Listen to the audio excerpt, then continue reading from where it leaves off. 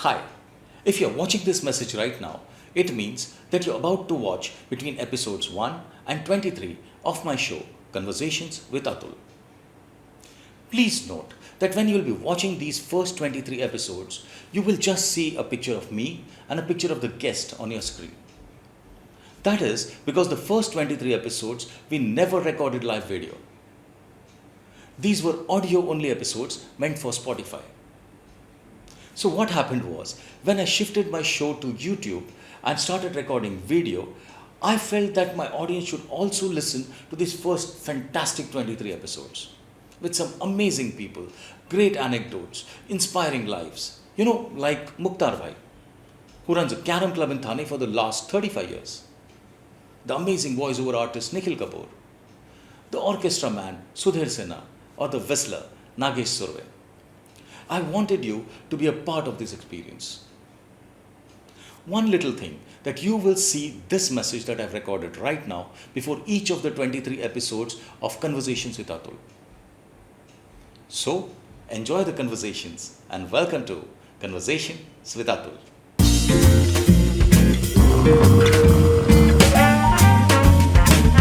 Conversations with Atul. He calls his life a comedy of tragedies, as his parents separated very early in life, and growing up, he never really had a father to look up to. Instead, he was brought up by a set of very strong, independent, fierce, and broken women.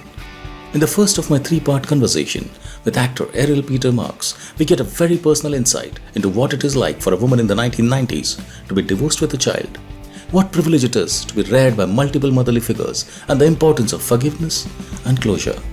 So let's welcome the man who has kept all the promises made to his dying mother, and someone who firmly believes that we should always choose to forgive and we should always choose to heal.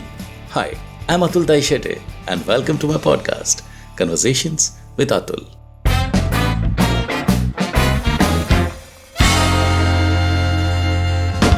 Hello, and today we have a very special guest with us. His name is Errol Peter Marks. Now, Errol is somebody that you would have definitely seen. If you see his face, you'll immediately know him because he's done more than 300 ads. He's an actor, director, producer. He largely produces ads, and he's been a theatre actor. So he's been across a varied kind of areas. Now, the reason why I got Errol on is because I read his Facebook post, which was about how close he came to getting to work in the series Shantaram, by Gregory David Roberts. That book which was so famous, this Australian who had come to India and he lived in Dharavi and he was a criminal, and it's a very engrossing book, and he came very close, and the series was being done, and how it changed his life. So the reason why I called him is because I've always had friends say that give me a role. So I give roles to friends all the time in my films and whenever I have a chance. But what I wanted my audience to understand is that because a lot of people in this country believe that it's easy to be an actor, and they have no idea the hundreds of auditions that an actor has to go through before he gets one job. And it's absolute torture. It takes a certain kind of dedication, a certain kind of persistence to be an actor. And I thought that Errol could give his views on this and what he's gone through, and we could have a certain kind of view. We could have a view which could help other people who are trying to be actors or who believe that being an actor is very easy in Bombay. So that is how it is. So a big hello to you, Errol. So welcome to my show. Thanks for having me, man. Yeah. So Errol, see, I have this podcast is a certain format. What I have seen in the last, at least what is happening in the last few years in this country is that ये 700 साल पहले कौन आया India में और 800 साल, so we have got, as a country, we got stuck in this kind of a rut, which is not about people and which is about some history which nobody is very clear of, or even if they're clear of, how does it matter today? Everybody is dead who was even involved in it. So what I start off with is that like my families come from Konkan, and we now stay in Thana and Bombay and wherever. So we come from Kudal and all those areas, Sawantwadi and all those areas in Konkan. And so my thing is that our species, the human species, is constantly migrating. We're always migrating. And everybody I know, that everybody that I've called on the show has a migration story. So what is your story? Like, where is it, like 2-3 generations back? Where are your folks from? Where does your grandfather come from? What was he doing? What your grandmother was? I mean, what is that whole background? So we'll start from there and then we'll come to you. So if you can just tell me, what is it? Where is it that you come from? Your family comes from, like say 2-3 generations back. Yeah, so we're originally from Mangalore. Okay. Yeah, so my great grandfather, in that sense, has come from Mangalore, and then they settled in Bombay, and Okay. then regular mill worker, and then worked privately with some company, and Your great grandfather was from Bangalore. yeah, my great grandfather came Your from father's Bangalore. father's father. Yes, my mother's father's father. Father. Okay. Yeah. And I'll tell you why I'm not going to the father's bit probably. Yeah, we have As a you lot get- of time. Let me make it very clear to you. Yeah. We have a lot of time. You can tell me in explicit. You can tell our audience in explicit details about your life. We can go on for the whole night. Right. I mean, just talking. So I identify more with my mother's side of things because so I come from a broken family. Okay. So Okay. when my mom was pregnant with me, Okay. my dad and my mom, they separated, right? And then Okay. they eventually got a divorce. So majority of the history that I know about my family is from my mother's side. So this is what I'm talking about, is basically from my mother's side. And so he was here, he worked here, and then he got married to a woman from Mangalore, as was tradition in our family. So everyone, your great grandfather. my great grandfather and my grandfather, so they Okay. both, yeah. So the tradition, so even my uncles, they all got married to women from Mangalore. Oh yeah. Yeah. Okay. Okay, so that मतलब- was very common. हाँ, act. जो कि यार let's find a wife from our Yeah. this thing, and even if तो इधर काम करने का जो यूपी का Yeah. भैया आज करता है, Exactly. काम इधर करता है, लेकिन वो but he has a family back in UP Yes, or Bihar yes, or in his own state. Yeah. That's how it is. Yeah. so all my aunties, they are from Mangalore but now settled in Bombay. Yeah. And all of that. So my great grandfather was here, my grandfather was here. He settled here with his wife, that is my grandmother, and then my uncles. But the thing is, this constant moving thing, what you said is so interesting, is because my entire family has constantly moved.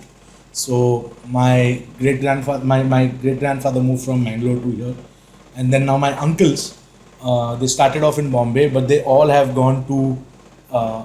One uncle settled in Saudi, the other uncle had settled in Dubai, another uncle in Nigeria, another uncle in Muscat, and now their children, one is settled in what is that, in Australia. Two of them are in Dubai, and one had settled down in the UK, and then she came back here, and now they are all planning to probably migrate to Australia. So me and another cousin, we are the only ones in India right now. Rest everyone is All they're over the taking the place. family international basically. So tell me about your grandfather and tell me about how life was. Do you have any idea what how life was back in Mangalore? What is it that made them come here, or what were they doing? To be very honest, I don't know that much about my granddad because he passed away 6 years before I was born, 6 or 7 years before I was born, and we never lived with my grandmother. We all, I mean, I This think is from your mother's side that you're talking it's from my mother's side. Yeah. Okay. Like in especially in Catholic/Christian families, not many people live in a joint family. A lot of them, after they get married, they are Right. encouraged to live separately. So even my mother, even though she was divorced, she lived separately. Your mother was divorced from your father. Yeah. Okay. This is what I said, no, just now. Yeah, you said it, but I didn't realize that you're talking. So we'll come to your family later. Yeah. We're just going, side of the family tree right now. So they all lived separately. So I didn't get that much of an opportunity to kind of be with my grandmother, get the story and all of that. And another reason is because my mother also, because she had to take care of me and of herself, she kind of moved to Dubai. So whatever little bit stories I know about my grandfather and my grandmother are all what I've just heard at family gatherings, and this is how your grandfather was like. And my memories of my grandmother are just very funny. She was just a very funny woman. I mean, she was very serious, and that is what made her all the more funny for me. So yeah. But she was seriously funny, or she was No, serious? she was just very intense, as a thing. So as a kid, I was I was very scared of her. But now that I think about it in retrospect, generally in life when you think about things in retrospect, you have a different kind of a, what do you say? You have a different outlook towards it. So as a kid, I was scared of her because of the way she looked, because of the way she shouted, because of the way she spoke. But now it's just funny. She's just such a caricature of a old woman, old feisty Mangalorean woman. So yeah. And she didn't tell me much about what her childhood was like or what it was like before she came here. With her, it was largely about how we as kids are such big assholes compared to how kids were earlier. It was largely just that. That's almost it's a generational yeah, thing. yeah. Yeah. This is how So what happened actually? I mean, so this is from your father's side, and then they came, and your grandfather, from my mother's side, yeah. my mother's side. So your grandfather came here, and then your great grandfather came here, Yeah. and your grandfather used to work he started working in the mills. Yeah, so he worked, I think he had a short stint in the mills and then he worked, then he worked at a private company for some time.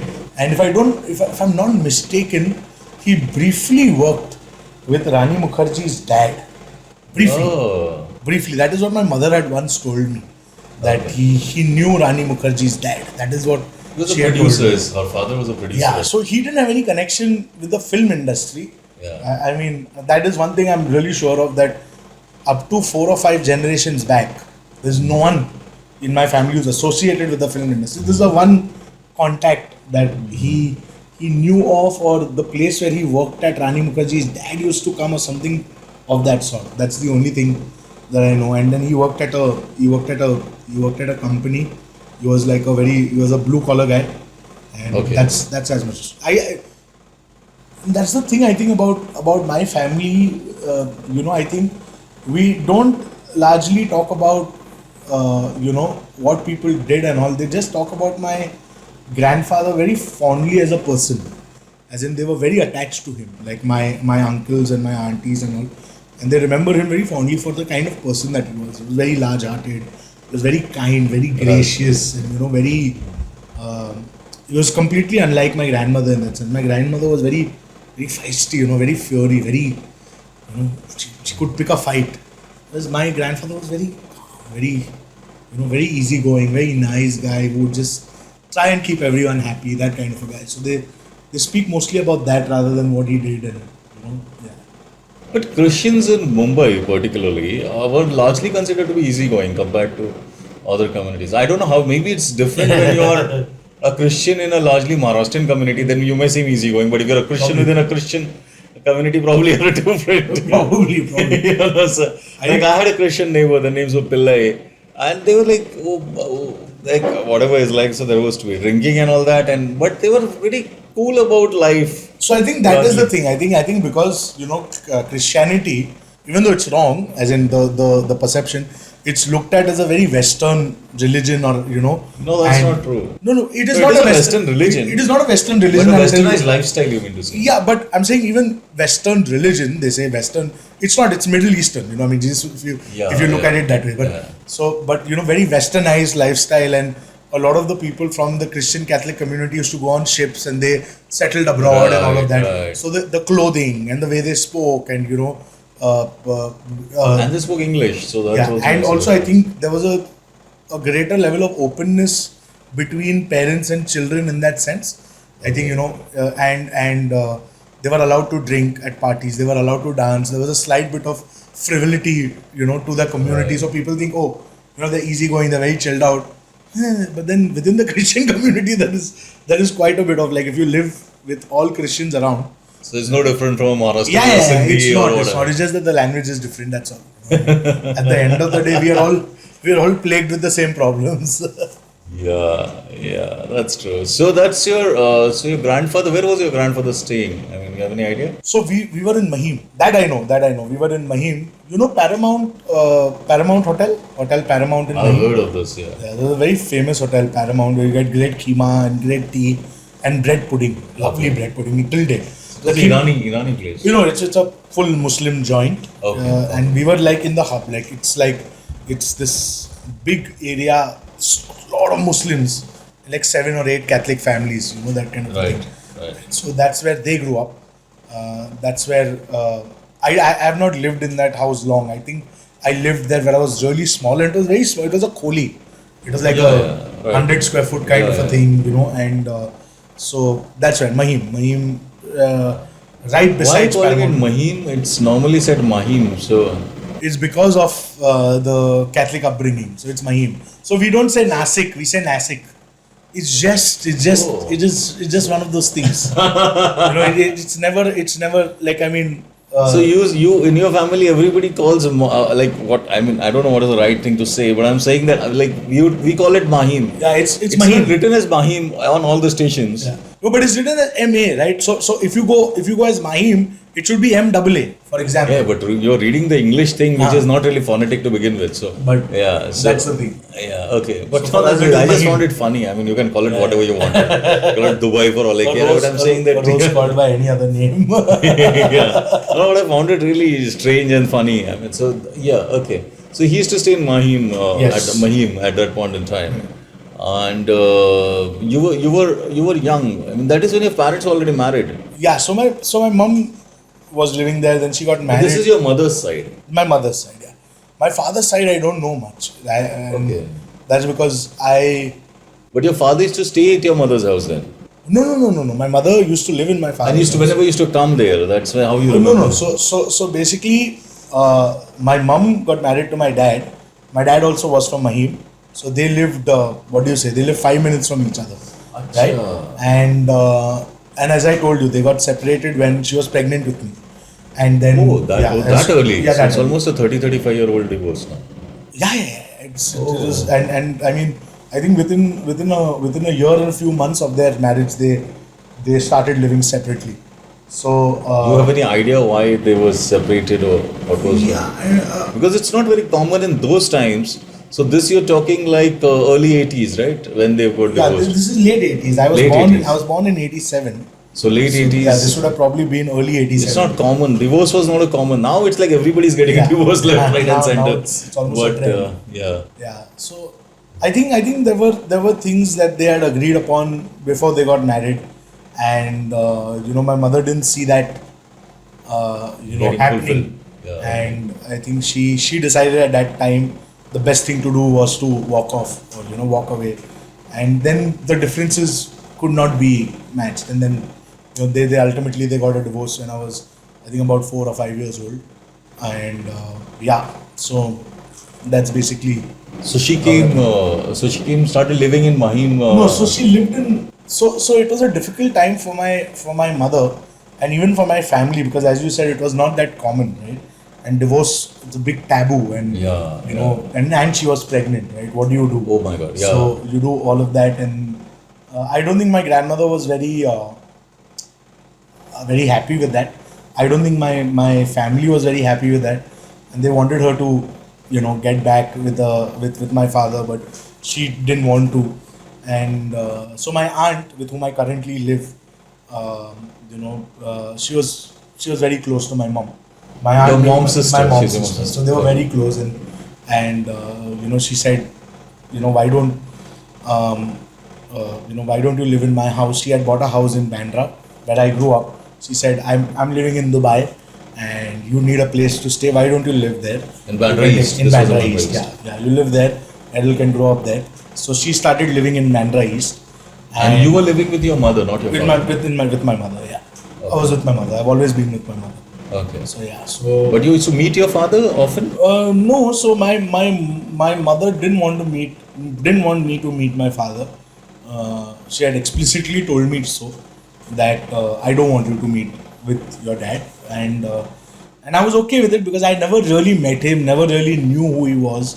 I didn't have a concept of what a father is like in that sense, I mean, I've never So you had never a had a father in your life for a long time? yeah, for the Like longest you time. had a Yeah. father figure ever, or you just never had that thing at all? I've had a few father figures. I think my uncles, definitely. From your mother's side? Yeah, from my mother's side. My mother's brothers, they definitely tried to do whatever they could for me, and by being there, by calling me over, they were all abroad, so they would keep getting me gifts and come and meet me. Then they would come down, they would call me to live with them, and that The church did help. I found quite a few father figures in the church. So for me, that is the best example of father figures that I can say. So my pastor who was there. So I'm a born again Christian, not a Catholic. So for me, my pastor and the other pastors. What Christian you said? A Sorry? born again Christian. So it's an offshoot of Protestantism. In you're that a sense, you can Protestant. say, Okay, yeah. I okay. mean, you can say that, but it's very Okay. different. It's a whole different Right, sect altogether. right, okay. So yeah, so for So me, this is not Protestantism. It's something else also. it is an offshoot of Protestantism. If But you go to a see it. Protestant church. Yeah, we go to so we are born again Christians. The right term would be, Okay. I wouldn't say Protestant because then that comes with its own baggage, and being a Right. born again Christian comes with its own baggage. So I think so, but I'm a What born is the again spelling Christian. of this? I'm not, because you're saying it too fast. BOR, so born, BORN, again Christian. Okay. And it comes from so in the Bible, when there is a character called Nicodemus who goes to Jesus and he says, Jesus, I want to be saved. I want salvation. And Jesus tells him, you can't be saved because of your sin, and nobody can be saved unless you're born again. And so he says, what is the meaning of born again? And then Jesus goes on to explain to him what it is, to be born again. So that's where the term comes from. So we are what you call Christians in that sense. Yeah. So that is what. So in the church I had a lot of father figures, and that is definitely I looked up to them. And then when I was about what was the year? The year was I think 98, 99, when my mum decided to remarry. So that's when my stepfather came into my life, and but it's very difficult having grown up till you are about 11 or 12 years old. I was born in 87, to suddenly have a father figure in your life, right? You don't know what to do with it because your understanding of a father is not based on your own experience, but based on what you see With your other friends people. having, right? And somewhere you're trying to match that with what you now have. And also I think the fact that they were abroad, they were in Dubai and I was in Bombay. So Your mother was in Dubai. my mother was so when I No, was that's okay. yeah, so we were in Mahim, and then when I was about 4 or 5 years old, my Let's aunt- get to that a Yeah. little later because that's you and Yeah. your family. Okay. So let's quickly recapitulate. I was saying that so what happens is that you have a grandfather, great grandfather, he comes all the way here. Then you have from your mother's side we're talking Yes. about. Then you have a grandfather, you have a mother. How many sisters does your brothers your mother has? So my mother has one sister and an uncle, second uncle, William uncle, third uncle, and 4 brothers. Oh wow. Yeah, it's a big family. Yeah, 6. Big family. And they're very close to you, all of them. I mean, it's a closely knit family. Oh, no. In a way, yes. In a way, no. I mean, Okay. like in times of tragedy, we all come together. And in times of festivals, we all come together. And tomorrow, if someone is in trouble, like if one of my uncles It's a is in closely trouble, knit, I mean- yeah, I mean, we're there for each other. We do have our own issues. I mean, like every family does. Yeah.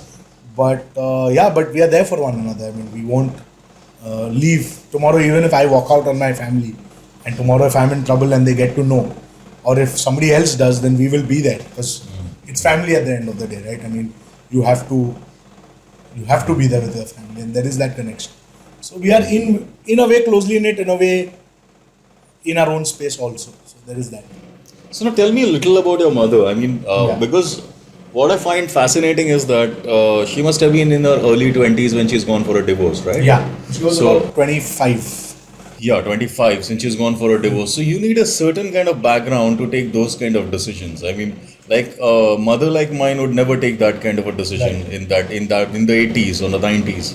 Even though she was a teacher and she was, but I think I doubt whether she would put up with certain kind of behavior of men at that point in time. But your mother did not. Whether it was what it was, the problem was that we can discuss or not. But I'm saying, what is your mother's background? What school did she go to? So she was a fierce lady or what? Well, I think my mother was not a fierce lady. I think my mother was an idealist. She was very idealistic.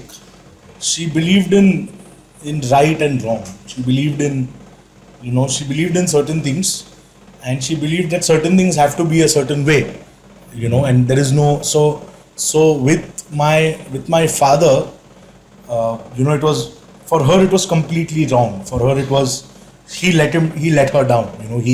He completely, like, for her it was he lied, right? And for her that was big. That was something she could not.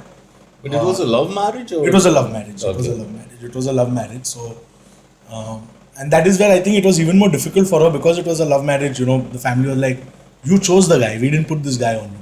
So, Yeah, and but how one can can you choose walk wrong. I mean, Yeah, I mean, see, It's okay. again, retrospect. In that's, retrospect, no, today that's we can okay say to choose wrong. I mean, no, but I'm saying then. You're yeah, talking yeah, about yeah, 85, yeah. 86. Because it's shame for everybody at that point. Right, in time. right. Yeah, that's how And people it's look at it. 85, 86. Nothing like this has happened in our family. And top of that, she's a girl, she's a woman, who's decided to marry by herself. As in, she's chosen her own husband. And then this happens. Obviously, your family is like, dude, I mean, how can you do this? So yeah. So, but she wasn't a feisty or a fiery woman. She did have a slight temper about her, but I mean, it was very. No, I bossy. mean, no, I mean, temper is something else. What I meant was that she was very fiercely independent. I mean, that's what she not. Yeah, As a young lady, I mean, what are your memories? What do you know about your mother? I'm saying, like, from the time that she was born to the point that she went for the divorce. Right. So, like, the 25 years of her life, what do you know about her? Like, which school did she go So to? I know she went to a school called. It's again in Mahim, Canosa Convent. Okay. She went to Canosa Convent, which is in Mahim, Okay. bang opposite where we used to live. Bang Okay. opposite Paramount, actually. That's an English medium school. It's an English medium It's school. a convent, right? Yeah, it's a convent. Yeah. So she went there, and then she passed out, and then she started working. So she Immediately. worked. Yeah, she started working. I mean, everyone did at that time. So that is when she was 15, she started working. No, she did odd jobs, and then I think when she was about 17, 18, 17 if I'm not mistaken, she started working for this man, very nice man called Olwin Vaz, whom she was in touch with till the day she died, and or rather till the time he died, because he died before her, and she was like a secretary to him. She was like a receptionist slash secretary to That his was a very company. common Christian Yeah. woman job. Yeah, I mean, yeah. I remember this because if you look at all the films in the 80s, I mean, you find that the Christian You woman. have a Rosie who's a secretary. Yeah, it's a quintessential secretary. Yeah, You know? So she played to the stereotype in that sense. Yeah. No, but maybe it was not a stereotype then. It was actually how it was. Yeah. So, So I think also the fact that she was convent educated, as you say, and this man had business with clients in Germany and abroad. now that helps. So Because probably they knew that would have English, helped. basically. Yeah, That also yeah. made a big difference. So I think having that, the command over the language was a big up for her. Right. So she just started working at around, yeah. She started working early, and again, like my family history, right? I mean, now that you've asked me, I need to probably sit with my uncles and aunties and say, hey, listen, what really happened? But so that happened. Then I know about that she got married. I know that she went to school, because we spoke about that, and she's told me some stories about her being in school and about her friends and people who, she kept in touch with those friends. What kind of stories? School stories? Tell me if you remember anything. No, but how sometimes they would miss class, and how In school? In school, yeah, Wow. and how sometimes they would get in It trouble with was the nuns. crazy guys because I went to a convent. I was absolutely crazy at that point in time. They used to Right. hit on the knuckles and Yeah. absolutely crazy. Discipline was a big thing, no? No, And now- discipline क्या नक्कल के ऊपर क्या? If you lose your hand, then what? But that is what I'm saying. That is what discipline was. Discipline was that. I Discipline was don't know. that. I think it was pretty stupid. You got to lose your hand. They used to hit on the knuckles with a duster, with a wooden duster on this side. Or a ruler. Ruler, yeah, wooden rulers. Wooden rulers were still okay, but I remember being hit on the knuckles with a duster, which had some kind of weight. It was crazy then. But teachers were very different then I guess. We've had once in school where somebody threw a duster on someone. In my class, this is The teacher. as late as 2001, 2002. Okay. A teacher got pissed off and she just threw the duster on someone. Hit the person. Yeah. Bapre. And when I studied in Dubai, also someone did the same thing, and that wasn't a convent school. And that's Dubai, right? In Dubai also, like one of the But in Dubai, they यहीं से जाते हैं ना. They go from here. Most of them. but one of them just threw something. I don't remember what. They were just so pissed off. They just took it and they threw it, and the whole class went silent. Like, oh my god! So it was pretty. Yeah, it was hilarious and it was scary at the same time. So, yeah. So Yeah, so we're talking about your mother. Yeah. So and then she started working. Then she fell in love. Then they got married. They got separated. Then she had me. Then they got divorced. But when she got married, she shifted. She was living in Mahim. Yeah, in my money with my father, right? In my father's Okay. house. So that was one of the things that was a pain point for her, where I think my dad had promised her that we will be living separately. We will have our own house and all of that, and he couldn't deliver on that promise, and that is where I think things. This was started this was going not down. really. This was a very very common problem. Yeah. It's not something which I've seen it with my uncles and all that Yeah. also. So there's like 4 families living together, and once someone like a woman comes in, she obviously wants her own kitchen Right, because the right. woman of that house has the first right to that kitchen. You know, so I think that was and what they used to show in films then. It's all gone now. But it was actually a really, really genuine problem that women were facing at that point in time. And men, I'm not sure whether understood the gravity of that problem. And we are also very what do you say? Is it the Oedipus complex? Yeah. Or is it the Electra complex? One of the two. Electra is father's daughter to this thing. So one of those things. I think men are also so attached to their mothers. You know, where like I am attached in that sense to 2 mothers. Obviously, my own mother and then my aunt who you took grew up with.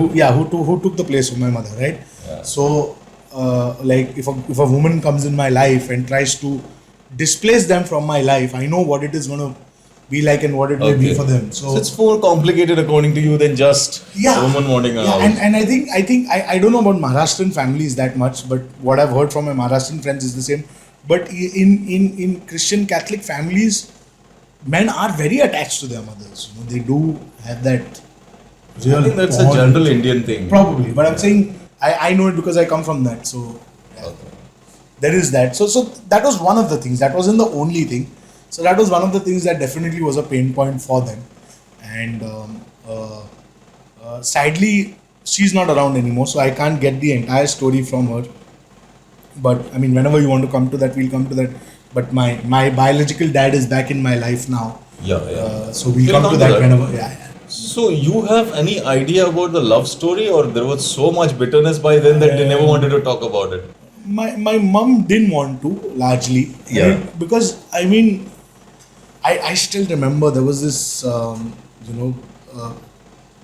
was this my I need to be very specific. My real dad, that is my biological dad's brother's daughter's wedding, and we had gotten close to them through a series of events after my mother didn't speak to that side of the family at all, and we had gone for that wedding. And I remember With your mother? with my mother and my stepdad and me. Wow. Had gone for that wedding, and my real dad happened to come at that wedding, and I think I saw him there after nearly about 12, 13, maybe 14 years. I saw him there, and I think my mother saw him after at least 20, 25 years. You know, and my real dad came to the table. He met us and he shook hands with my stepdad, and he said hi to my mother, and he said, I'm glad, you've settled down and all of that. And then he went away, and I still remember that ride back home. We were in a cab and the wedding was in Thana. So on the ride, and my mother was in a very different Frame of mind. mood and frame of mind, So very contemplative, very quiet, and when you spend enough time with someone, like you with your mother, right? When you Yeah. see her, Yeah. you know, right, Yeah. what she's in. So when I look at my mother, I know if she's angry, I know if she's happy, I know if she's tired, I know if she's, not up for it, I know if something's bothering her. And I remember that so clearly, Atul, I'm saying she was sitting in the taxi. I remember where she was sitting. She was sitting on the right hand side behind, and you have that dapple light of the street lights How going old on were her. you? And I was about 25, 26 at this time, And I remember that face. I will never forget that face of hers, where she had that look, which is of anger, sorrow, and so many things, where you're thinking about everything that has happened in life, and this moment, and I saw that on her face, and being confronted by my dad, who all my life she's not wanted to have anything to do with him, and that was quite She was something. not really expecting him to be nice to her, maybe, or No, nothing. Just the fact that he's there. I mean, they were married, Atul. I am. I Yeah, mean, but like if I have had a girlfriend, and it's probably that the girlfriend doesn't want to see me. Like, you've been for 2 years with that person, but that girlfriend doesn't want to see you anymore. see, So one is it's- I think they were together for some time. I think they were together for about 4 or 5 years no, before they that's- got married. But I'm And- saying that it's the same thing in a way. No, I'll tell you why it runs deeper, Atul. I'll tell you why I feel it runs deeper, and I may be wrong. One is because she has a child out of that relationship. Okay, that is me.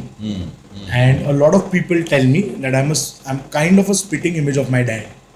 Okay, so there is that. That is one bit. The other bit is I don't know whether she fully forgave him till That point. 3 weeks before she died, and I'll tell you why. And so there is that bit, okay, and there is me. I mean, you have a girlfriend, you don't have a child out of the wedding, right? That you have bought up. You don't have a child, Yeah, so there Who is you- that a part of that relationship is existing every day in your life.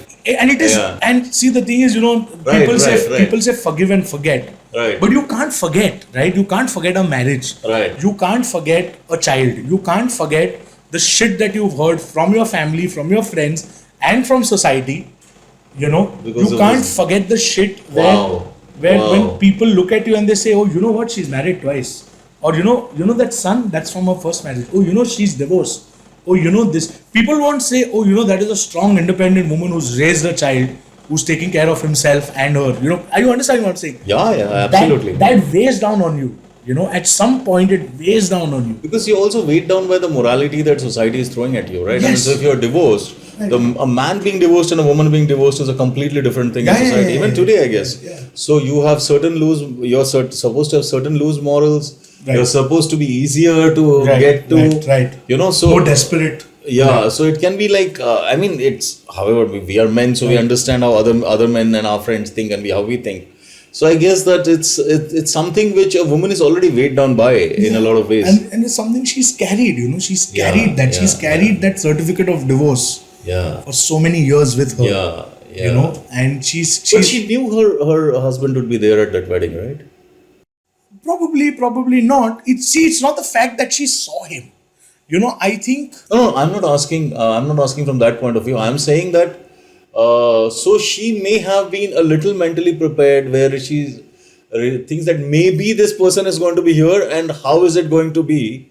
So when you were going for that wedding, okay, I'm just asking. When you were going for that wedding, was there any kind of trepidation? No. we didn't think about it because my dad and his What was the mood of your mother when she was going in the cab to Thana? my dad and his brother are not at the greatest of terms, so they didn't know whether he's going to come for the wedding. That is one.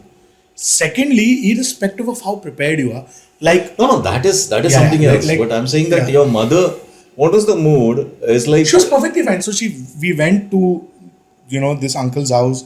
My mother's done the makeup for my cousin for the wedding. Right, yeah. She's dressed her up. We've had a time of prayer. We've all been there together, and she's dressed her up in that sense.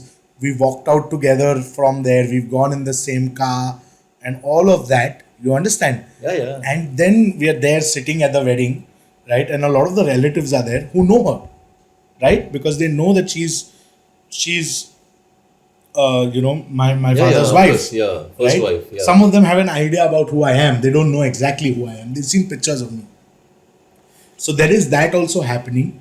And while we are there, she's seen people whom she's seen. She's seeing my father's sisters. She's seeing, After a long time. after a long time. Right. She's seeing my father. Because she's also grown up in the same area in Mahim. So, yeah, and so she at the in a wedding, way knows everybody, say like 20 years back. Yeah, She so knows she them knows that. since 20 years Yeah, back. she knows that. Maybe So- she's not met them for 20 years. right, Yeah. right. So that was so. Yeah, so I mean, I remember that very clearly about my mother. there are certain times and places, there are certain memories that I hold on to, even though this I wouldn't want to hold on to, but this is something that is seared in my memory. It's there. I remember him coming to the table and talking to us. I remember her very, very clearly, her, my stepdad, him. It was almost I was disconnected. It was almost I'm looking at it from a monitor. And, there are some other instances about my mother I remember very vividly. This being one of them. Yeah. So what do you think? What you thinking on the way back? What is your opinion? Because you know your mother so well. What was she probably thinking? I don't know, man. I don't know. But you must have thought about this a lot. No, we spoke about it. And I think she was just very contemplative at that point. I think she was just very contemplative, about things. And then we didn't really speak about it in the car or then because my stepdad was there with us throughout. And, but there also she told me, she's like, there was a point in time where he ruined our lives, and it wasn't easy for me. And my mother was a firm believer in God. And she said, if it wasn't for God, we wouldn't have been here, and we are here, and that was about it. And then they went away. They had come specifically for the wedding. They had come just for 3 or 4 days. So we finished the wedding, they went back, and that was it. And then I had a long conversation with not long, was sort of probably one of the only proper conversations I've had with my mother about my real dad just a few weeks before she died. So that's I mean, is that something you want to come to later? No, you can talk about it. Yeah, You can just jump. That's where I remember none of us thought that she's going to die. So my mother got diagnosed with 4th stage cancer in February of 2017, and we thought she was in Dubai, so they thought it was TB, and then she came here, and it ended up being cancer. So she was doing chemotherapy and all of that, and there was a time she passed away in July. So there was a time in the beginning of July where she started getting some complications, and I remember she spoke to me. She said, Errol, do you want to talk to your father? So I said, where is this coming from? So she said, oh, I mean, he's your father at the end of the day, and for what is this? This is 2022. For 30 years, for 29 years, I've always told you no. I don't want you to talk to him. So you never talked with him for 30 years? No, he used to come and try and meet me hidingly. He did that a few times. And then my mother called him and told him, if you ever do that, I'm going to come to Bombay and I'm going to kill you. And then he stopped. So he was pretty, I think, he knew my mother meant business. And what were you going through? Were you okay with him meeting you, or? I was okay with him meeting me, but when I realized how much unhappiness it brought to my mother, I was like, then I also don't want to meet him. I mean, because I have nothing to gain from it anyways. It's not that, and I was a kid. Yeah, I was about 7, 8, 9, 10 maybe. The time when he used to try and come and meet me, and somebody told my mother that, he's coming and meeting your son. And that's when she got to know. And my mother told me, you make a choice. Do you want me or do you want him? Because if you want me, he cannot be a part of our lives. And that was it for me. I said, obviously I'll choose my mother because I've lived with my mother all my life. So after that, I think when I was in the 7th standard, when he met me, after that, no, not 7th, maybe 5th or 6th, when he met me, after that, I never met him. I never even spoke to him on the phone. I never... Till the 4 weeks before your mother died and when she started telling you. So then the next time I met him was obviously at this cousin's wedding. Where for about 30 seconds, where he came and he said hi to all of us. And then before my mother's... Now what was going through your head when you saw him after at that table? Nothing? Nothing, absolutely nothing. Just another person coming to meet? Yeah, it was just like, okay, I mean, he's my dad and I've not had a father for so long, Atul. It doesn't really make a difference, in that sense. And I didn't have any emotional connect to him. You know, I think you need to have an emotional connect to feel something.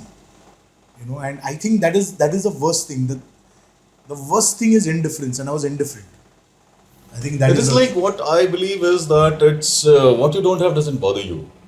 You know, like I have always give this example is that when I have grown up in a 200 square feet, like what you're Right, talking about, right, in the lower class area. I've seen Vartak Nagar, so I don't know if they've seen, but I'm saying that it's that kind of an area that in the lower class area in Thana that I've grown up with, and I was privileged even within that small space, is because both my parents were working and I was the only kid, so I had always had money in my pocket.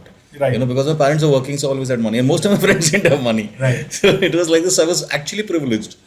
And then I went to college and I had a friend who had like fucking 5 resorts, you know, and then you're saying, Acha, ye duniya bhi hai. Yeah, there is You know, something the more people than have this. cars. I know. And you know that people have cars because you're seeing cars on the street, so somebody owns Still them. an outside view. You have a completely outside view. You don't Yeah, give a yeah, damn I know. about that. But then you realize these are people I know whose houses I go to and have lunch with them, and we crack the same jokes and we after the same girls and whatever that is there. But I'm saying, these guys have cars and they have 3 BHKs and Right. 4 BHKs and they're big houses. And the parents are managers, the managers that my father talks about. These are the people who have it. You know, I know who what you're have- saying, who are probably, my father was a blue collar worker. So I mean, it's like whoever he is talking about, and he was in the union and they were on strike, and so you're against. So I'm saying, okay, so this is a different world that, Right. you know, then those things probably start becoming more aspirational and. Right. You know, but till then, and maybe now because of the internet, everything is aspirational. I mean, that's why you find the generation so aspirational. But then you don't really care because what you don't have doesn't bother you because everybody is a lukka, na? Right. Nobody has the Right. money and everybody. Right. Like, तेरे पास cycle है मतलब तू ज़्यादा privileged है किसी से. Understood. You know, so that is that is how it was. But did the resentment that your mother had towards your father, did it rub it off on you? No, absolutely not. So you were both ways. You didn't care. I was indifferent. I'm telling you, I was just indifferent. And that Which is is the pretty sad, strange, that is you the know. sad part. See, Don't you find that strange? I don't find it strange because I think my mother never made me feel like the lack of having a father. No, that is different. That is a completely different No, thing. What but- I'm saying is that it was very clearly that your mother did not dislike your father. Right. Okay, so I have seen it in some other relationship that I have a Right. friend, and she's a Muslim girl, and she had a kid, and the family of the father had इतना poison डाल दिया था अंदर कि वो that kid just refused to meet her. Like even Right. when during the court thing where you have to go in. It's happened and with my have friends half an- also, yeah. Yeah. Yeah, I know. So I find that like even though your mother really disliked your father, it didn't really because it's a different relationship for you than from your mother. Right. Your father is not going to behave the same way that he's behaved Right. with your mother, and your father may be completely in the wrong. Right. But I'm saying that like he's behaved with your mother, like he's going to behave with you, Right. and yet that resentment builds up. Like in the case of my friend, you know. So I'm saying that did that. I think the thing is And why? Why is it that the resentment was not there? what my mother's resentment made me indifferent to him. Let me put it this way. My mother's Because you didn't really believe her completely. no, I was just indifferent. Atul, see, for me, no, I find it a little strange because I'm saying that I'm saying it very simply is that if you believed your mother, yeah. then you would resent your father. You know, if you didn't. No, I do believe, and I've spoken to my father about it. We had a discussion about this over a dinner one day, and I completely believe what my mother said. I at no point am I saying that what she said, you know, that there is even an iota of lie in that. But I just didn't have anything. Wow. Nothing. Absolutely nothing. Wow. No feelings whatsoever. You know, to him. No feelings. Is that maybe you're that kind of a person, or do you resent people normally, or in life? No, I don't resent people in life. I don't resent people. I do have strong feelings against some people. I don't resent them. I don't think resent is a Strong dislikes. I mean that you don't want to meet that person again in your life. Strong dislike where I have not spoken to some people for some years, where I've not picked up their phone, where I've completely eradicated them from my life. But a few years later, if they come back and we talk it out, then it's fine, with me. I'm not someone who holds a grudge for life in that sense. and I'm wary of those people. But I believe I've been given many second chances in life, so I believe everyone needs a second chance. But that has nothing to do with my dad. The thing is, I never felt anything for him ever. Nothing. Even when he would meet me hidingly, I never felt anything for him. And the reason I'm telling you this is because Atul, all my life as a kid, a lot of people have said it. I've heard them say it. My own aunt has said it. He probably misses a father. He probably needs a father. I've never felt that need. I've never felt it. I've never. So it's basically the other person's point of view of what you need. And in all Wow. my life, I remember Wow. Atul, and I can be, and God is witness, okay. And I don't swear, but and God is witness. I'm saying this again. I remember once in my life where I was standing at the in our houses we have two doors. एक अपना main wooden वाला दरवाजा होता है and बाहर वो steel वाला होता है जो हम कड़ी लगाते हैं. Security door बोलते हैं लोग उसको. हमारे घर के बाहर भी था. And I remember one night when I slept, I got a dream. And my dream was that there is a man who's come into my house and he comes home and he says, Errol, I'm going to be your dad from today. And that's it. That was a dream. And I remember that afternoon standing at the door, looking out, saying, ki, yaar, I wish I had a dad. That's it. That is the only time I remember in my life. And I remember emotions very, very clearly. Only time in my life, once, where I said, yaar, shit, I wish I had a dad. Otherwise, I've never really had that feeling ki, ki mere ko, and that is because, and that is why I made this statement, because my mother was the be all and end all for me.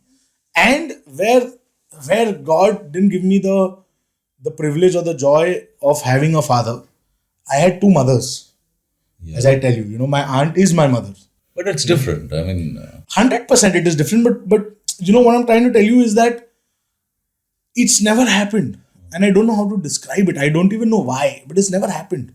I've never really felt anything that way. Not even hate. I'm being very honest. Not even hate. nothing. Absolutely nothing. When he would come and meet me and give me things, I would get happy. But that is because I was a kid and I'm getting something new.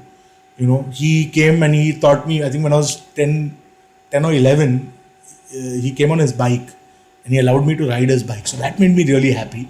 But I didn't feel anything towards him. I just genuinely didn't feel. And even when I spoke to him just before my mother died, and when I saw him, I didn't really feel. And my cousins were all like, "Oh my God, Errol's father is coming!" But they've never seen him. And they were, I'll tell you this whole thing, whenever, if you come, it was like a big, we were in Hinduja hospital and it was like a big, circus for them that Errol's father is coming, because they've never seen my father, so for them it was an event, but for me it was very... Hinduja hospital, your mother was? Yeah, my mother, before she passed away, and she was taking a treatment in Hinduja, so yeah. So... It was a huge thing for your relative, for my cousins. It was a huge thing. It was humongous. I mean, they were so excited. For them, it was like a film, I think. Yeah. A scene in a film. Ye hone wala hai abhi. So in their head, they had already played it out as a scene from a film. We were working on something, and I was describing my mother's funeral to my friend, and it was, Atul, it is the strangest thing in the world. Okay, so I remember my mother's body is right in front of us, right? And there is a dais over here where people are giving tribute. Yeah. So I give my tribute. And standing next to me is my stepdad, right? He's there. And there are about, a lot of my friends and all, there were about 250 odd people there in that small chapel. And in walks my father, my real father. And in that moment, I'm like, either Bap number 2, either Bap number 1, And I just looked at both of them. And next to that I have a stepsister. Is my stepsister whom I'm seeing for the very first time, fully grown up as this thing. I think I'd seen pictures of her when she was really small. Or my dad had bought her when I was really, when he used to hidingly come and meet when she was really small. First time I saw her, And one of my close friends was there. And he was there and he just looks at the side and he sees my real dad. He looks at my real dad and he goes to Adi and he's like, Adi, what is this guy doing here? So he's like, bro, वो Errol का बाप है. मतलब that's Errol's real dad, biological dad. Are you serious? वो तो मेरे घर के सामने रहता है. You know, so that kind of shit. So, and this is my best friend. Okay, this is my best friend, right? Shere Punjab mein. So that kind of shit is happening at my mother's funeral, okay? And then, so we carry the coffin, okay? Who's this friend? What's this friend's name? Sandy, Okay. yeah. So like, I'm carrying. ये मेरे घर के सामने रहता हाँ, ये तो मेरे घर के सामने रहता है. I didn't know Errol का बाप है. Errol का बाप है. And he's been like, you know, him and my sister have been friends. They go on walks and all in the evening together. And he never knew this. That's stepsister of yours. Yeah, that she's my stepsister. Can you? Okay, so are you you had no understand? idea. Yeah, of course, He it's knew- funny. I mean, it's in a way, it's funny. It is hilarious. He knew. My life is a comedy of tragedies. You understand? Oh my god, this is so strange. So he's there, and you know, all this happens. So he knows that I've got a biological dad. He doesn't know this guy is my biological dad. So anyways, so I carry the coffin. Okay, so I'm holding the coffin at the base. Okay, behind me is an uncle. Next to him on that side is my stepdad, and next to him is my other uncle. So in Catholic, this thing, you know, everyone Okay. gets to carry it. So Okay. it's a short All walk. bearers they're called, right? Yeah, I mean, you know, you carry the coffin. The family members carry. the That's coffin, true in yeah. Hindus also. Yeah, so you know, वो होता है कंधा जो देते हैं. हाँ. So it's a short walk. It's like a 50-60 yard walk. So we are walking. I'm carrying the coffin, and midway through, one of my uncles calls my real dad, and then my real dad also comes and carries the coffin. Are you understand? So I'm holding the coffin, and I'm seeing my stepfather leave the coffin when my real father comes and holds the coffin, and everyone's taking turns to hold the coffin. Yeah, that's how it is. Yeah. And I'm like, okay, fine, this is the last time I'm seeing my mother. But in my head, I'm laughing because I'm like, ये किसके साथ होता है? What is this? It's so funny, you know, it is so great. Yeah. So, but I think what is happening here, if on a more serious note, is that I think this is closure for everybody. You know, this is like even if for your stepfather, because we'll come to your stepfather later. But I'm saying, even for your stepfather, he's had the grace to give that kind of closure to your father, to your real father, because ye bhi ho gaya, boss, this woman is dead, and it's a kind of closure for your father, for you, for everybody. It's like ye yahan khatam hai, you know, ye kissa yahan khatam ho gaya. probably. I genuinely don't know what my stepfather thinks about the whole thing. We don't have the greatest of relationships, but it was surreal, man. It was surreal. Imagine opening a film with that. It's just something else. It's like a Kundan Shah, you know, Probably. film. Yeah, it's from say जाने what's that his name? कभी हाँ कभी ना में दिखता है मेरे को ये scene. हाँ. जाने भी तो यार में नहीं दिखता है, but कभी हाँ कभी ना में दिखता है ये scene. You know, so no, but it's but I think there is grace in this. I mean, honestly, I see some amount of grace that your stepfather has definitely felt that he said that okay, this is closure, you know. For sure. And maybe not consciously, but even subconsciously to understand it as closure. I think it's a very And not making a big deal out of it. Also, Absolutely. I think that is a big thing. Absolutely. Credit goes where credit deserves. You know, so I think. Yeah. Because it is a big deal for your stepfather, all said and done. Yeah, for sure. That if her husband comes and he, Right, whatever right, the reasons right. that might be, Right. but it is a big deal. It's not only So, I do. But death does that, I think, you know. Death clears off. You like if you feel resentment for somebody and you feel that, and you hate somebody a lot, and that person dies, and then you have nobody to hate. No, but you know the strange thing about human beings, people carry that anger. Huh? I know of people who've carried anger towards somebody who's died, and obviously that anger, that But it's misplaced now. So no, it's, not even misplaced. That ruins you if you can't let go of it. Right. It ruins you, and I've seen people get ruined. I've seen people. So again, because I'm a Christian, I believe in all of this. I believe things affect your soul. So that resentment and that anger that you hold, no, and that unforgiveness that you hold, it festers.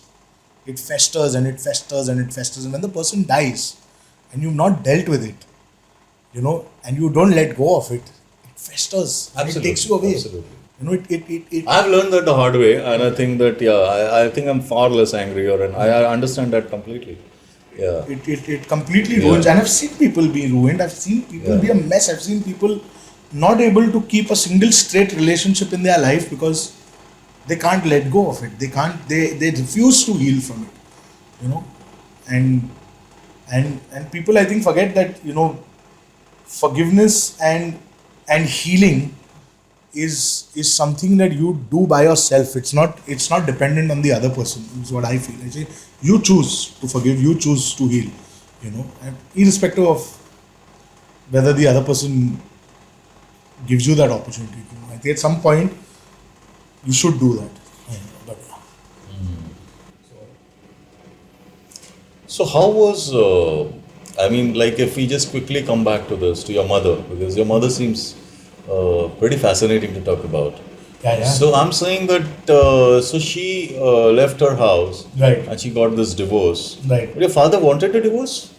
No, he didn't want. I think not. I think I know. I know he came. He came to my aunt's house where my mother was living, and my aunt was there. He came with his father, to get Sort her it out. back, but my mother just refused. I still don't know the reason why. I still don't know why she couldn't do it, but she refused.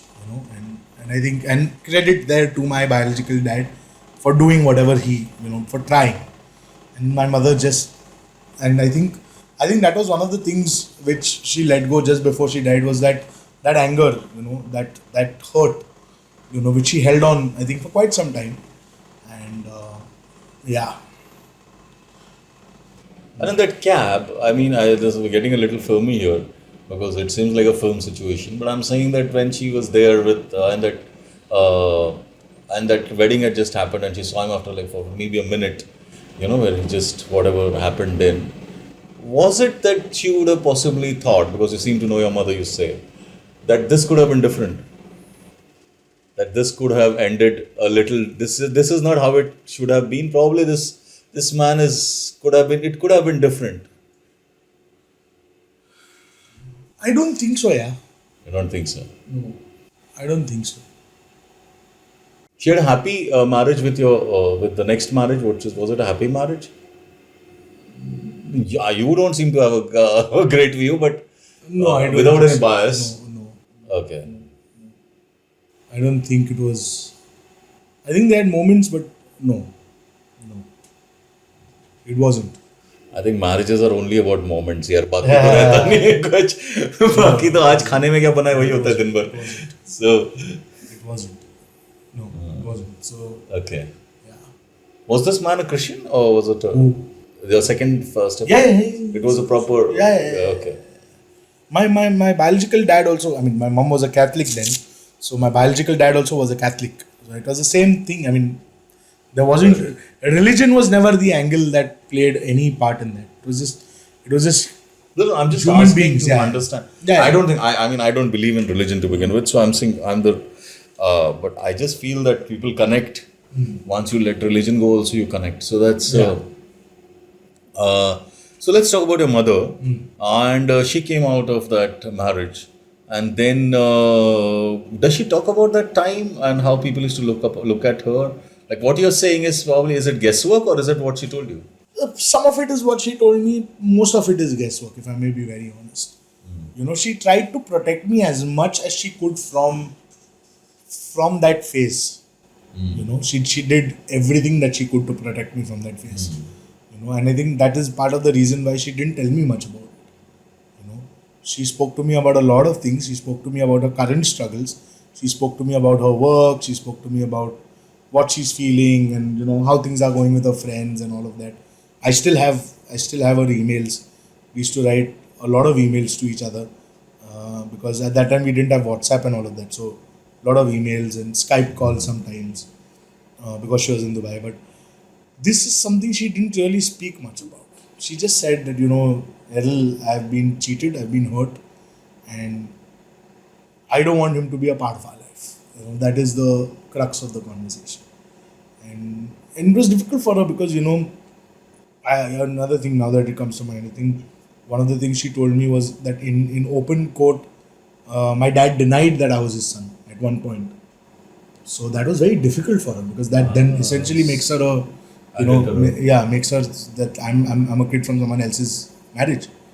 And she says he did that, that at one point. And so all of that was very difficult for her to.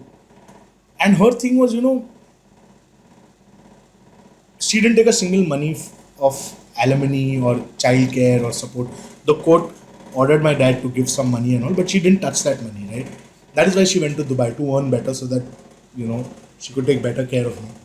And for her, the whole thing was that I've taken care of you for so long. And however you turn out to be, good, bad, murderer, peace solver, whatever you are, I have done it, with the help of God, but I have done it. I have raised you up, and your auntie has raised you up. No one can waltz in right now and say, hey, you know what, I'm your dad. No one has a right to do that. Because where were they when you were small? Where were these people? Now they can't waltz in saying, oh, Errol's a part of our family, or I'm his father, or I'm his uncle, or I'm his... Nobody was there. Nobody came to support you. Nobody came to support me. And even when my father went home with his father, I don't know what the conversation was like. I don't know whether it was too late. I don't know whether my father waited too long. I don't know. I genuinely don't know. So, as I told you about the dinner I had with my biological dad, where his current wife, was trying to explain to me how it was unfair what my mother did, and why she shouldn't have done, kept me away from my father. And I said, my only response to her is that my mother is dead and gone. She's not here to defend herself. And if I know my mother, she was a rational, fair woman, and she will have her reasons. And whatever it is, I wouldn't change a single thing of it. I mean, even if I didn't get to meet you, associate with you for the rest of my life, I will still be very happy with what my mother did, because she knows what she went through. At the face of it, things must have been very simple. At the face of it, things must be like, probably she's just... She didn't adjust. She didn't adjust. She's just a bitch, whatever. She tried to separate the family. Whatever it is, but you don't know what she went through. You don't know what emotion she felt. You don't know what was spoken between my father and her. Right. And what was the deal that they had, when they fell in love. What were the promises made? And if she said that to me, and I believe her, and I will continue to believe her for the rest of my life till I die, irrespective of how close I get to my biological dad, because my primary allegiance and love is to my mother, and not to anyone else. And if one thing I know about my mother is that, one thing I know for a fact about my mother is that she's the most large-hearted person I know. Okay, because that is one thing I know. Nobody can tell me that she was not large-hearted. And the second thing about my mother I know, that she would not lie. My mother has never lied. Not lied even to the point of falling into trouble. So yeah. So irrespective of what is said and what is not said and what she has done or not done, it's my mother's side of the story that I will always uphold, which is, my dad screwed up in many ways, and that is why she left him. So yeah. So how was so what happened after that? Where she then your aunt told her to come and live in Bandra, right? After some time. Yeah, she said, you don't have a place to stay. Come and live in Bandra. And my aunt supported us for quite some time because monetarily in every way. Yeah, because my mother was taking care of me. She couldn't leave me and go for a job. Right. So because I was a kid and we didn't have any money, and my mother used to tell me stories of how and also I was very sickly as a kid. I was born with jaundice, and then I've got jaundice 6 times in my life. Bapre. So, yeah, I've had jaundice, and mostly till the age of till the age of, I think till I was in the 4th or 5th standard, I had jaundice 5 times. And hospitals and this. So my auntie supported her greatly, to the point of selling jewelry and all of that, just so that, she could support us.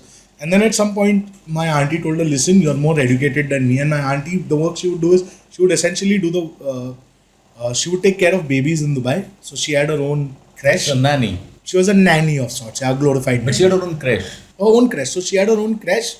And then when she would get independent clients, like you say tomorrow, I want you to stay with us and all. So then she would do that, and she would cook for people. So she said, you know what? Oh my God. There's a better chance that you will be able to earn more, and or rather, my mother told her that you know I'll be able to earn more in Dubai, whatever it is. So why don't I come to Dubai and you come down to take care of Errol? And so my mother went there. They both lived together in Dubai for 2 years, and I was literally raised up by.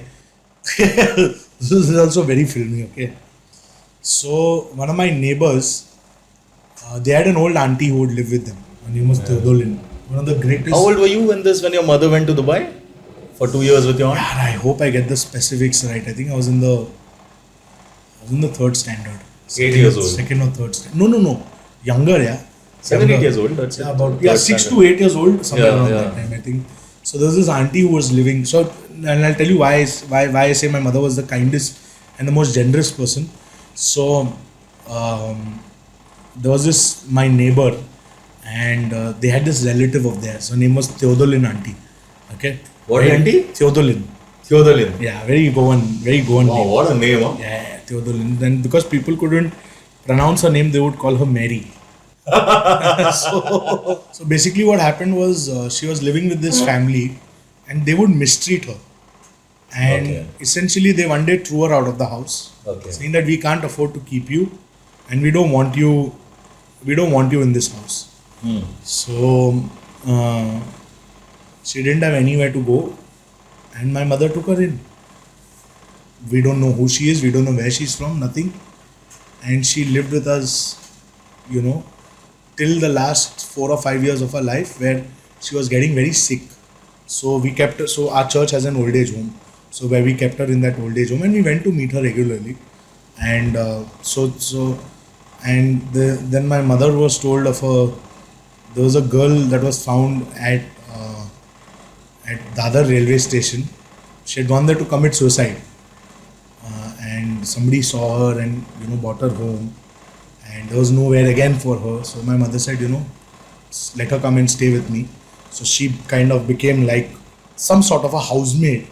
Because we never treated her like one, but she was a housemaid.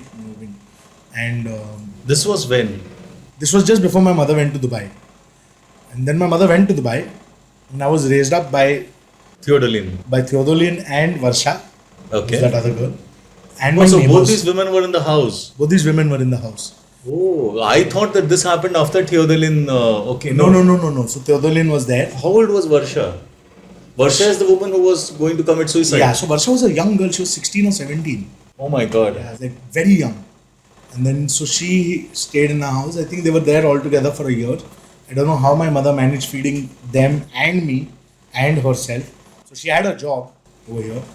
And then she went to Dubai. My auntie and she lived in Dubai for a year or 2 years. And then my auntie came down to take care of me. So that's So these 2 basically- years you were with Theodolin and Varsha? Yeah, Theodolin and Varsha. Wow. And my neighbors. There's this auntie, Cecilia auntie, Wow. who used to take tuitions in my this thing. So my mother would So send. were you scared of anybody of these women? Or? No, never. They treated me. They treated me really well. Like Theodolin auntie, literally, I think she loved me more than my own grandmother. Like I mean, she didn't have any money, but whenever I would ask her for chocolates or anything, she would hidingly give me chocolates. She would bring vada pav for me. She would do anything. She would murder if it was about me. Like once I think my auntie came to hit me, and frail old lady, stooped back, frail old lady, very sickly, she had asthma. Once my auntie came to, she stood in front of her and tried to, and my auntie is big, she's huge. She tried to push her away, saying that you don't touch this boy, kind of a thing. So no, yeah, I mean, yeah. So you've been largely brought up by women, Yeah. with very strong, independent women all around you. Very strong, independent, broken Women. women. Yeah, that's nice. My auntie is Yeah, also that's a separated. nice way to put it. So, Yeah. And it's just one of those things. Your auntie is also separated. Auntie is also separate. So she's also independent. She's been independent for however.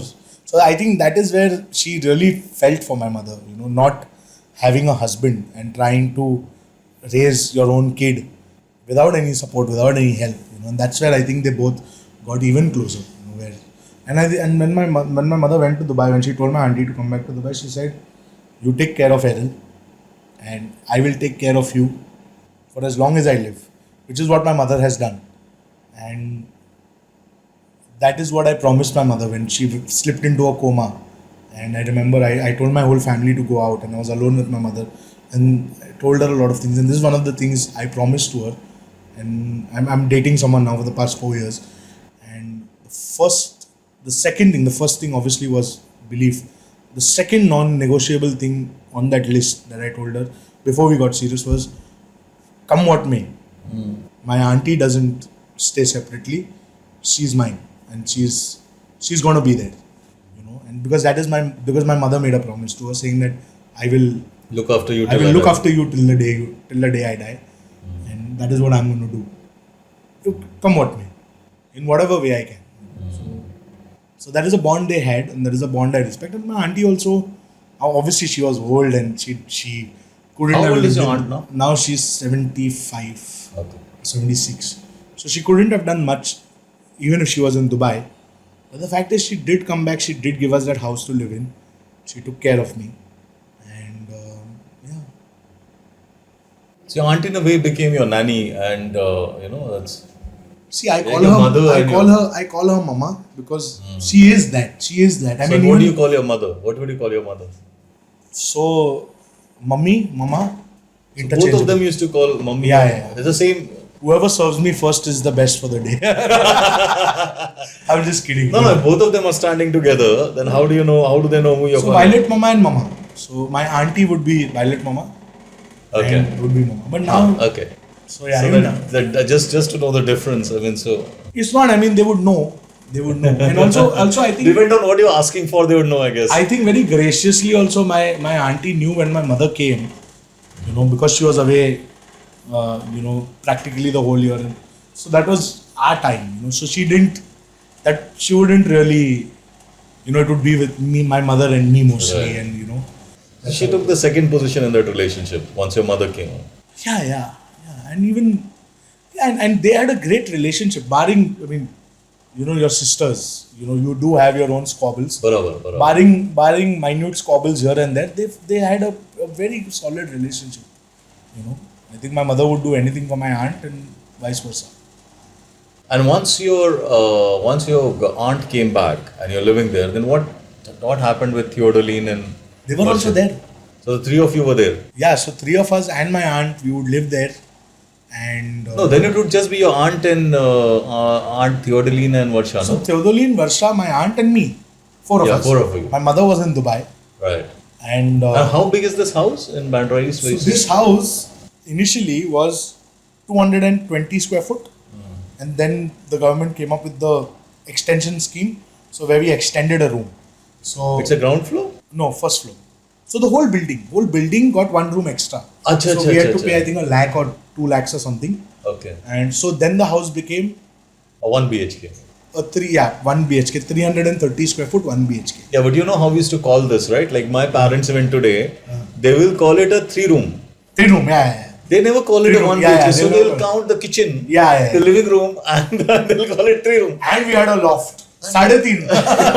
Yeah, so it's amazing how how fancy terminology gets. It's like, oh, this is a 1 BHK. For my parents, it's very simple. Boss, 3 room hai mere paas. So like when we used to stay in this place called Yashwant Nagar in Thana, and we used to stay in this, it was around 250 square feet. Right. So there was a balcony, there was a living room, or no, I don't want to call it living room, but where the door opens, and there was a kitchen. Same, huh? So there was a kitchen. So what you did was that you transferred your kitchen to the balcony. Right. So the balcony became the kitchen. Right. Okay, and now it's like 2 rooms. So for them, it's like we have 2 rooms. It's never about, because it's like you can sleep anywhere. It was never about. I was that is just the about reason. to tell you this. That is the reason. Yeah. Because in my house, when we had too many people, Yeah. 2 people would end up sleeping in the kitchen. Which today, we We'll never do. I hate to say it, but in some houses, maids sleep in the kitchen, right? In some houses. But in that time, anyone would. So I'm just saying, like right now, I'm blessed. I live in a 650 square foot house in Andheri. I'm on rent because of whatever. So I'm saying we lived in a 330 square foot house, Atul. I remember very specifically, there was a point in time because there was some function. We were 12 of us in that house and we managed without this whole, oh, I need space, or why is this person sitting there? Why?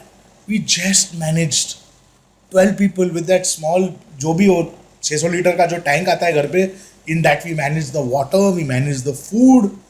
पानी तो बाहर से लाना पड़ता था at least where नहीं हमारे इधर तो पानी का कभी प्रॉब्लम नहीं कभी प्रॉब्लम नहीं हुआ our society because of the MHB it is a Maharashtra housing board right no committee was very sorted like मतलब कि भाई पानी फर्स्ट पहला पानी बिल्डिंग गिरे ना गिरे पानी लाओ building so water was there plus we had overhead tankers in our building तो जब गवर्नमेंट का पानी नहीं आएगा ओवरहेड टैंकर से पानी आ जाएगा I am saying we did that and even in Dubai what you are saying it resonates so much why they would call it rooms. So in Dubai, my parents lived in a big house.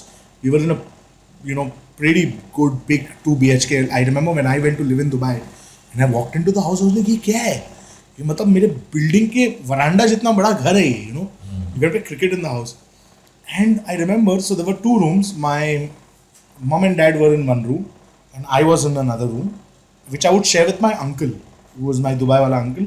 So he had a heart attack and uncle as in your my mother's brother. Okay. So he had a heart attack and his family was here and so my mother was like, listen, because he would eat anything and Catholic family, so they love to drink, saying that you stay in this house and I will take care of your food, I will give you the right food.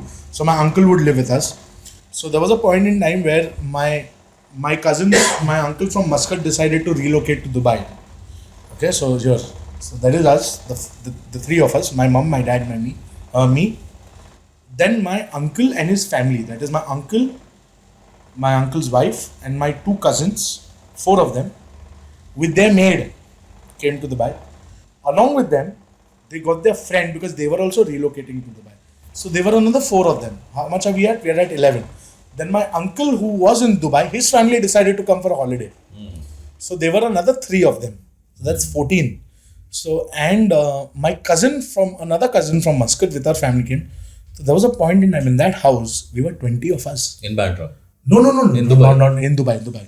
So and everyone was sleeping everywhere in the corridor. There is like dead bodies everywhere. It was that way kind of a thing. So that is why we don't have this concept of 1 BHK, 2 BHK. Just rooms, because my granny and it's not my real granny because I don't have real grannies and they died very early, all of them. But I'm saying that my granny, who I call my granny, she had 5 kids and they used to stay in Shreyas Colony in Goregaon, which is like when you come from the RA road and it's towards the Chawls. And we used to go to their house and this was hardly, I think, 150 square feet house. With almost, we used to go, me, my mom, then I think my elder uncle was married, he was there, and then my granny was there, and this 7, 8, and then the way they used to sleep, because there was no loft also. Right. The toilets were outside. And the way they used to sleep is कि वो bed है, उसके bed के नीचे 2 लोग सोए हैं. So what we call as what we see in IKEAs and all that now, कि यार एक room modular furnishing where there are 2 floors, वैसा नहीं होता था. एक ही bed है ground floor पे. उसके नीचे 2 लोग सोए हुए आराम से. उनको कोई फर्क नहीं पड़ता, उनको कोई, because I think it's all about what probably a lot of people of this generation doesn't understand is that what you don't have doesn't bother you. Exactly. You have lived this life and it's okay. The moment you see something better, then you can't do it again. Like for me, I was telling somebody, अरे मैं भी car के सिवा कहीं जा नहीं सकता. मैं normally train. Then my leg broke and then I was in a train again. Then you can't drive a car or a bike. So I mean, it's like वैसा होता है. So it's all about what you don't have doesn't bother you. That's it.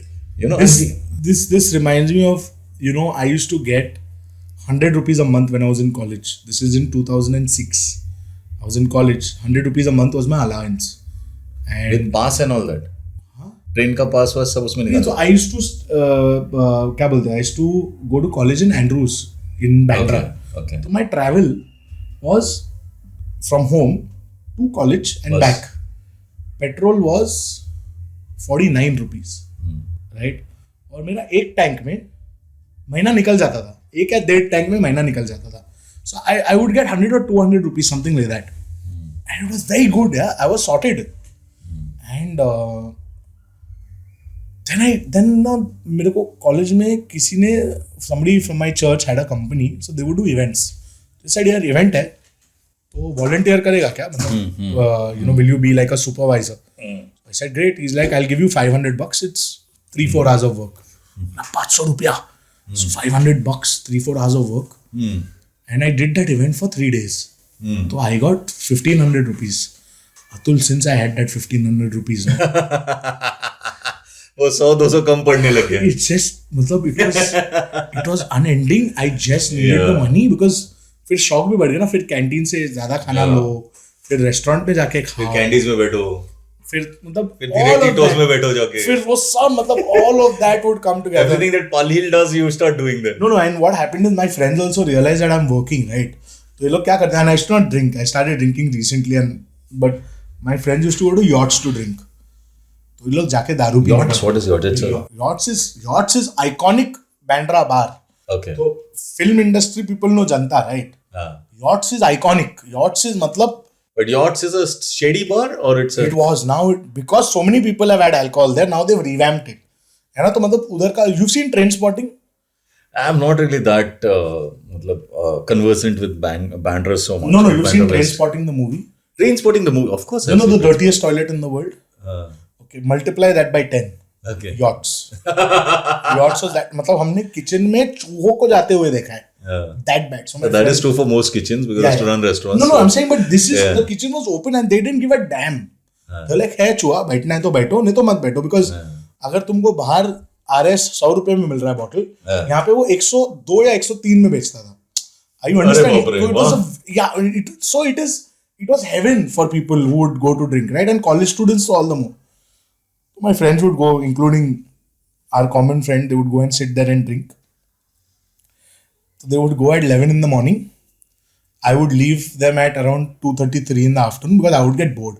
मैं दारू नहीं P रहा, मैं yachts में बैठ के चाय पीने का. तो मेरा 3 बजे तक 6 या 7 कप चाय हो जाता था. And I would eat, obviously. Then I would pay whatever was mine and I would go. Then I would get a call at 8:30 in the night. किधर है? बोले घर पे. Bro, yachts आना है यार, बिल बहुत ज़्यादा हो गया. So then I would come back and pay for them because they knew I was earning. So they've done at least 20 Saturdays on my name. That's pretty nice of you to go all the way and... Yeah, so they would call me, they would like, यार पैसा नहीं है, please पैसा दे दे. And तभी ये नहीं पता था कि दोस्त पैसे वापस देते हैं. तो पैसा गया वो, it's gone. So I would go and do promotions, I would earn money. Instead of saving it, these guys are drinking और मैं इनको दारू पिला. How do you look at that time now? It was beautiful, yeah. I wish I could go back to college. I wish. Yeah. There was... Yeah, right now, currently, in my head, I have to take care of my finances. I have to take care of the house. I have to take care of my rent. I have to take care of my auntie's expenses. I have to take care of the maid. I have to take care of my petrol. I have to take care of everything. And I have to think about my future. If I want to get married and, and plus the house that is getting redeveloped, whether I want an extra room. That costs more, yeah. That costs more. And either ways, I'm going to get a 2.5 BHK. मेरे को उसका interiors करने में 20 लाख रुपया जाने वाला है minimum. I need to think about all these things and I need to think about, as you know better than most people, about my career. क्योंकि आज तो अच्छा चल रहा है. I don't know what tomorrow is gonna be like. I don't know whether there is work, whether there is no work.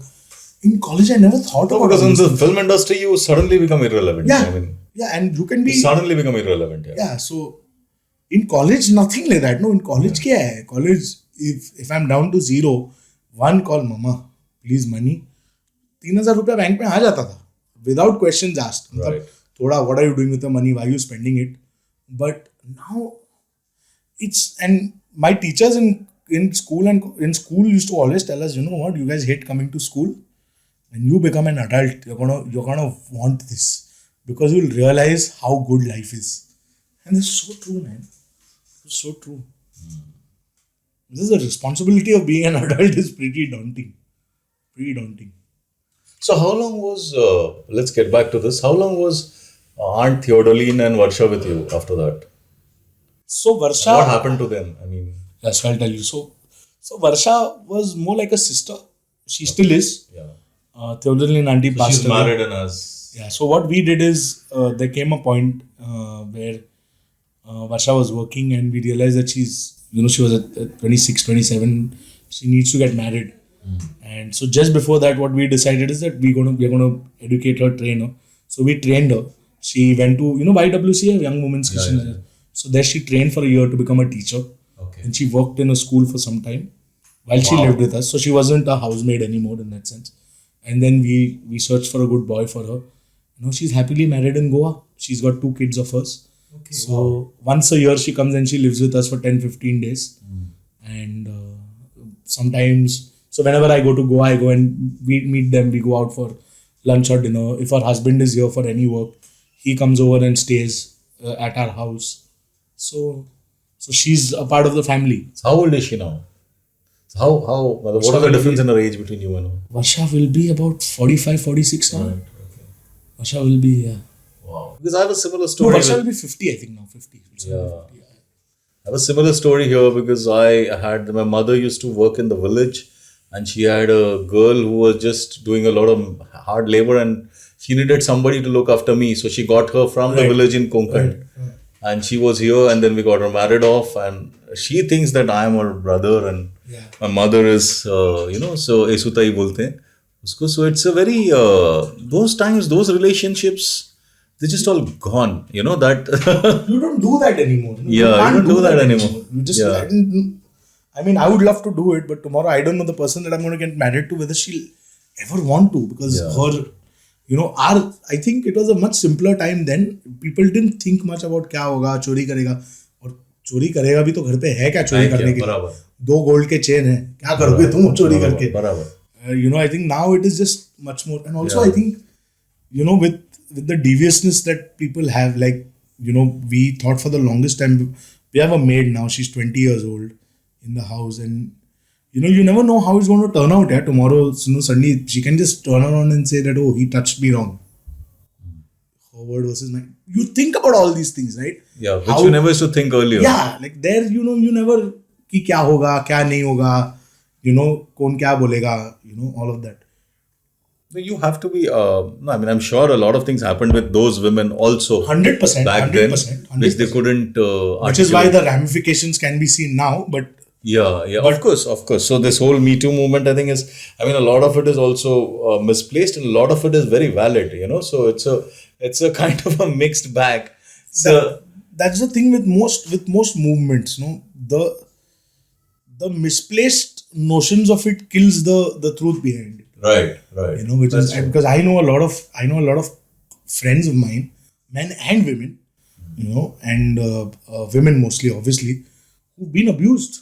And they've been Absolutely. abused by authority As figures. kids. I know somebody who has been abused as so many, like a friend's wife was telling me about how she was abused as a kid for and 3-4 different people from relatives. Right. And one has not gone through this. So one does, and particularly if you're a girl, it's very different also because your parents believe you less. And they also try to tell you that you are at fault. It's like, how is a 10-year-old kid or a 5-year-old kid at fault? Exactly. But that is what happens. So it's a very mixed bag. I'm sure of that. So Varsha's this, and what happened to Theodoline? So Theodoline auntie was with us I think she was with us till I was in the. I love this name Theodoline, Yeah, by the yeah, way. yeah. It's She was a kick-ass name. She was with us till I was in the 8th standard. Then she started getting very sick, and my auntie could not just take care of her alone. Regular hospital things and all. Yeah, so she took her to the church. You already Yeah, said this, right? so we have an old age home in Nasik called Krupa, Right. You narrated this. and great organization, very selfless. For free they take care of, and only women, because largely women, and we kept her there, and she was there for about 4 or 5 years, and we met her regularly, and sometimes I think she came also once or twice to be with us, and then she died one day. She fell, she injured her hip, and then she was just old. She was in her 80s, Right. So she died. But what a beautiful woman she was. Fantastic woman. This actually reminds me of this lady who used to stay besides our house. She was called Lalamme. I have no idea what Lalamme means. But Christian Pillais. And it's called Lala and she was like almost, I think she died when she was 90. I met her also like about 10, 12 years back, I think. I went specifically to meet her and she still seemed the same to me when I was like 5 or 8, and she was still the same. She was still talking like this, and it's an amazing. I think I really miss that Bombay now, and particularly in the kind of situation that we are in this country, is where it's more, like that. So it's a And well, also, since you grew up in a similar yeah. layout as But mine. I think a lot of Bombay was like this. No, that's what I'm saying. I'm saying, abhi, like the house you're staying in, the house I'm staying in, Yeah. our houses are disconnected. Yeah. So तभी क्या होने का is that we had a common walkway, and as you walked in the walkway, you would hit everyone's houses, and everyone's doors were usually open. सबके दरवाजे खुले थे. So as you walk in, you're peering in everyone's house. They are looking at you, and I always say And there this. was no intrusion. There's this lovely book. Obviously, you like to read. It's called The Tender Bar. Have you heard of it? So George Clooney made a movie also on it, The Tender Bar. Please read it. And he makes a statement, saying that. So he encounters a priest in the train, and he has a struggle.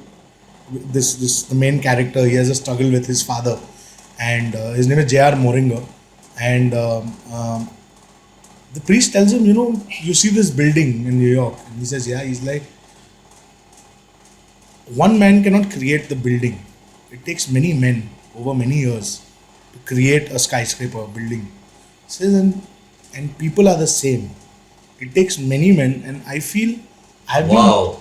been, Wow. yeah. So I feel I've been raised up not only A by multitudes of men and women. which includes my neighbors. My Yeah. neighbors who, when nobody was at home, for that afternoon kept me at their house, served me food, gave me tea.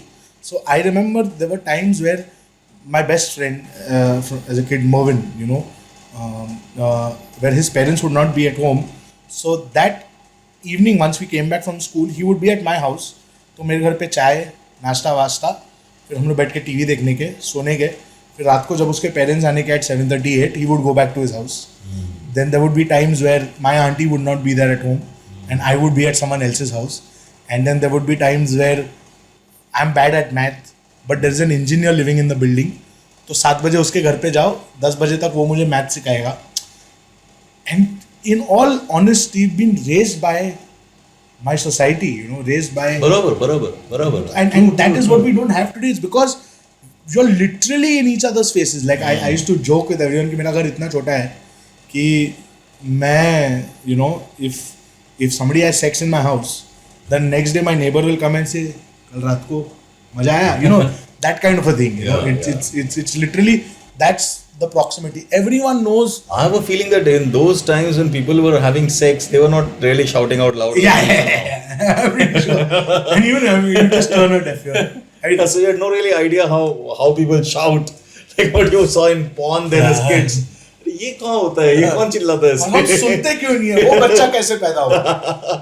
No, so that's the that joke. is not happening, I'm sure, because like in the kind of houses I have lived until I was 15, I'm sure if someone was having sex and shouting like that, we would know. Yeah, but everyone that's would not know. happening. So that's not happening anymore. But Yeah. because your layout was such, you didn't have an option. You were a part of one another's life. कोई बीमार रात को गया, सबके घर पे ये बीमार गिर गया, जिसका गाड़ी है गाड़ी लेके निकलो. Yeah, it was that, and all that is gone. And that is gone. if you fail, I didn't fail, but I got less marks in some subject, and it was very embarrassing, right, as a kid. And I know every neighbor of mine called me home, और मेरे को लड्डू वड्डू देके, बेटा क्या कर रहे हो तुम, पढ़ाई करो. It was like almost, it was their defeat, not mine. It was like They were more shamed than you yeah, were. they're like, we failed. We've not raised this boy up right. And obviously at that time it was embarrassing, but today I can see the care and the love, yeah. behind it. And sadly, now that the building is broken, I'll never get that again. I don't know if my children will have that again. Yeah. And I think that is so beautiful. Yeah. Something which we'll never get back, and the future generation will never see that. Yeah.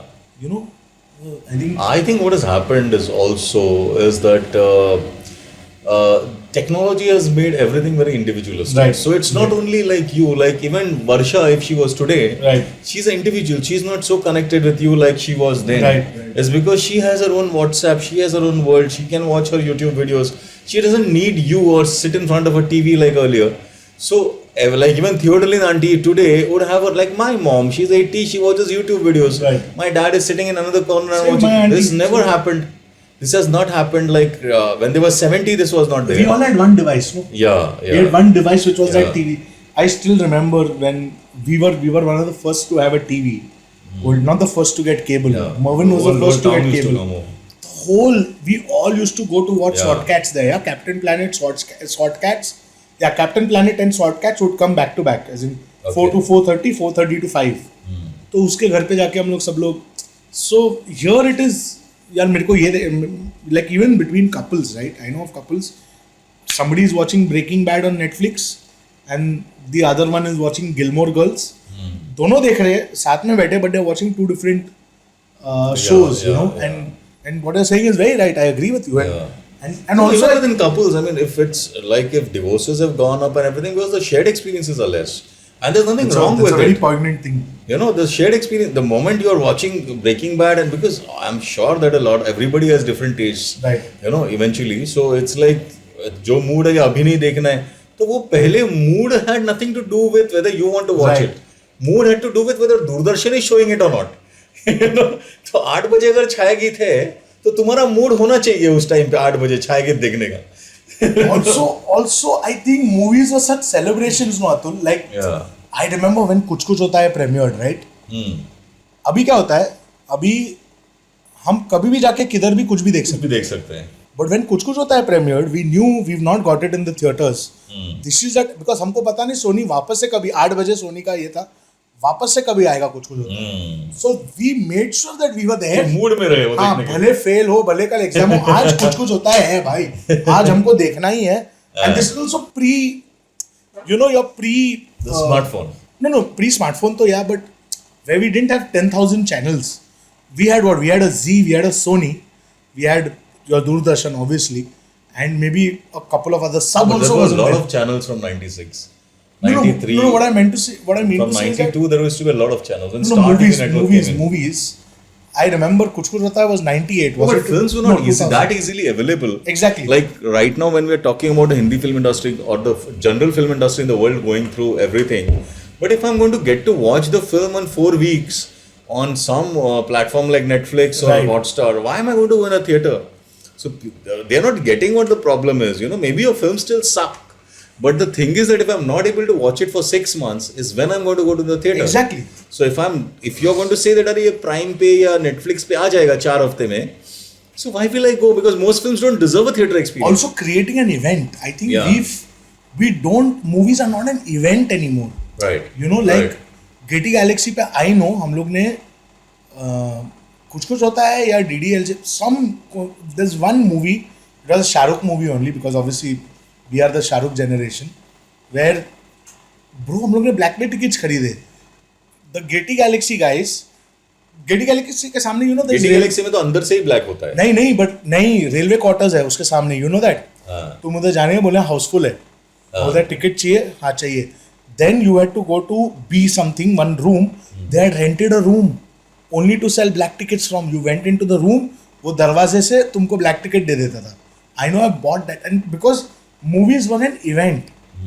Are you understanding? Now, that event is gone away. You know, it's not.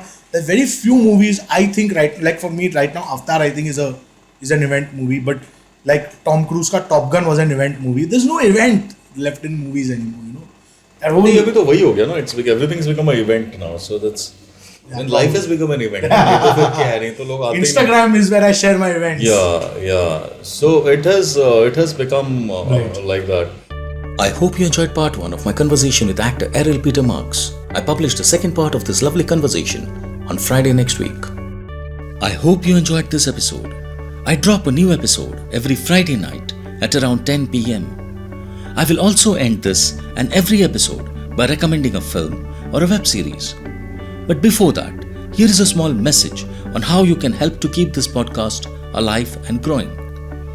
This episode is free and we intend to keep it that way. But it does take a lot of time, money, and effort to produce the show. We research, write, record, and edit before we finally present it to you. So if you wish to support our effort, you can help us produce the show by contributing any amount you wish on our website, conversationswithatul.com. Please note that the word conversations is plural with an S. So do visit conversationswithatul.com. And here is my film reco. The film I recommend today is A Man Called Otto, adapted from a novel, A Man Called Ove, by Frederick Backman. The film has screenplay by David Magee and is directed by Mark Foster. A Man Called Otto is a story of a widower Otto who has given up on life till he becomes friends with his new neighbor who helps him see things in a different light. A Man Called Otto rates a grumpy 7.6 out of 10 on IMDb. Do watch if you haven't already. Follow me on Twitter by following my Twitter handle Atul Taishete, spelled as ATULTAISHETE. Also, do visit my website Conversations, that is Conversations plural with an S. The complete website address is conversationswithatul.com. In the second of my three-part conversation with actor Errol Peter Marks, we flew in diverse directions like his initial school years, his silent relationship with grief, his messy bond with his stepfather, and the rough path to becoming a successful performer. So please welcome actor Errol Peter Marks, a man who knows exactly how the rich treat Kaju Badam and how they hold a glass in a party. Hi, I'm Atul Taishete and welcome to my podcast, Conversations with Atul.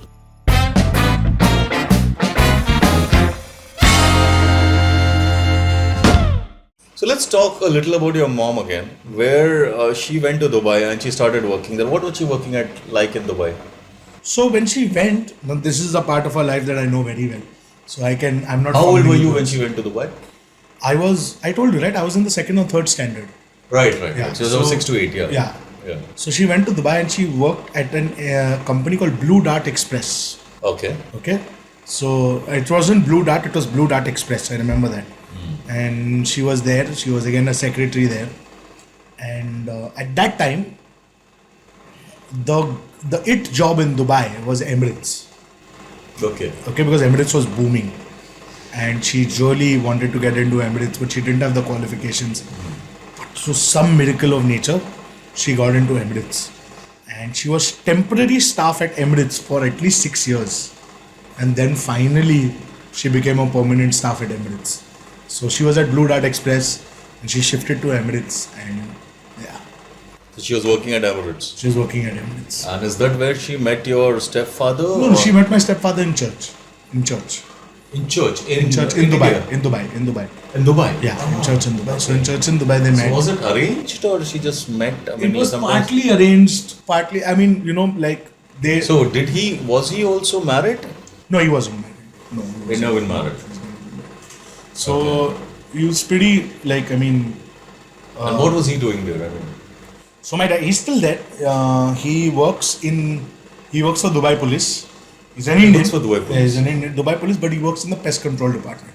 Okay. So he's the head of the pest control department over there.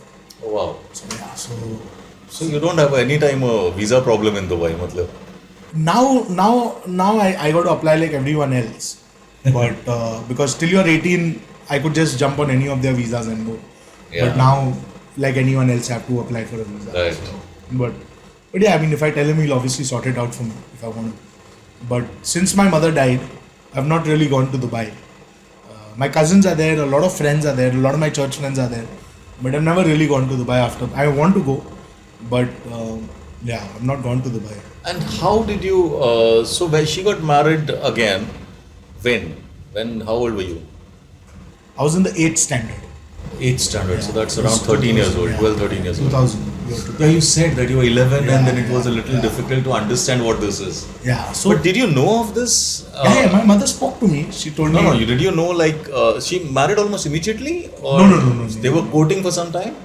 So Did you know them when they were he courting? liked her, and she was not too fond of him.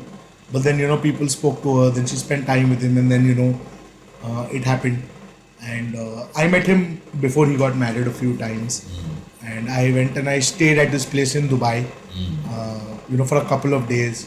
my mother told him, we are going to get married, and it'll be good for you also to have a father, and what do you think about it? And I told her, I honestly at that time, I didn't have an opinion about it. I told her, I said, I don't need anyone, I have you, and she said, see, if you tell me no, I'm not going ahead with this. And I said, no, I mean, if you're As an happy. 11-year-old, you're having this this talk. Yeah. Wow. And I said no. I said, if you want to do this, you should. And I'm okay with or without. It's not that if you do this, I'll be angry with you. And so she spoke to me about it, and and they got married So they got married in India? in Dubai. They got married in They got Dubai. married in Dubai. So the marriage was registered in Dubai. Yeah, marriage was registered in Dubai. Yeah. But you didn't really have a great relationship, you said, with your stepfather. Yeah, I don't. I think we have a struggle. It's difficult for me to connect with him because I think he expects something very different from me. So the thing is, I've been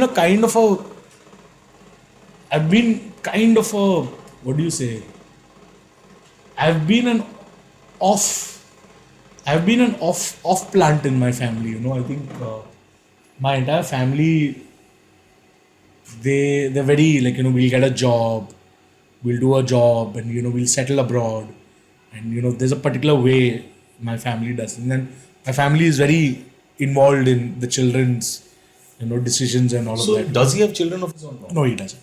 Okay, so you're the only child he has. I'm the only child he has, yeah. And So he expects what he expects of his child from you. yeah, and I think what he expected me to stick to Dubai, be in Dubai with him or with them, get a job in Dubai, and so it all started with, I think, when we were in Dubai.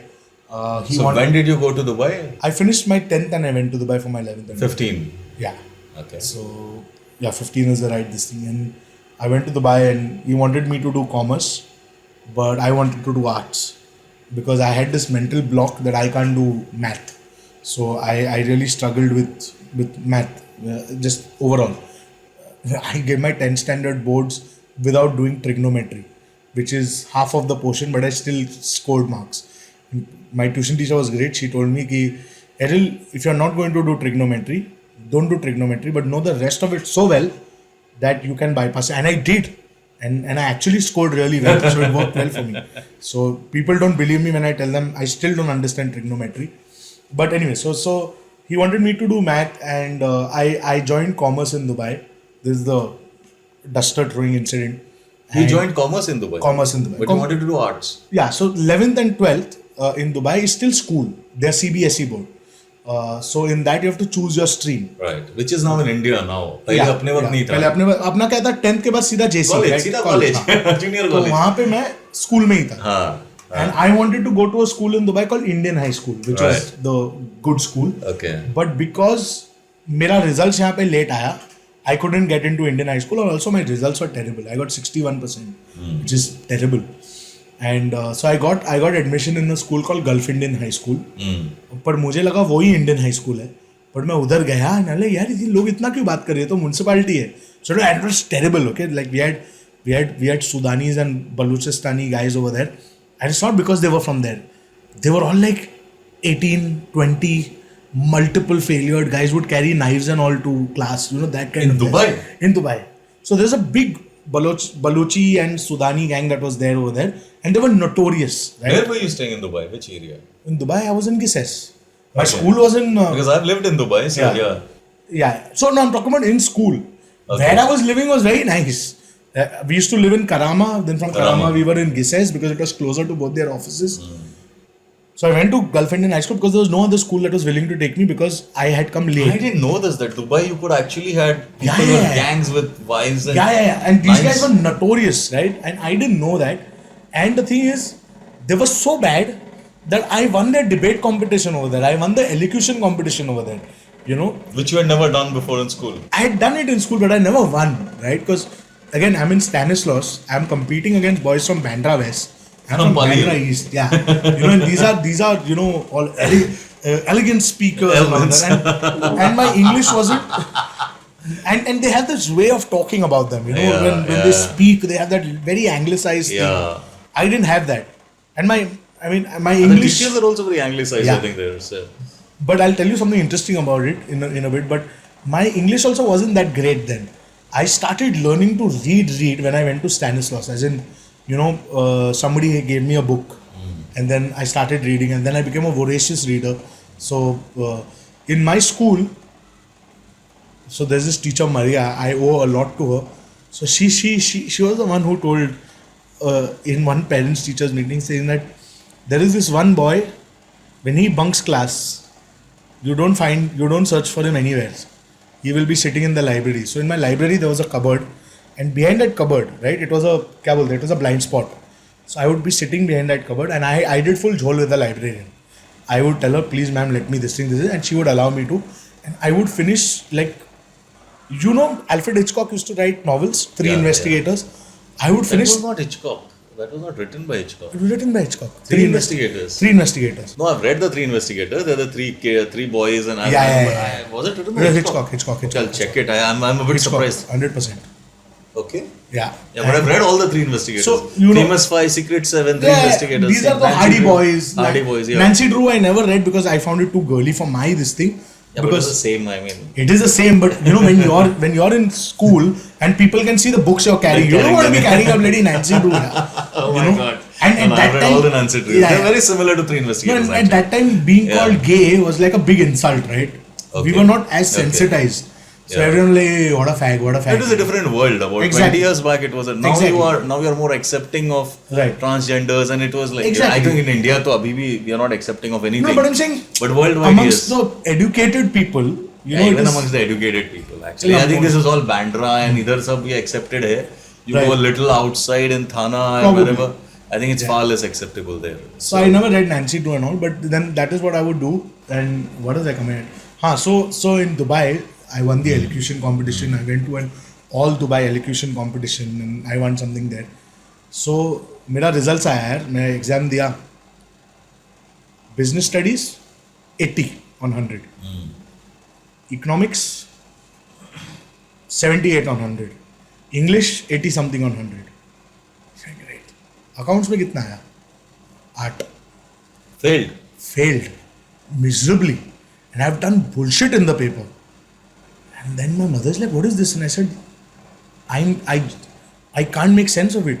It's just, and it's not because I was bad. It was, I had a mental block. Yeah, of course. And I understand created it for completely. myself I because understand one of my completely. professors had told me that I suck at maths, so it had stuck, right?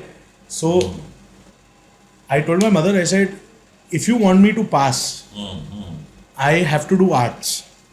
Now the biggest problem over here was Dubai, when I was there in 2003, 2004, would not take boys to do arts. Arts was only for girls. They would not take. No. Arts was only for girls. They would not take. No.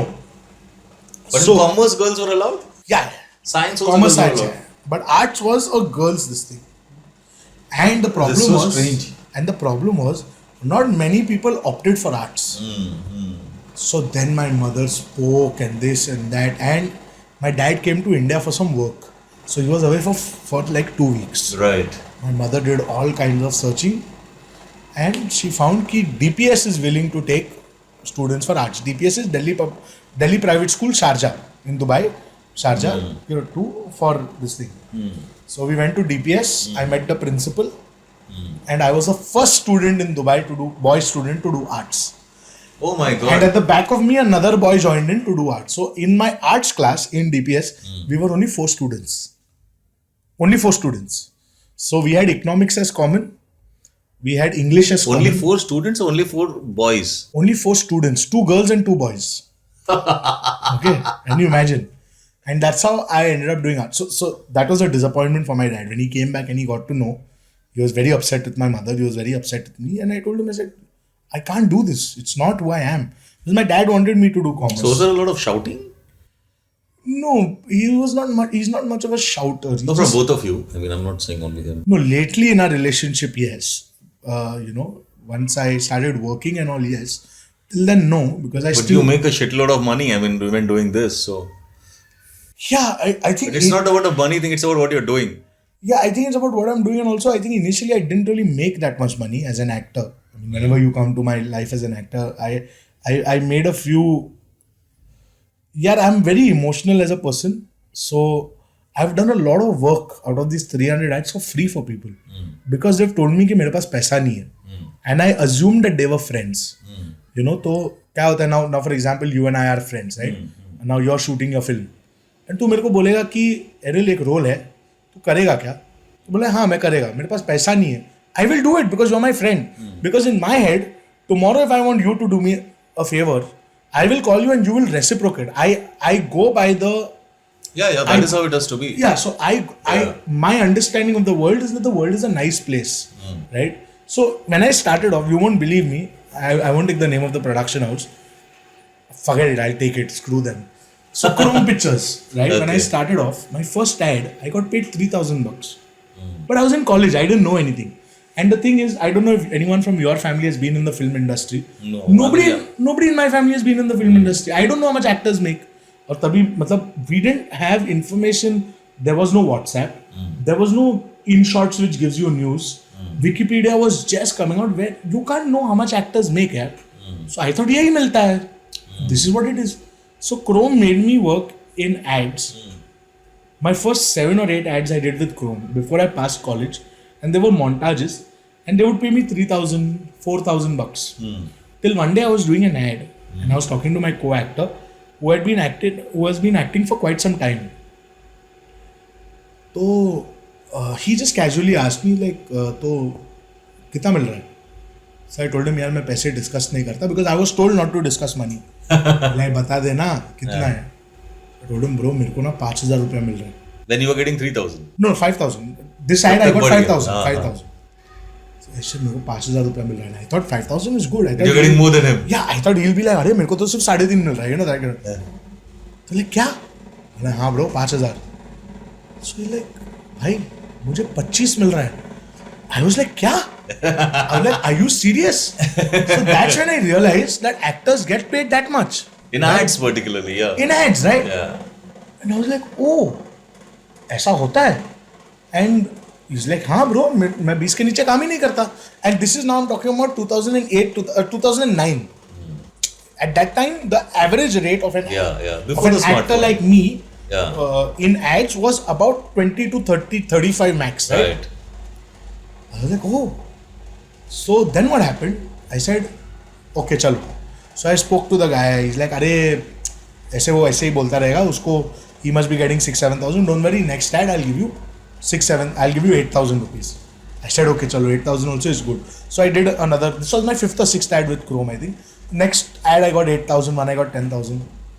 फिर क्या हुआ? And I would never bargain with Chrome for money because they gave me my first ad, right? तो you know, emotional people like यार पहला ad वो लोग ने दिया ना.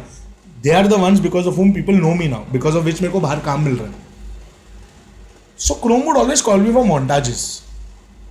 So one day there was an ad for Reliance Gaming when they had launched their gaming phone, which I auditioned for, and I gave a killer audition. And why I know this is because the casting director, they were auditioning men and women together. It was supposed to be like a date scene. All the other actors were not getting it. When I auditioned, it was a one-take audition.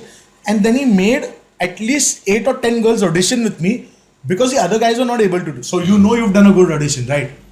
So I was like, मिल गया, क्या है, मिल जाएगा. Then I was with my friend and he gets the call that he's got the ad. So I told him, अरे, so even he was surprised. like, यार audition तो तेरा अच्छा था, पर मुझे मिल गया. Better looking guy and everything. I said, yeah, probably maybe your look was better. So I called up the casting director. I said, bro, क्या हुआ? तो लाइक ब्रो बेसिकली क्या है ना, उन्होंने बोला कि एरल बहुत ज़्यादा ओवर एक्सपोज हो गया है, उसने बहुत सारे मोन्टाजेस किए, तो ऐसा सोलो एड हम नहीं दे सकते because he seen with too many brands. So that's the day I learn doing too much work also is a bad thing for an actor. I never knew doing too much work was a bad thing. So that's when I learn कि oh shit, you have to pick and choose the brands that you work with because then other brands will say they don't want to work with you. And that ad had a good budget of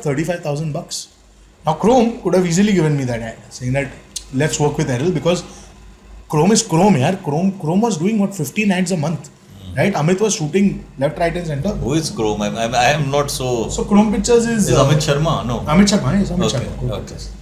So, but it didn't give me the ad, and I'm not saying it's fully their fault. Probably the agency also must have said. Yeah, But there are 50 variables in 100%. ad But, filmmaking. but for me, it was Chrome at that point. And I made up my mind that day. I said कि यार मैं आज से Chrome के साथ काम नहीं करूँगा because I have paid my dues. तुमने मुझे मेरा break दिया, मैंने तुम्हारे साथ 10 ऐड किया, probably roles that Story over. yeah, probably roles that other actors wouldn't want to do. So what was I coming at? Money, making money. So my initial few years, I didn't make that much money because I worked for really cheap because I didn't know how much to quote. And I don't know whether it's happened with you, but No, but we were basically. Sorry, it happened with me. Yeah, what? कि when they ask you कितना लेगा, you generally give a very conservative figure because you're scared of losing the work when you start off. So I was very scared. So I would charge very 10,000, 15,000, 20,000 में I've done ads. Then is later when I realized कि यार मेरा value है when I started. So for my father, this also wasn't a feasible career saying that तू कितना कमा रहा है, and he has a way of putting me down, which you know कि तो कुछ नहीं है यार, मैंने घर लिया, like you know मेरा इतना savings है, तेरा क्या है, तेरा कुछ नहीं है, you can't even buy a car by yourself. Are you understanding what I'm saying? So there is that. It's not only about my choice of career, it's about तू क्या कमा रहा है, तू उसको, if you were in like the comparison That is a very similar father-son relationship all over the world, I think. Matlab, a lot of fathers, I mean, you must have known a lot of friends whose fathers also talk like that. It's not only. so it's fairly common. let me put it this But way. did you look at him as a father? I did. Even today, you look at him as a father? Not really, but I did. Initially, I did. I had a very rose-tinted stained glass view of what my relationship with my dad would be. I wanted it to be very idealistic, very helpful, very, you know, always there for me kind of a thing, which I never got. Which is fine, which I don't have any hatred or resentment for that. But does he look at you as a son, according to you? I mean, He does call me his son. He does this thing. so he does look at you as a son, even if you have a little. But what you are talking about. यार एक होता है ना Atul, I tell others यार ये मेरा दोस्त है. दूसरा होता है where I treat you as a friend. फर्क उसमें होता है. मेरे को that is where I feel. मतलब बेटे जैसा और बेटा, ये वाला फर्क. बहुत नहीं मतलब बोलना कि मेरा बेटा है और बोलना and treating someone like a बेटा. नहीं वही है ना, ये मेरा बेटे जैसा है, but you're not going to write, like not in your case, but I'm saying Yeah. this was something which was a school essay Right. in Hindi. हाँ. I remember this was so funny and so poignant and so profound at the same time that it was about किसी को आप बेटे जैसा बोलते हो, but बेटे जैसा बोलते मतलब उसको प्रॉपर्टी में हिस्सा नहीं देते. Right. You know, like people do it in the industry Exactly, though. In the industry though, in the film industry, people do it all the time. Right. ये मेरा बेटे जैसा है, कोई घंटा बेटे जैसा है, मेरा बेटा है और ये कुछ नहीं है. ये मेरे साथ हुआ था वाशु बगनानी के साथ. The same thing happened. I had done a film. a film called Ajab Gajab Love. Okay. Where Sanjay Gadvi really wanted me in the film. Yeah. So I got the film. और पैसे ही नहीं दिए यार उन्होंने. कुछ भी नहीं. नहीं, they gave me my initial signing amount. And then nothing. And then nothing. So we shot in Italy. I finished shooting for the film. I finished dubbing for the film. And they told me एक हफ्ते में पैसे आएगा, and it never came. And then nobody was picking up the calls. And film released 8 months later, still no money. So one day I put a message straight to Vashu Bagnani and to Jackie Bagnani saying that कि guys मेरा पैसा नहीं आया है, and I don't want it to come to you because it's not your job. But if I don't get a response, I'm going to go and complain at Cinta. And I made my Cinta card, Venta card, and I called up Cinta. I said ये हो रहा है. Immediately the EP called me saying that अरे तुमने Vashu sir को call किया, हमसे बात कर लेते हैं. मैं बोला अबे तू फोन तो उठा. I have screenshots of the times I've called you. So anyways, so they called me for a meeting. And I went there with a friend saying that अगर कुछ हुआ तो मारने के लिए तैयार हो जाना, kind of a thing. Not मारने के लिए, I said we'll pick up something from there and come. Because I had read Akshay Kumar had done that. उसने प्रोड्यूसर के घर से he took up stuff. तो मैं बोला stereo from one so I said if there are Macs over there, you and I can each carry 2 Macs each. We are carrying 4 Macs and coming out. फिर बाद में पैसा मिला नहीं मिला no problem. How much was due to you? So my deal was for 90 grand. They had paid me 10 grand. 80 grand was due to me. Okay. So I went there, बात चल रही है तो like पिक्चर में पैसा नहीं बनाया. I said, I'm very sorry. I said, but अगर ज़्यादा बना था तो आप मेरे को ज़्यादा देते. तो सर अरे ऐसे क्या बोल रहे हो? I said deal is a deal, right? तो like नहीं, we like you a lot. I personally really like you. You know, EP is telling you. EP is telling me. You know, the next film we are doing with Sajid Khan, not Hum Shakals. There was a film with Ajay Devgan they were doing. They're like, you know, we are doing 4 films. We'll put you in. I said, sir, I won't take a single rupee from you for this film. सब कुछ माफ. अभी के अभी contract है, paper पे sign करके ले लो कि I am in your next 3 films at 2 lakh rupees per film. Whether you want me for 30 days, whether you want me for 100 days, whether you want me for 2 days. Sign. And he used this word. You are like family यार. I said family हो ना. जैकी को हर film में डालते हो ना. मेरे को भी डाल दो ना. I need work. Put me. अरे ऐसे कैसे? I said sir, check बनाओ. Then he gave me post-dated checks. 3 post-dated checks of 3 months each. And they cashed? Yeah, they cashed. Okay. But 3 months. Ashu No, I have Bharmani. had lots of experiences like this. So Obviously, yeah. yours is to a legendary story. It's one for the ages. No, I just gave up money at one point. In Vartak Nagar, though, I just gave up money. I said, boss, you pay the writer, you don't need to pay me. That's what I've done. I mean, because I believe that the writers need to be paid. I don't think anybody else does this, but I just wrote off a lot of money. I mean, I don't want to talk the figure. And I said, pay the writer. And I got I said, I just got the writer paid off. And then once the writer was paid off, I just sent a mail saying, you owe me no money. And then that I think hurt, and then after 5 years, I got a part of that money because जो भी था उसको लगा ये ऐसा कैसा मतलब दे छोड़ सकता है इतना पैसा. कुछ something shady in this. No, shady नहीं, but I think it just like it probably hurt the guy that यार ऐसे ही छोड़ दिया मतलब. Because I didn't say anything. I said just pay the writer. That's it. That's because I don't want a writer not to get paid. Adi and I did the same thing, but I'll tell you, तो ये ठीक है. We'll talking about your father and you tell me now because tell me. We'll finish in about we'll finish this part of your life, which is your father and everything, and we'll finish it as a first part, and then we'll come. We'll do it as a second part. So tell me now because it's another. So Adi and I, we did the same thing. Somebody was not giving. No, actually, I did this on an ad. Somebody was not giving me money for the ad. What was decided, and they gave me the check that they wanted to give me. They gave me $10,000. I told them, sir, I tore the check. I told them, sir, ये रखो. अपने बच्चों को खिलाओ कुछ, मेरे को पैसा नहीं चाहिए. They felt so bad. Next day, the agency called me, and the agency transferred me my money. So when you do this, so people automatically. Sometimes it works. Most times if you're shameless, it doesn't work at all. Yeah. So I mean, for me, it was not that. For me, it was simply that a writer has to get paid because I have suffered as a writer. I have been begged for money. That's why I don't write unless even today I've written a book on writing now. So I don't write because वो अभी भी मेरे को कोई मिला मुझे हफ्ते में एक आदमी तो मिलता है कि let's develop something. I don't develop anything with anybody. If you have money, I develop with you. Right. नहीं तो मैं खुद का develop करेगा मैं तेरा develop करके क्या करूँगा? If I'm going to work for free, I might as well work for myself. Yeah, and I'm expensive, so you want to do something like that. And friends, I do free work all the time. Right. I mean, any friend comes with a script, I'll sit with him for days. It's not a problem. But यार ये professional काम नहीं करने का free में, it's not worth it, So I still do that.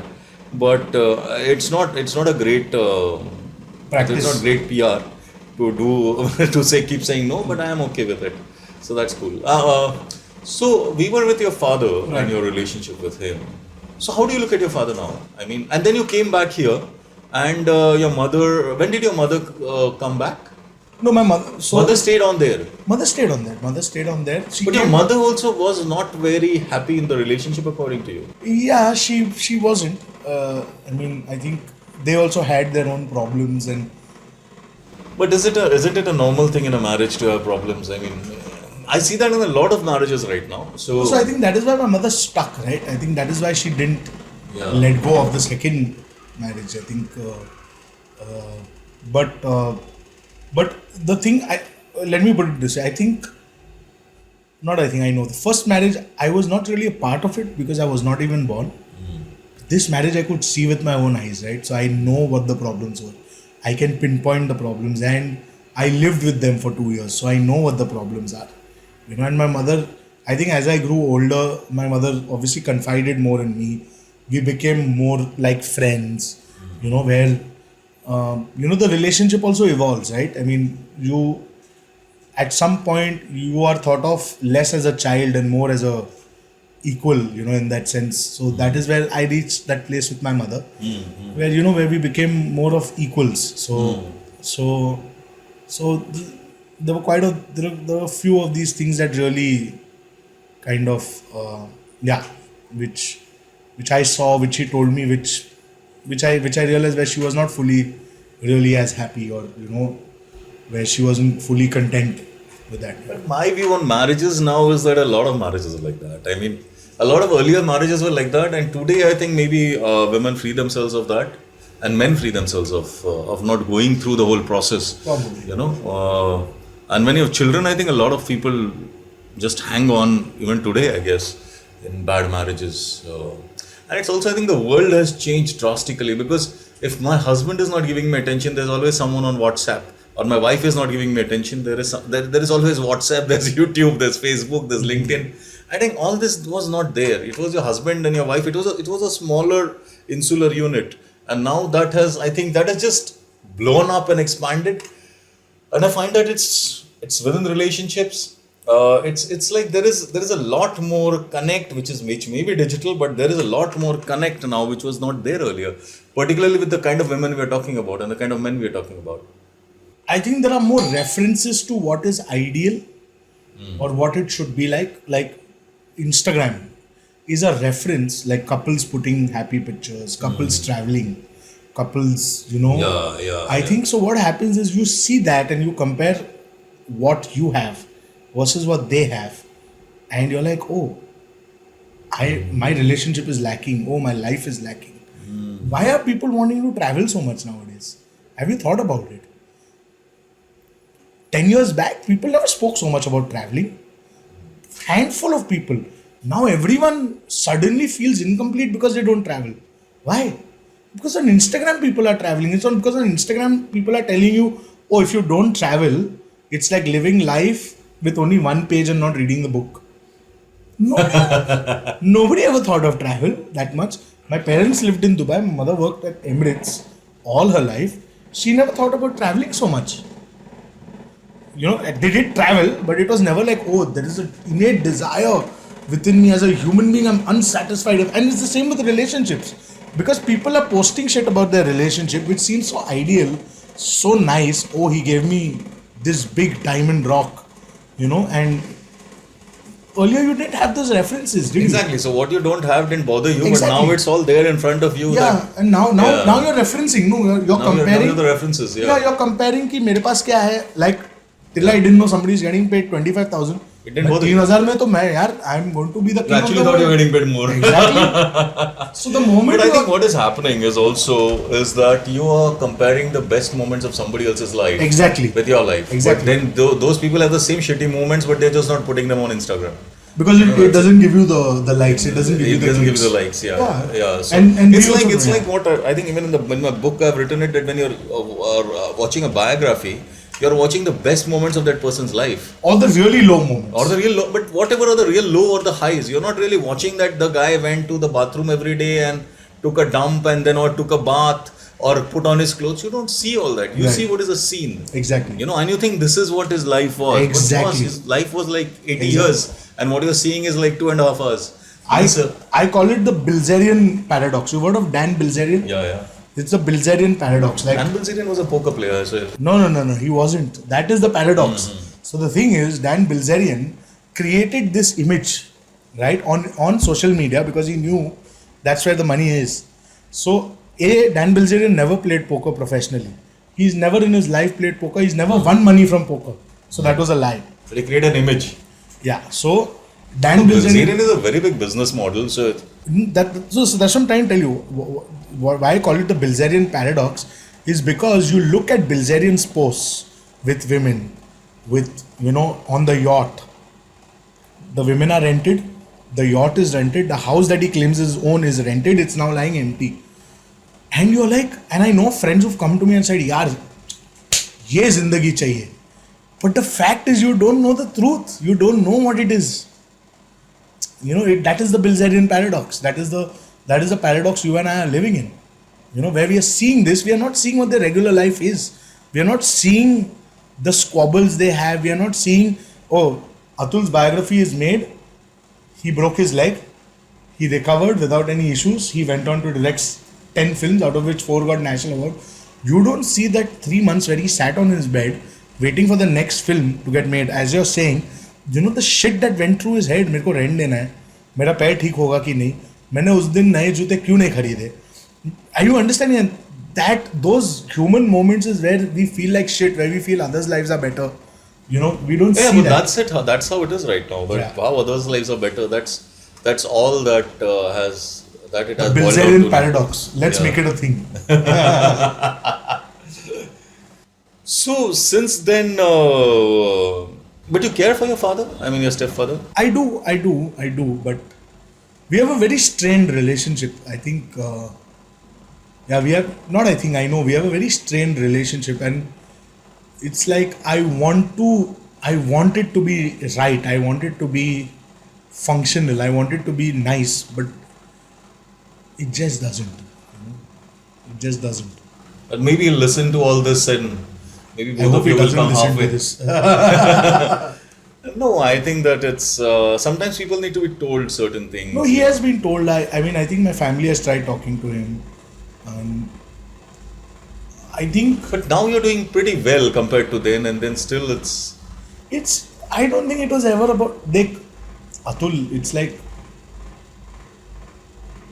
if I have a child tomorrow, he's my child. For better or for worse. He's my child. For better or for worse. कुछ भी हो जाए. And I don't think I can have any place in my life or in my heart or in my mind to make him or her feel like shit irrespective of what they do. And I think that is key. I think you're slightly. I don't really agree with you because I've seen this parents do that. So I've seen the ego take over with I mean, I have a friend who's who never told his father he's been married. I mean, so that I mean, so it was and his father it was a pretty amazing thing then for me because I never had that kind of a relationship with my father, with my parents. And my parents are like gentle souls, the amazing parents. You can't have better parents than this. And but with a couple of friends, I've seen that there was so much conflict, and the father didn't think. And it was generally a father thing, for strangely. More recently, I heard a mother thing, but otherwise, it was always because I think they live in a different setup. They live in a different world. They come from a different. The kind of people that they're around with, whose children are doing something else. So probably the comparisons. Deviations from the norm don't become the norm. I think.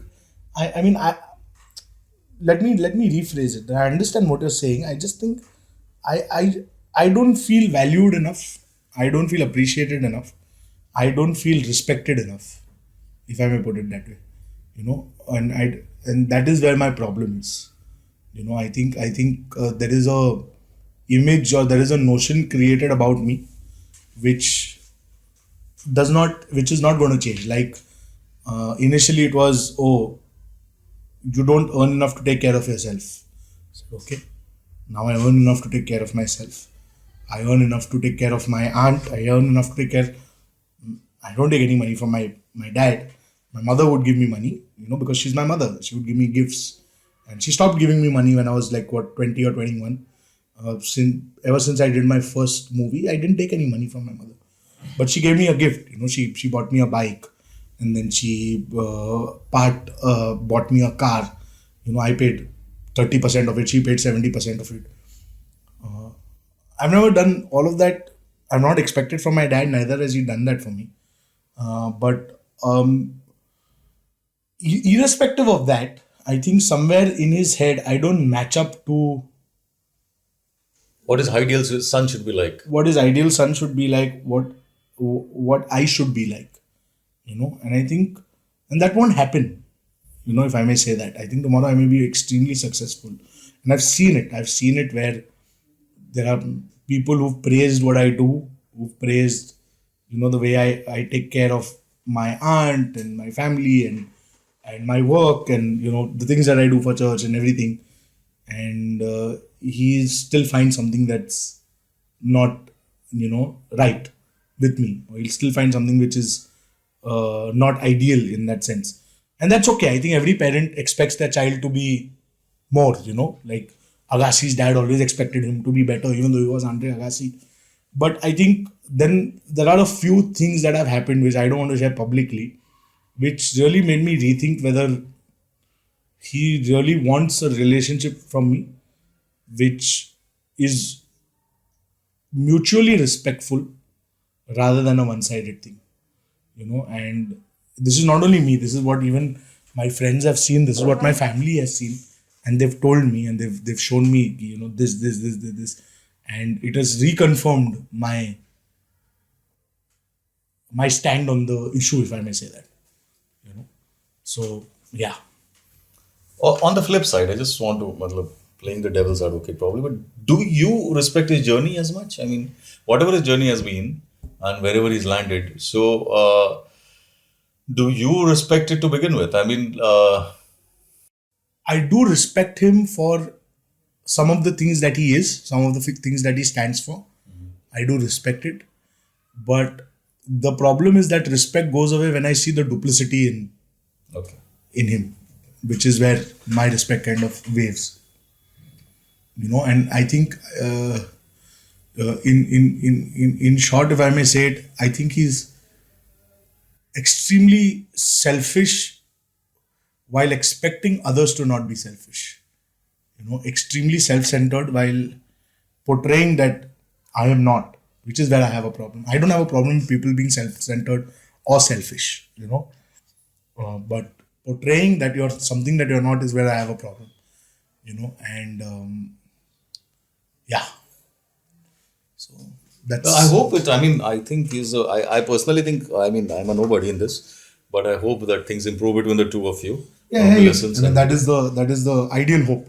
Yeah, there's always hope as long as people are alive. Because once they're dead, it's all closure for everybody. And for me, it is. I don't think that it is over between us. I don't think our relationship is over. I think, tomorrow if we sit, we talk, and if he understands what I'm saying, and if I understand what he's saying, I'm not saying I am the ideal son.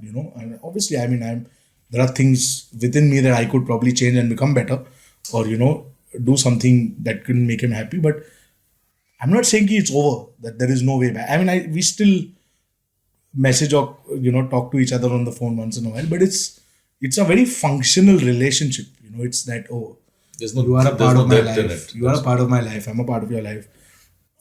But he has said it publicly that after my mother's death, he has nothing to do with my family and me. So there are these statements, and I won't say any more statements. I don't know whether I wanted to be a part of the. No, that's okay. We'll just remove it. No, but I'm just saying. I mean, now that we are talking about it, is that he has said some things. He has done some things, right? Which. So let's leave it at that. Leave it at that. I think that's a nice note to that. It's not over between you. And that's a better note to leave it at. For me, and I hope that if he listens to this and you also contemplate a little about everything, and maybe it gets better. Yeah. So I will just leave it at that because I think I've had wonderful parents, and I hope everybody has parents like that. Yeah. So I will leave it at that. How has the loss? Because I've realized that you are largely been brought up by women, so I'm sure you will have a different kind of respect for women than a lot of other people.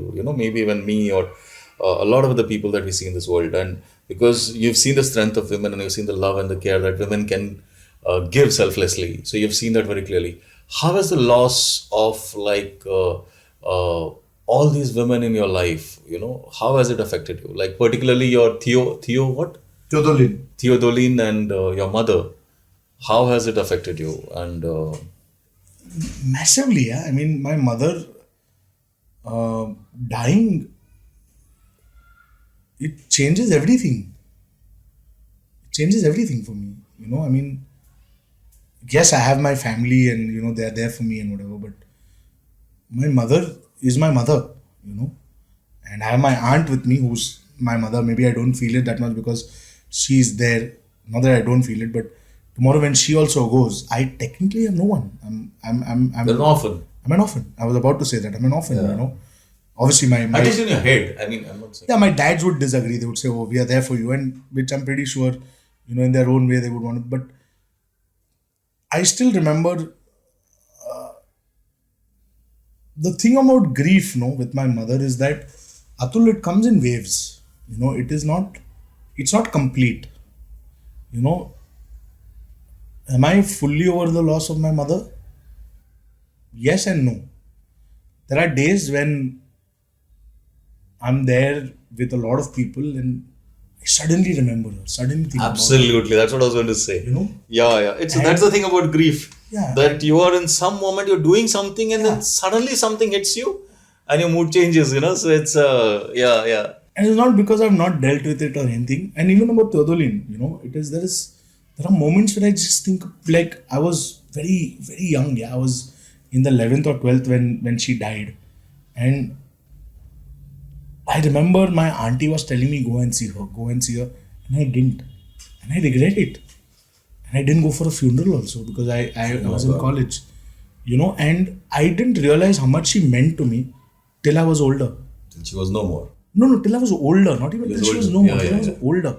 When real life hits you and you find that you've lost something so pure.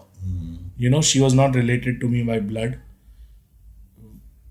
I didn't have anything to give her. And she still would, as I told you, she would kill for me. I would do anything to have her back in my life right now because I need a person like that in my life. And I'm saying No. I mean, I'm sure. I mean, you have a girlfriend who loves you and all that, but it will never be the same. It's like because it's so pure and it's what you're saying is because I've had a person like that in my life called Esutai, and it was like she was not related to us and whatever, but even now when she calls, it's like I am the center of her universe. Even today, she's 60, 65, and it's a very different thing because she's looked after me when I was a kid. So I get it completely. So I'm saying, and the thing is, my mother can never give me the love that my girlfriend and hopefully future wife will. And my wife or my girlfriend or even my closest friends will never be able to give me the love that my mother will. Right. There are different compartments in your heart for these people. And same with Teodolin. Like my mother or my auntie can never replace that. Right. And so how big an impact? I think I grew up once I realized that my mother is gone. I properly grew up. That I realized that I'm alone when my mother died. Once my mother died, I was like, shit, I don't have anyone to fall back on. I don't have anything to fall back on. And also I realized what being alone is, emotionally alone, without a parent. Absolutely. I think more than the financial, more than the physical, more than the the things that we see, I think the mental and the emotional loss of not having a parent, that really hits you. But for me, that is kind of being, an orphan in that sense. Right. My auntie is there, but I don't have a mother. And my mother was everything, she still is everything to me. So it has impacted me. It is something that I will carry with me for the rest of my life. I mean, I think every what do you call it? Yeah, every stepping stone, every landmark I hit in my life. So my marriage, my kids, the first award, the first proper award that I win, the first film that I direct, the first, company that I start, everything. She will be missed at all of those moments because she made me to be all that I am today, and she can't see who I'm going to become. I think that is the biggest loss of that. Did your mother believe in you as then whatever you were doing? She's the only one who believed in me. I am, Because it's very difficult to find people who believe in what we do. I mean, and I understand it completely because, but she completely supported me. See, as I told you, my father, one of the things I do hold against him is that when I was in Dubai, I initially wanted to become a chef. And he basically told me that I'm good for nothing, and I'm definitely not fit to become a chef. I wanted to become a chef, and I wanted to be on the cruise liner. Then I wanted to do something else. Like most Christian boys, it's a very Christian dream. Yeah, obviously. Like my ideal life would have been, like Adi and I talk about it quite often. My best friend Adi, we talk about it. When we finished college, my mother told us that she's lined up an interview for both of us because she knew we were inseparable in Emirates in Dubai, in the media department. She was in the media and promotions department, and I used to do a lot of writing for my mom even then. So whatever she needed to write and send in, I would proofread and write and rephrase and all that. So her boss was really happy with what I do and all of that. So technically, we kind of 70% had a job in Emirates when we left. Oh, when you were out of Whistling Woods. When we were out of college, Andrews. And So Aditya Samant, Aditya Samant, somebody was my AD, he was my assistant director, was on my film Vartak Nagar, Right. and that's how we know each other. That's the Right. common connect. Okay, so you and he were in college together. we were in Andrews together. That's where we became friends. That's where we started making short films and all So together. we'll talk about it as we come to this. So- But So she had lined up almost got a job. almost so that's what we talk about even now when we don't have work. कि अगर Emirates में होते, probably Adi and I by now would have probably been in Australia or the US, probably together still, Australia or the US with our families. I would have probably had 2 kids by now, and we would have been living the American dream, the or dream, Australian dream, whatever. Yeah, very nice cushy job, and with our green cards, big house. big house, little lawn in the front. So So what would you prefer, that life or this life? Depends on when you work. no, yeah, I would prefer this any. I like Bombay. Bombay is getting to me nowadays a bit, and India as a whole because of Yeah. just how it is. But work-wise, no, yeah. I mean, I would still take the same disappointments. I would still take the same Yes. dhakkas, and I would take the glory also. Yeah. I think. So my mother believed in me. I say this because my dad was completely against me doing this, and my mother also was like, dude, we don't know anyone here, and I have a job for you here in Dubai. You can live a comfortable life, which was true. And I said, no, I want to do this, because I believe this is what I want to do. And I remember I told my parents, give me 2 years time. And if in 2 years I don't sign a film as an actor, I will do whatever you tell me to do. Anything. You tell me to study again, you tell me to come to Dubai, I'll do it. And thank God, within 2 years I signed a film. And But I don't think you would have gone to Dubai even after 2 years. It's just no, a risk. I would have to keep my mother happy. I think I would have. Just to keep her happy. Okay. I would have probably stayed there for 2 years and then come back saying that man nahi ho raha hai. And she's such a great mother, like she did with commerce and arts.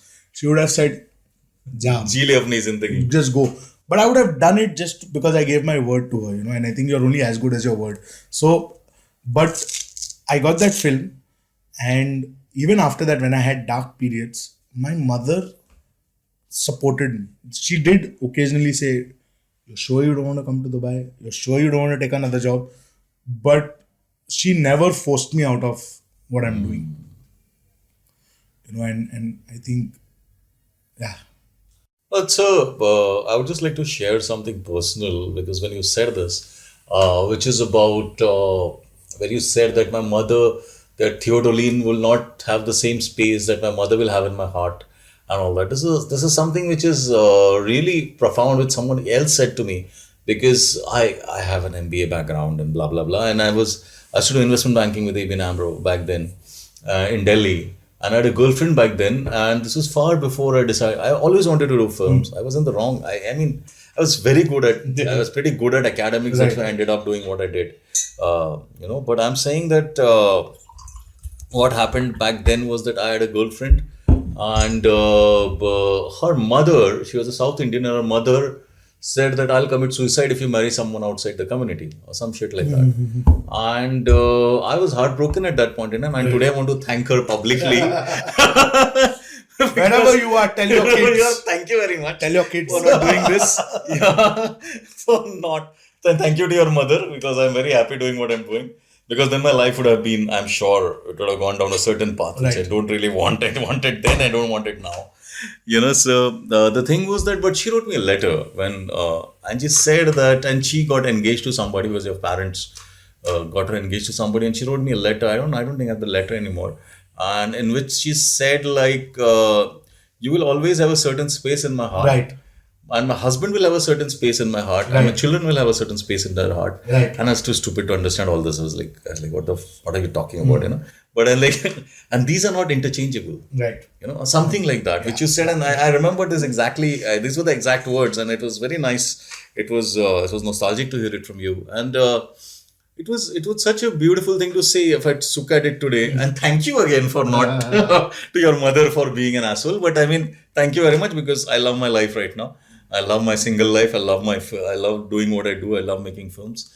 So, but I thought it was a very deep thing to say, which I've realized in hindsight. And I think people can tell you things which you have not thought about, and I think it's a great world from that point of view. So the thing is that we did the first episode, the first part of this conversation. We discussed. We had a great conversation about his life, and I think I didn't know about his personal life. I've known him for some time, and it was a pretty insightful conversation. The second part now, we get to his journey as an actor, and what I think this whole conversation is, the essence of this conversation is about how difficult it is to be an actor. Particularly if you don't come from a film family, you don't have a single button access to Karan Johar and Aditya Chopra. And it's a completely different world. And I said this in the first episode, is that I've got a lot of friends who come to me and say, "Arey, mujhe ek role dena, give me a role in a film." And even I've given roles to friends, and I have felt that people don't get it, how difficult it is actually, and what a challenge it is to get your first role, or to keep getting roles in films or in ads or in TV serials. It's a completely different ball game, and only someone who's passed through the process can actually tell you what it is all about. And that's why we have Errol here with us. So, hi Errol. So, let's start with your personal life again, which was like, it's now about you. And which school did you go to? You said you went to Stanislaus. Firstly, it's good to be back. Thank you for having me again. And I hope people are listening to this after the first one. No.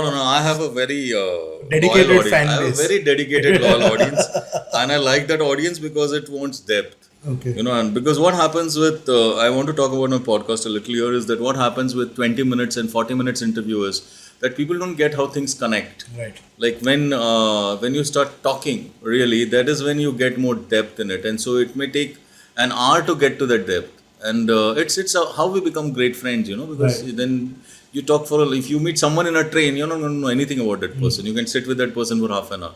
But if you do a long train journey with that friend, that person is going to tell you a Right. completely different And you story. end up becoming friends. Yeah, and he'll tell you a completely different story. Right. So that's exactly how this podcast is.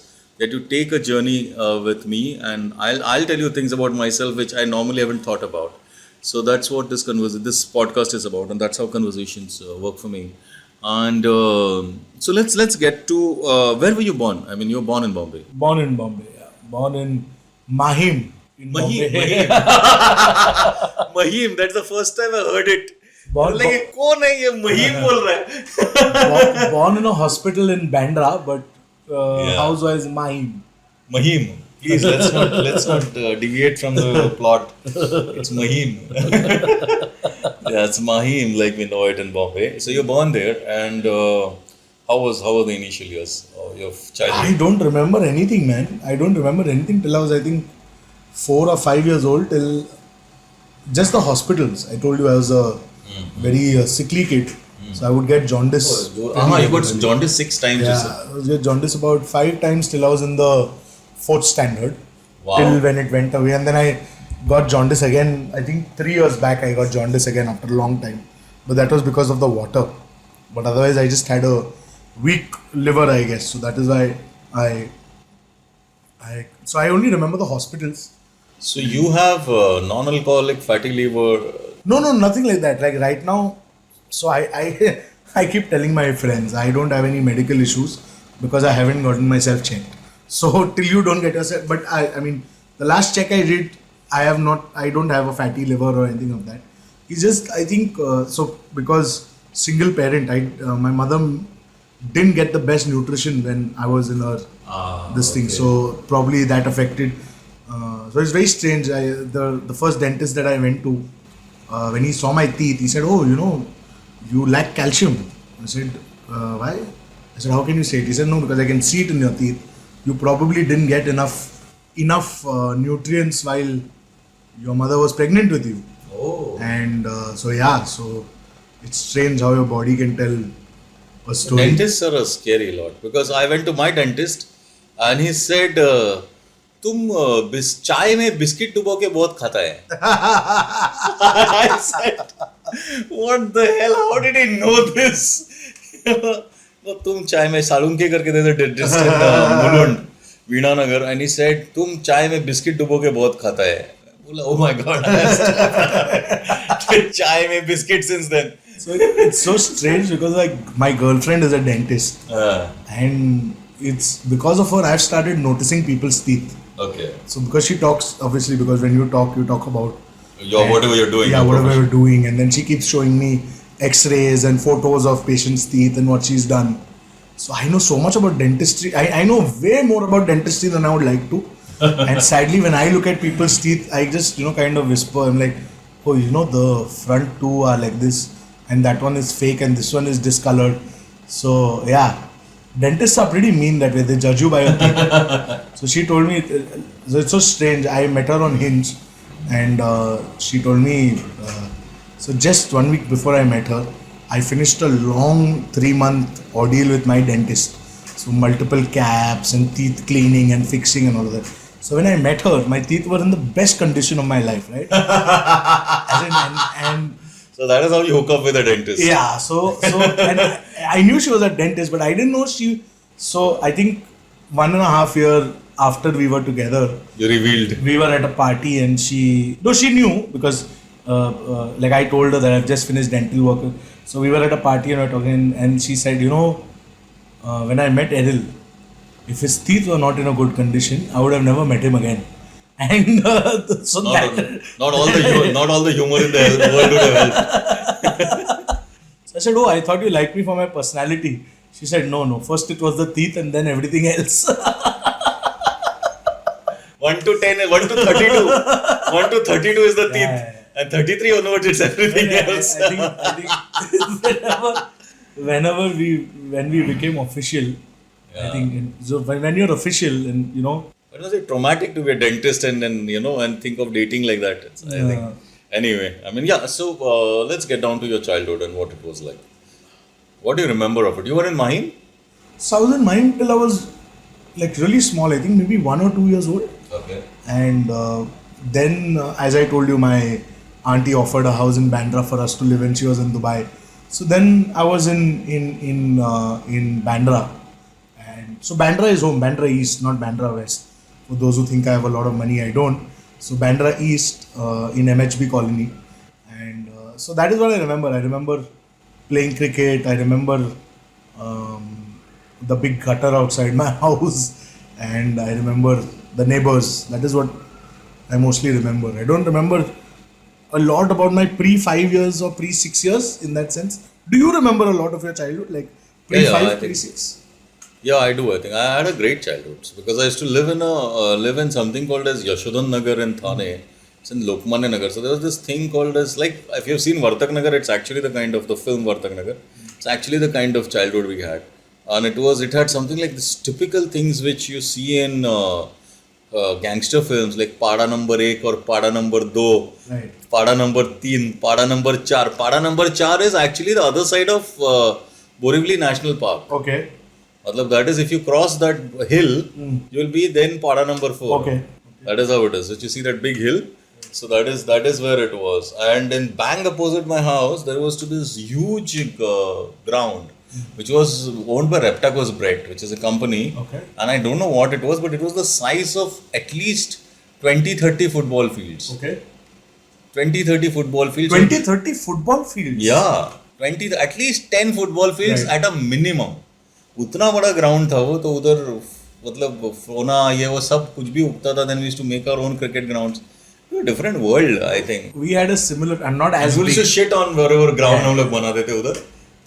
We had a similar ground called Colgate Maidan in Bandra East. हाँ. So all the buildings would surround this one Maidan. So वहाँ पे it was a normal Maidan, like normal this thing, not 20-30 as big as your this thing, but we were I remember at any given point as a kid when we used to play cricket, there would be no less than 60 or 70 matches happening. So basically all stumps, like you're playing Close with your to own each other. thing, yeah. और इधर से ball मारा, and if you can't track the ball, you're catching someone else's ball. And it was just mayhem. That is such an adult thing to say. Yeah. Catching someone else's Yeah. balls. But yeah, okay. Let's So- move on.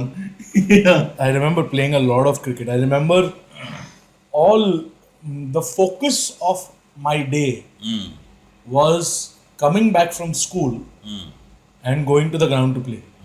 That was the focus. The focus was nothing else. Focus was lunch break in school where we would play football or cricket. Or we had this very strange, funny game we used to play. You got those soft balls. Yeah. So with softballs, we used to play a form of abadubi, Yeah. where you hit and but because it was a boys' school, we were just kind of mental. So what we would do is we would take the ball and we would tape it with gaffer tape, one round. Then we would cover it with foil. Then we would put another tape on it, and then it kind of it became more complex where we would have 2 or 3 rounds of tape. So basically the ball would become heavy, and if you hit someone, it hurts. Like we had kids who have gone back after the lunch break home because they've hurt their rib, somebody has hurt their shin.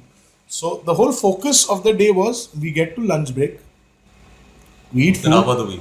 we play abadubi, then we get through the afternoon period in school, reach home somehow by 4:30, just drop your bags, change your clothes, go to the ground, play till 6:30 because 6:30, 6:45 would be sundown.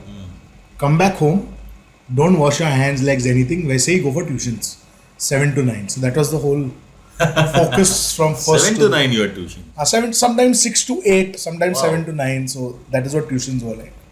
So yeah. Okay, that's a nice time to have tuitions because I had tuitions after school.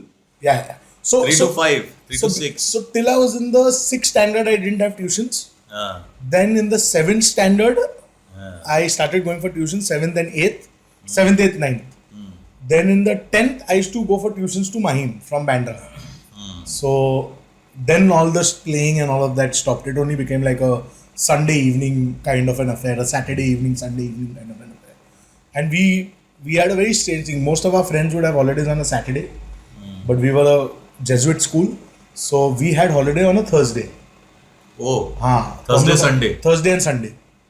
And उनका ये लोग सब लोग new English school and all of those schools में थे. So they would go to school at 7 in the morning and come home by 1. Our school was different.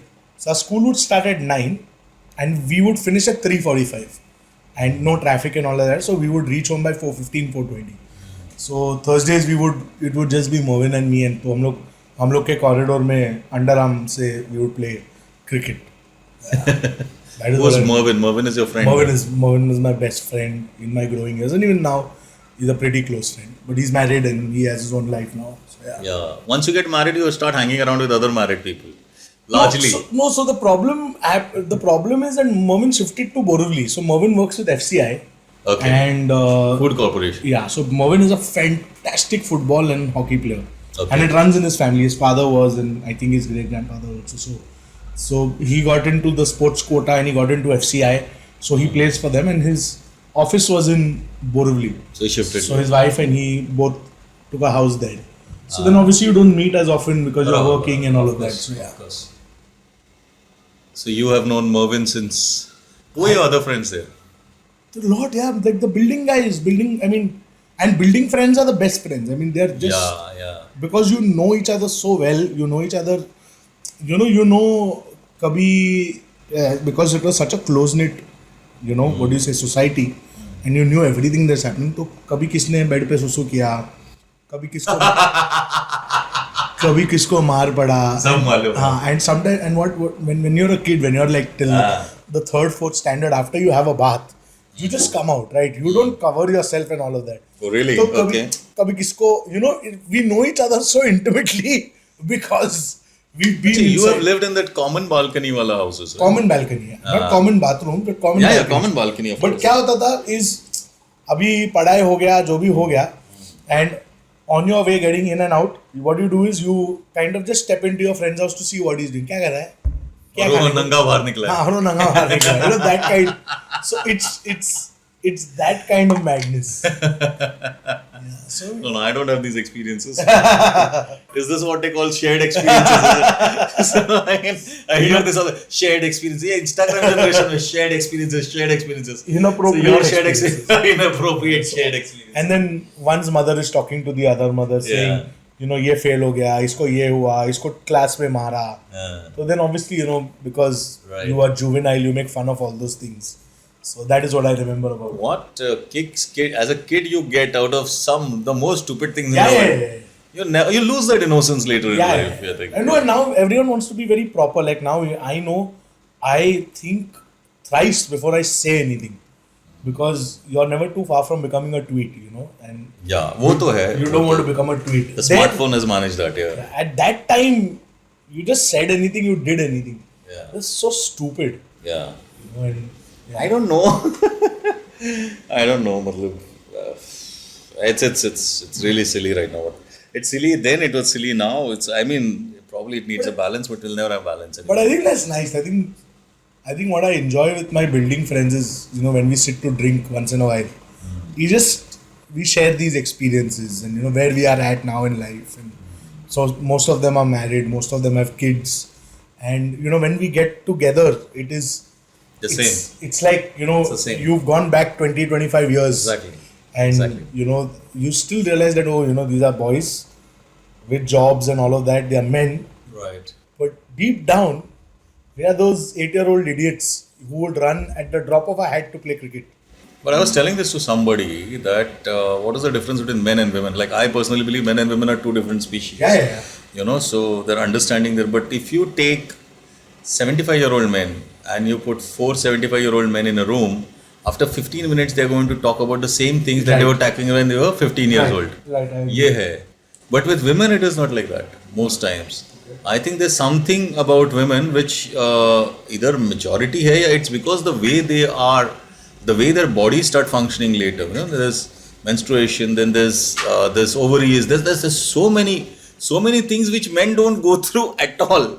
Their bodies go through so much that men don't go through at all. So I think the whole understanding of life or whatever, they don't discuss. Like you will not find, say if you put 40-year-old women in a room, they are not going to talk like 15-year-olds. Exactly. Generally they are not going to talk about like that. But men, it's like you put them at 70, you put them in a room, they want to talk like 12-year-olds. Which is I think the essential difference between men and women. That's what I There's a feel. very famous meme, on which did the round sometime, like where there's a man and a woman sleeping next to each other, and just to say how different they are. Yeah. And the woman is like, why is he not, hugging me? Why is he not talking to me? He's not touched me even once today. He's not said good night. Is he having an affair? And the man, he's like, यार Kohli outside off stump के ball को क्यों खेलता है? It's that it is. Yeah, it's a That is different what- zone. Yeah, It's a so different zone. And I think with There's a men- lot of this actually. Yeah. There are like hundreds of memes like that Yeah, which yeah, use yeah. that same thing and then he gives something else. The latest one is where a wife is complaining about stuff, and this guy, he's like, I'm done with everything. I want to leave everything. I'm so tired. I'm sick. I think I'm breaking. I think I'm going to break down. The husband replies, "Babe, Messi scored. Babe, Messi scored." नहीं बहुत फर्क है Right. It's a completely different ball game for both of them. It's life by itself. Largely, I think that's getting all.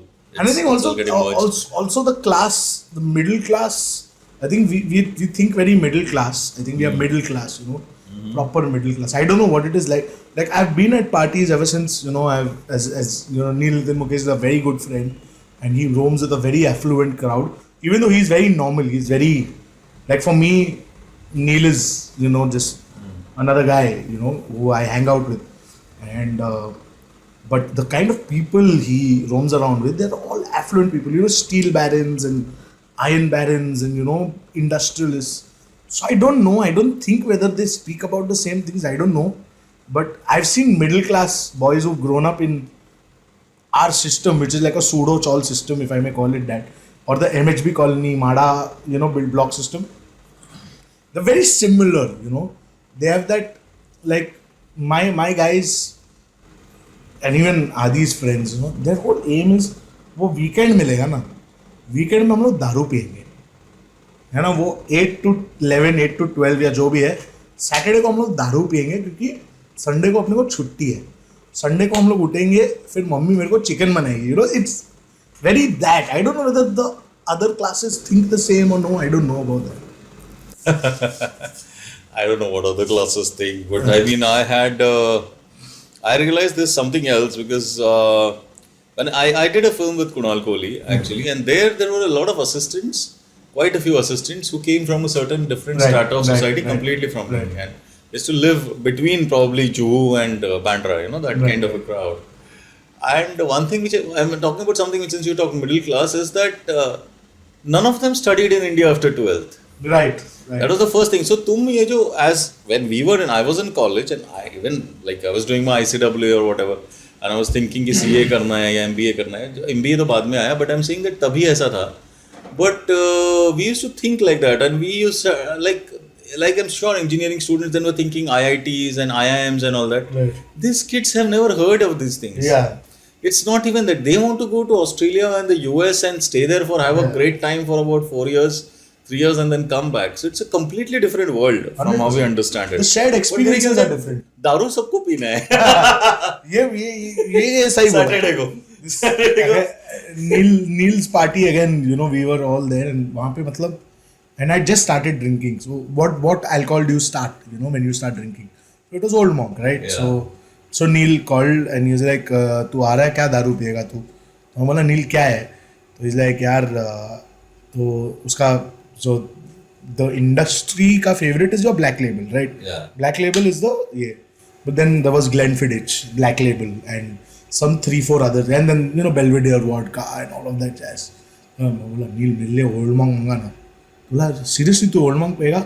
Bro, I have this rum. He told me some rum. I said नहीं Old Monk. I don't know what they taste like. Waste जाएगा. तो बोला okay. So I went there. वो सब अपना, you know, there's a particular way rich people hold glasses. you know what I'm talking about, right? You've been for these Probably, parties. I don't know. I've not been to too many of them, but you know, I can't show it on the podcast, but you know, we probably hold it like this, you know, but they have a way, you know, where it's just, it's comfort basically. The way they hold it is like they have held it since I was a kid. It's like you know, it's very proper, it's very trained, you know, the way, at least these guys whom I saw, right? And Neil's my most affluent friend in that sense, circle wise. I have richer friends, but circle wise very affluent. I've got richer friends who are way deyati than I am. And there's the way they hold glasses, the way, you know, the hand goes into their pocket, and the way we stand, you know, ऐसे मतलब we don't have posture, हमको क्या घंटा कुछ नहीं. And you know, like the way they eat also, you know, they eat one thing at a time. और हम लोग का क्या है, मतलब हम लोग को अगर काजू और चीज दिखा मतलब खत्म. Means हम लोग के घर पे थोड़ी मिलता अपने को काजू एंड चीज, you know, 5 बराबर. हाँ तो ये बड़ा, this is but it's also a North Indian thing. I'll come to that. Yeah. No, but my theory in life is, जिसके घर पे ड्राई फ्रूट्स है ज्यादा, not the one that your mother and my mother has, मतलब शीरा में डालने के लिए, you know, वैसे टाइप का नहीं है ना, फराल वाला प्रॉपर. they have काजू and all to eat as a snack. भाई अमीरी वो घर में. I don't think that's completely true. That I'm telling you. No, that's not. I understand what you're saying, but that's not completely true. I'll tell you why. It's because it's also a very North Indian thing. You know, it's like middle class North Indians will have kaju and badam and all in their house all the time. I have seen North Indians. North Indians, not Bombay North Indians. I mean people who have come from North India here. Like I have a friend, the editor of my film, Suvir Nath. तो उसके घर पे काजू बादाम, बोला तू क्या मतलब तू कौन है? काजू बादाम रहता है हमेशा घर पे. हाथ पे लगा सकते हैं मतलब. But that part, like he comes from originally Bihar. So I mean उनके यहाँ पे होता है, like it's a part of their culture.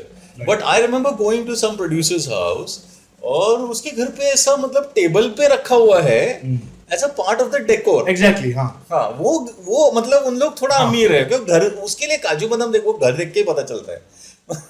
काजू बादाम देखने का जरूरत नहीं है. मैंने ये काजू बादाम for me, But like, my friends from my school and from my MBA and wherever else, and now all of them are pretty well off, very rich, I think, I'm sure. And but they don't have kaju badam like this because it's not never been a part of their culture.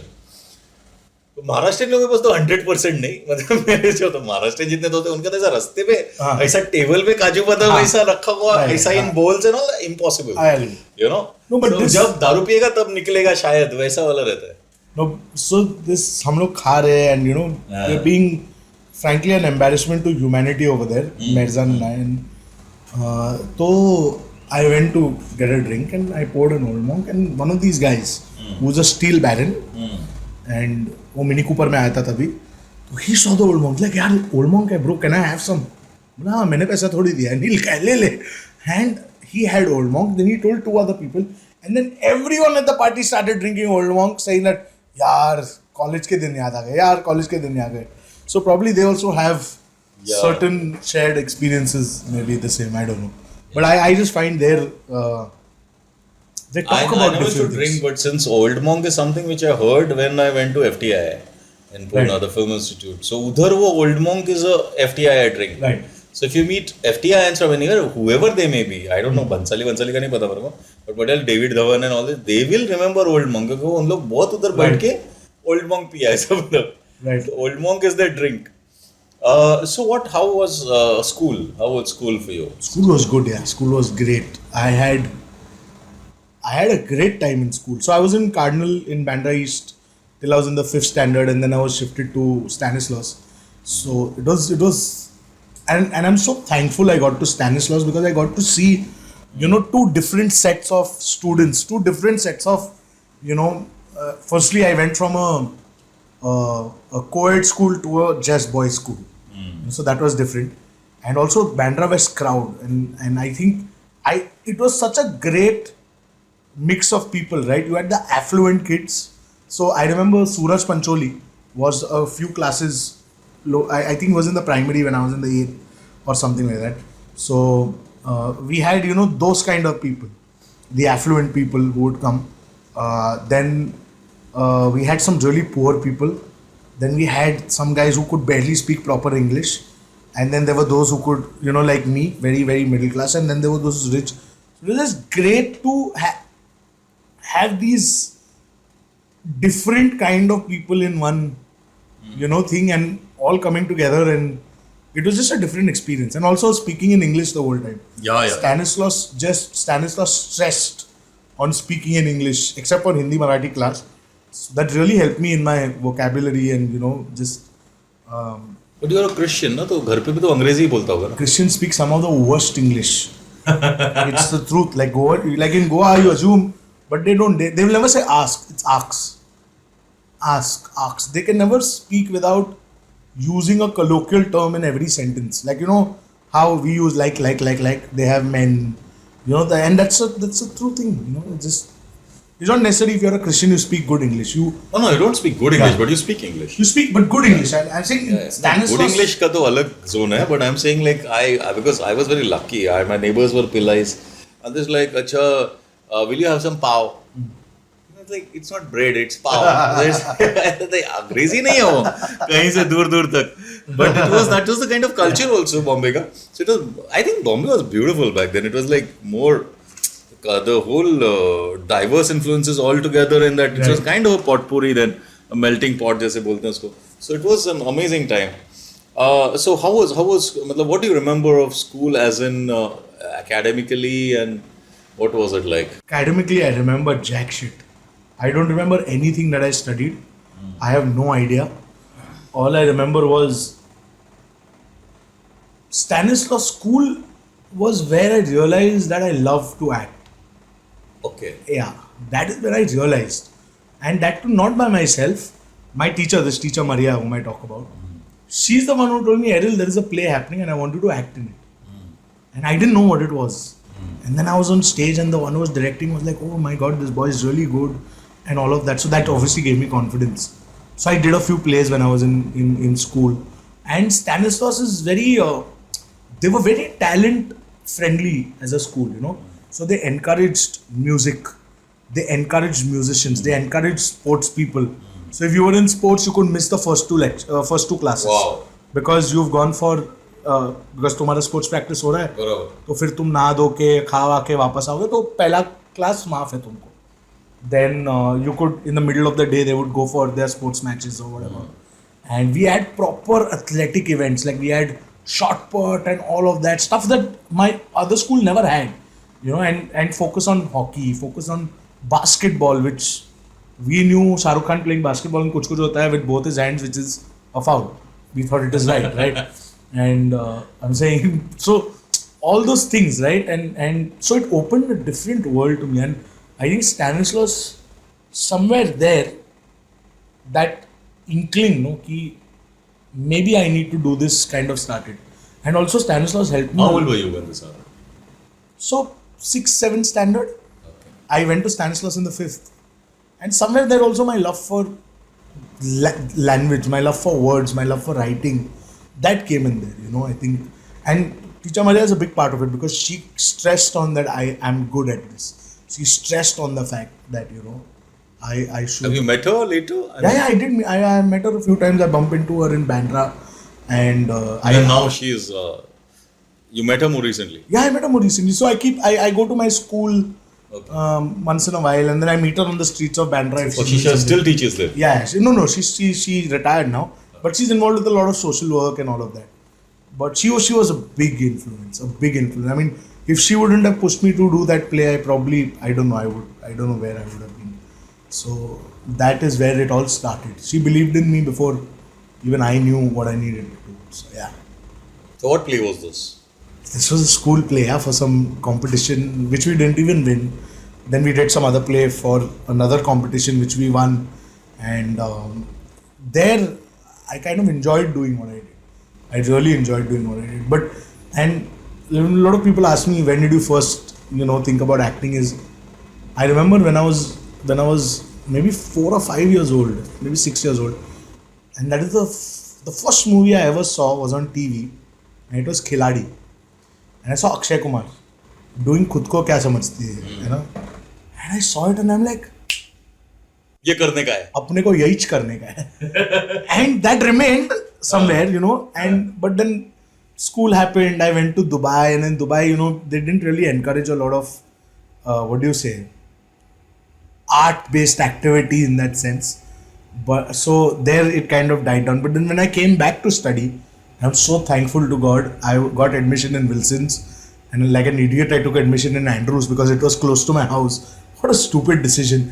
Wilson's college ko chhod ke I went to Andrews, and then when I did a play there, I was like, yaar, this is what I genuinely truly love doing. In Andrews? In Andrews, yeah. So Bandra West has shaped me. I think Andrews is where? Very close to Stanislas. St. Andrews school के बाजू में St. Andrews College. अच्छा हो तो school के बाजू में ही college है. It has the best auditorium one can ever perform at. It's one of the best. What a beautiful! I love that stage. But तभी ऐसे होता था because I remember I had fairly very good marks in my 10th. And no one was expecting because I'd never hit like that, and I had very good marks and I wanted to do commerce. So I got on to any college and then you want to do commerce. What you're talking about is that I think about my life today, and if I knew I had all this information earlier, I would have done arts here. I was not interested in commerce. Just because तुमको marks मिल गए इसलिए तुम ऐसा करता है. Exactly. You know. So even then people used to ask me तो science नहीं लिया.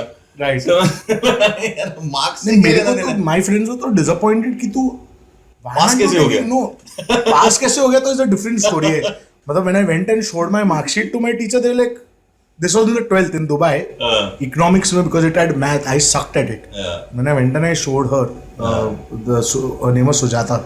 I showed her, I said, Sujata ma'am, she saw my and she said, you passed? I was like, yeah, what do you mean you passed? Obviously I passed. And I scored really well in my 12th, contrary to what people believed. Barabar. So then my family thought that I will do something, you know, more substantial. And then I come to Bombay and I do BMM. You know, so it was just some.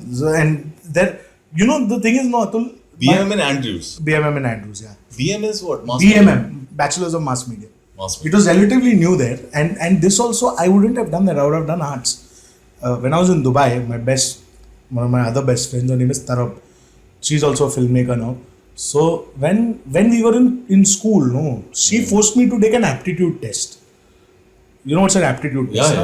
I have never taken it, but yeah. So she forced me to take an aptitude test because she was doing it. She's like, "Tu bhi aaja." So we did that, and उसमें मेरा ये आया था. So my first job that they said the aptitude test that I would be good in was sales, and second job was media. Third was HR. Acha. These were my 3 things, because in Dubai also everyone, like most of these guys are in Canada, US, they all were applying. So then they told me, you should apply here, there. मैं बोला पागल है क्या, US जाके पढ़ाई करेगा. So and then when Tarab saw it, she said, you know what, Errol, you actually will do really well in media.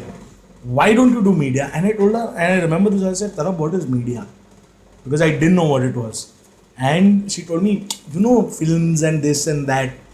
So, and that is how... That stuck. That is how, yeah. And I wanted to do media in Dubai with her. But my parents were like, idhar bahut mehenga hai.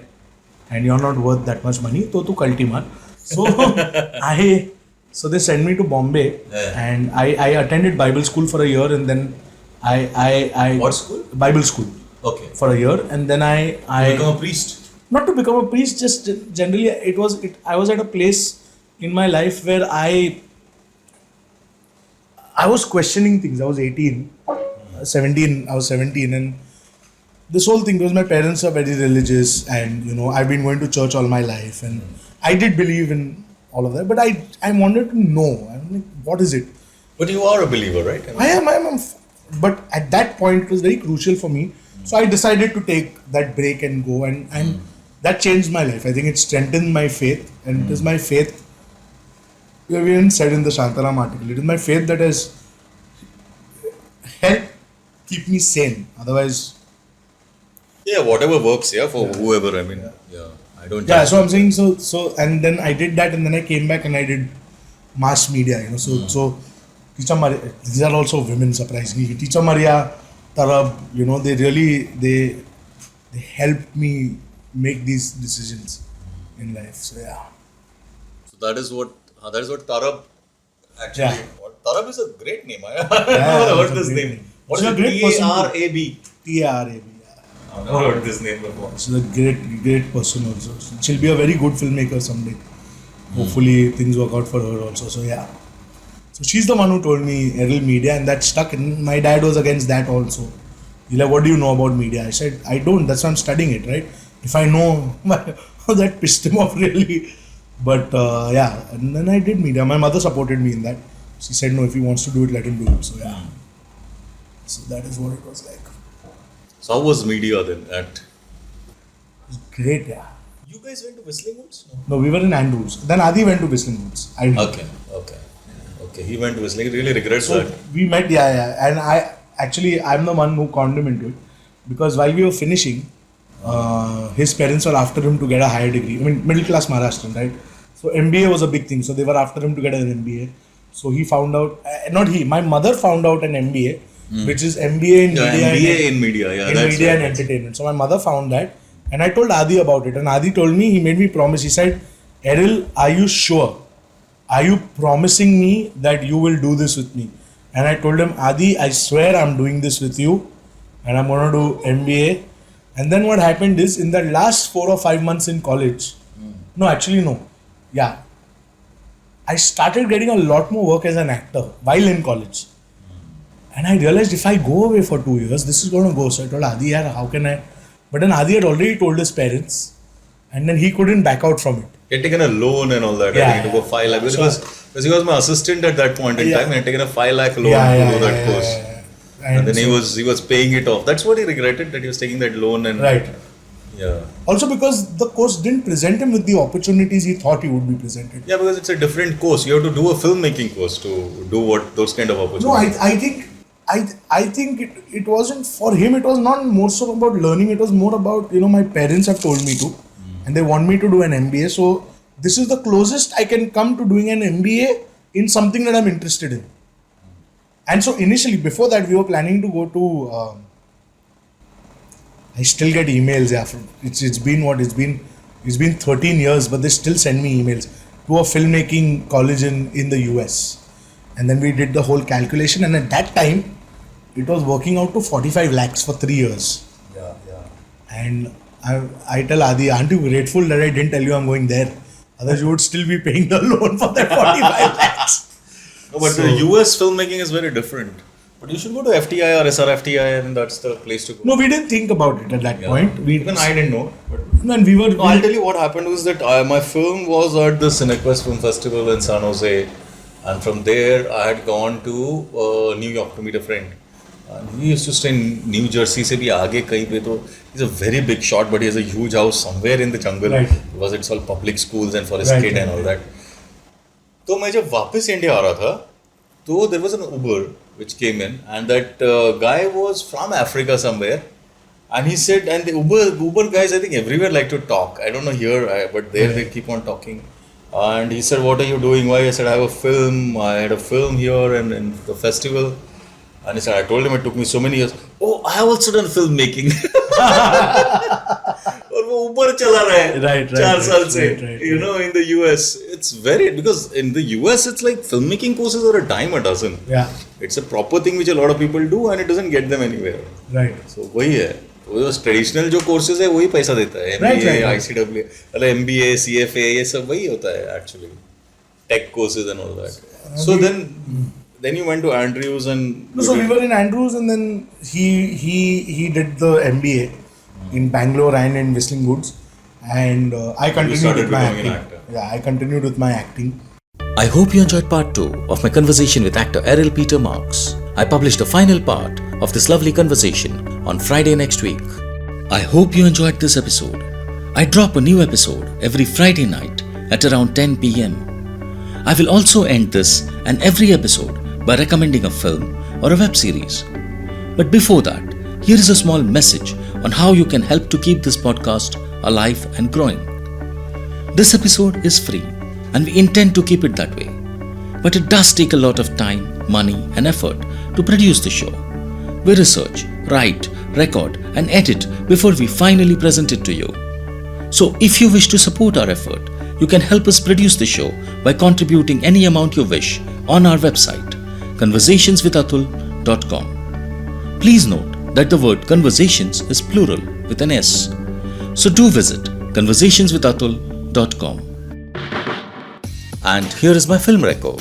The film I recommend today is Malena, written by Giuseppe Tornatore and Luciano Vincenzini and directed by Giuseppe Tornatore. Malena is the coming-of-age story of a teenage boy love-struck by a woman called Malena in a small conservative town in Italy. Malena rates a sensual 7.4 out of 10 on IMDb. Do watch if you haven't already. Follow me on Twitter by following my Twitter handle Atul Taishete, spelled as ATULTAISHETE. Also, do visit my website Conversations, that is Conversations plural with an S. The complete website address is conversationswithatul.com. So see you next Friday at 10 p.m. with a different guest, a new episode and a fresh conversation right here on Conversations with Atul. He almost hit international fame when he was cast and even shot for the iconic series Shantaram. In the third and final part of our conversation with actor Errol Peter Marks, we seamlessly mix tragedy and comedy as we hear firsthand about his Shantaram journey from euphoria to dismay. Errol's search for validation as a performer, his love for Alia Bhatt, hilarious stories about Salman Khan, and a rolling in the aisle funny filmy tale involving a snake, a red shirt, and a green shirt. Hi, I'm Atul Taishete, and welcome to my podcast, Conversations with Atul.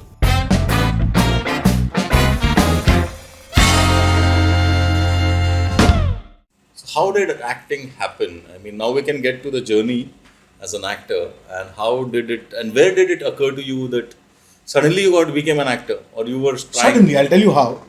So when I was in college, I had made up my mind. I mean, because that was the norm. अभी BMM किया है, मतलब agency में काम करेगा. And I'm decently creative. I also write pretty decently. So I said, हो जाएगा advertising agency में. And the advertising professor who was there also, was from an agency, and he liked whatever I did. So, and I was very good with projects in college. I didn't take my work, my studies seriously. But we had, so 50 marks were for projects, 50 marks were for theory. and I took those projects very seriously. Like I genuinely worked hard on them. So we have a college festival called Olio in Andrews, which is a theatre festival. And at that time, it was one of the only theatre festivals that were there in English speaking / English, rather than your, typical Hindi speaking, whatever, hardcore theatre wala thing. And I wasn't a part of the main play. So between the plays, they would have something called fillers. So which were like funny routines. So we would spoof films and all of that. And I played the role of the Godfather there, Marlon Brando, but like a funny Godfather. And there was an assistant director ex-student who was sitting in the audience. And we did all of that. 1 month later, I got a call saying that, hey, listen, there is an ad. Would you like to do it? I said, yeah, obviously. So he used to work with Chrome. Now he has his own production house. And he said, okay, you have to audition. So I said, what is that? No, you just come and we'll tell you what to do. So I went there, I auditioned, and I got the role. That's how I got my first ad. Then somebody saw me in my first ad. And then I got my second ad. And that's how I got my third ad and fourth ad and fifth ad. So it happened that way. And I still remember when I was there and I was acting and I didn't know. And this is the first time I think they were shooting on a 35mm. The ad. We hadn't gone digital then, 2008. And I saw the camera. And we used to shoot on handycams in school. And I saw the camera and I saw the vanity vans. And so I went there. The shoot was at WTF, Warsaw? Yeah. The shoot was there. And I'm sitting on the pavement outside. So the assistant director, another guy comes to me. He's like, what are you doing? I said, no, you called me for the shoot. He's like, no, sir, you have a van. So what do you mean by that? He's like, no, you have to go here. And I went inside the vanity van. And then I went on set and I saw the lights. And I saw a director explaining things. And I saw 300 people. And in that moment, I can't express the joy that I had of being there. More than the van, more than this. Just the joy of being there and performing and acting. And that was it. I said, this is what I'm going to do. Most disappointing day for my mother, because that's when I told her that मेरे को actor बनने का है. And then things just started happening from there. I mean, I got picked up from the stage. I got my first ad, I got my second ad, and then things happened. This was with Chrome. This was with Chrome. And the Chrome story is in our first part. Yes. Where they didn't pay you enough. Yeah, where they didn't pay me enough because obviously I didn't know and I never asked because I was like, yaar, kaam de rahe log. So yeah. So this was in 2008. This was in 2008. Yeah. And then you started doing theatre simultaneously with... So I would do theatre in college. I didn't do professional theatre. Okay. I didn't do professional theatre till 2012 or 11. That's when I did professional theatre, like proper NCPA performances and Sophia's Auditorium and Baba Auditorium and all of that. Out of the Box Productions. They're still there, but they don't do as many plays. There is not much money in there. So, and that was also great, doing plays was great, but I lost out on a lot of advertising work. So they were paying me 2,000 rupees per show. And you rehearse for 2 months, 3 months, and then you do 10 shows, 15 shows at the most. So it's not financially feasible. And I lost out on a lot of ads during that time because of this. So when we finished a good number of shows and we were going on a break, I told them, I said, I don't think I'll be able to do this like this. And I thought that was the end of it. I won't do any more plays. But then they were doing another play and one of their actors backed out at the last moment. So then they came, they said, you have to do it for friendship's sake. So then I did that other play. I did like 8-10 shows of that play with them again. So yeah. But you enjoyed the theatre experience more? I absolutely loved it. I did enjoy it more. I enjoyed it as much. And you may disagree with me. A lot of people do. But I think it's a different ball game altogether. And I don't, this is a big pain point for me because as an actor, when I read messages where they say, we specifically need a theatre actor. We need theatre actors. Just because an actor has done theatre, that doesn't mean he's a good actor. He's a better actor, yeah, absolutely. Yeah. Or a good actor also, because I've seen theatre actors shit in front of the camera. Because I think acting for screen and acting for the stage very different. Are two different things. And it's not about camera facing and all of that jazz.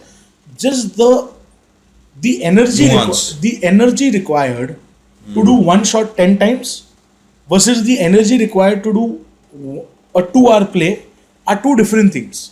Okay, and I think as an actor you have energy for both, but to translate what you do on stage onto screen is a different thing altogether.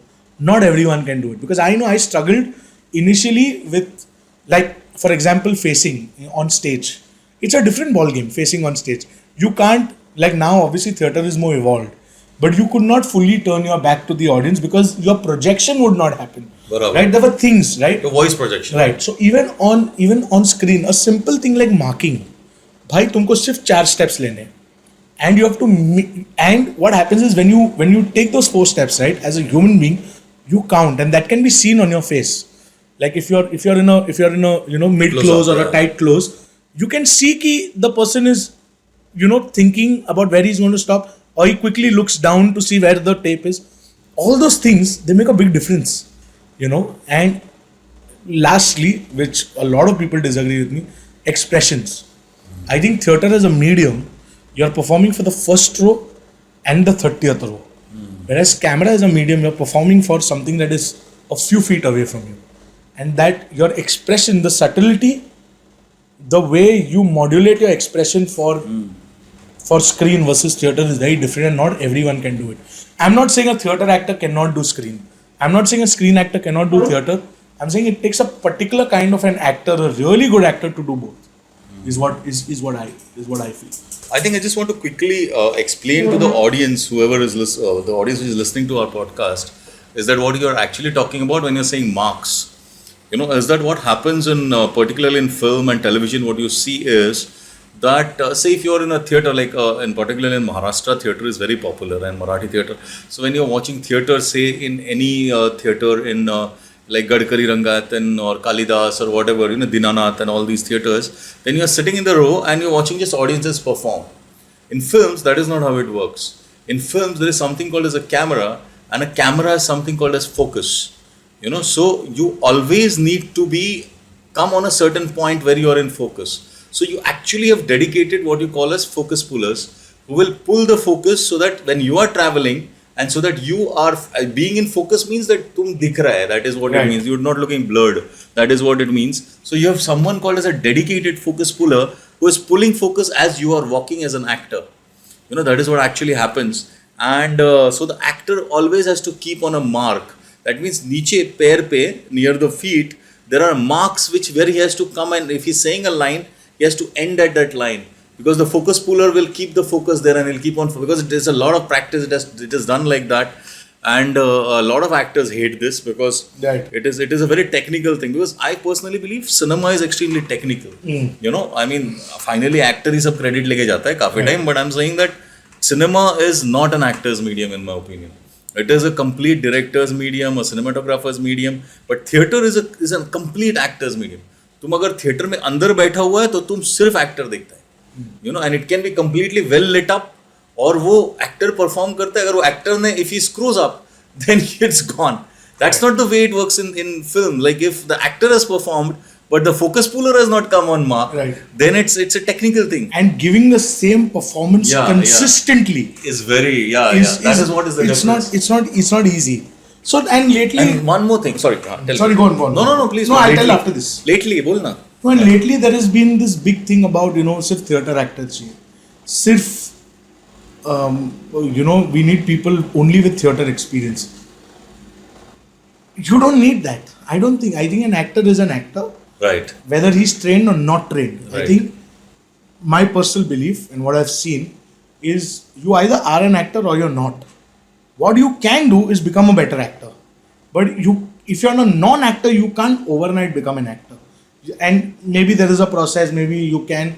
I just feel if you're an actor, you're an actor. But a lot of actors now that whom we saw in their first films were so bad are excellent actors today. But they are actors. Like for example, I'll tell you Alia Bhatt.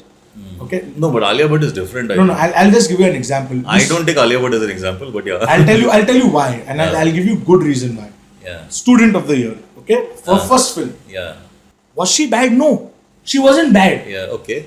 But was she? I didn't see what she did in Highway. If you would have told me that, listen, Errol, in a year she's going to give you the performance of Highway, I would have been like, nahi yaar, ye nahi hoga.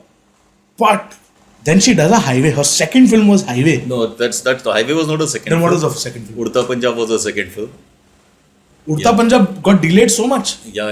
Urta Punjab was a second film. So what my point is about Alia is exactly that. I think Alia is one of the most fantastic actors that we have. She's the best that we have. in any day. right now she's one of the best actors that this country has. Any And I saw her in Student of the Year. I only liked, I think, Siddharth Malhotra in that film. Yeah. Because I thought इसमें थोड़ा बच्चन वाला Exactly. vibe है. And I thought ये Alia Walia ठीक है. And then I saw her in Urta Punjab. And Urta Punjab, she just, Highway I haven't seen, but I'm saying in Urta Punjab, the kind of character that she plays and what she's done with it is absolutely amazing. I'm telling you, Urta Punjab to is a step way above Highway. Because in Urta Punjab, she's got the accent, she's got the diction, Yeah. she's got the physicality, you know Yeah, what yeah, she's done. yeah. But I'm saying, I saw Student of the Year. I'm like, okay, she's not bad. Okay, but she's not great either.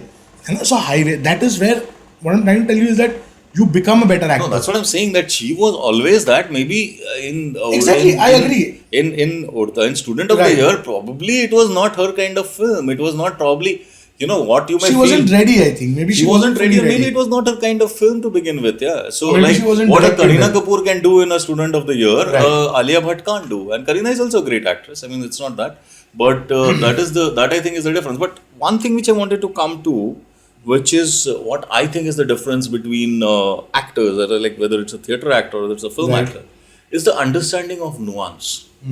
Is the understanding of nuance. Right. And in that, the biggest difference is that what makes a person successful as a film actor, as a good film actor, vis-a-vis a good theatre actor, probably, in my opinion, is the difference is how they understand how they're going to look on screen.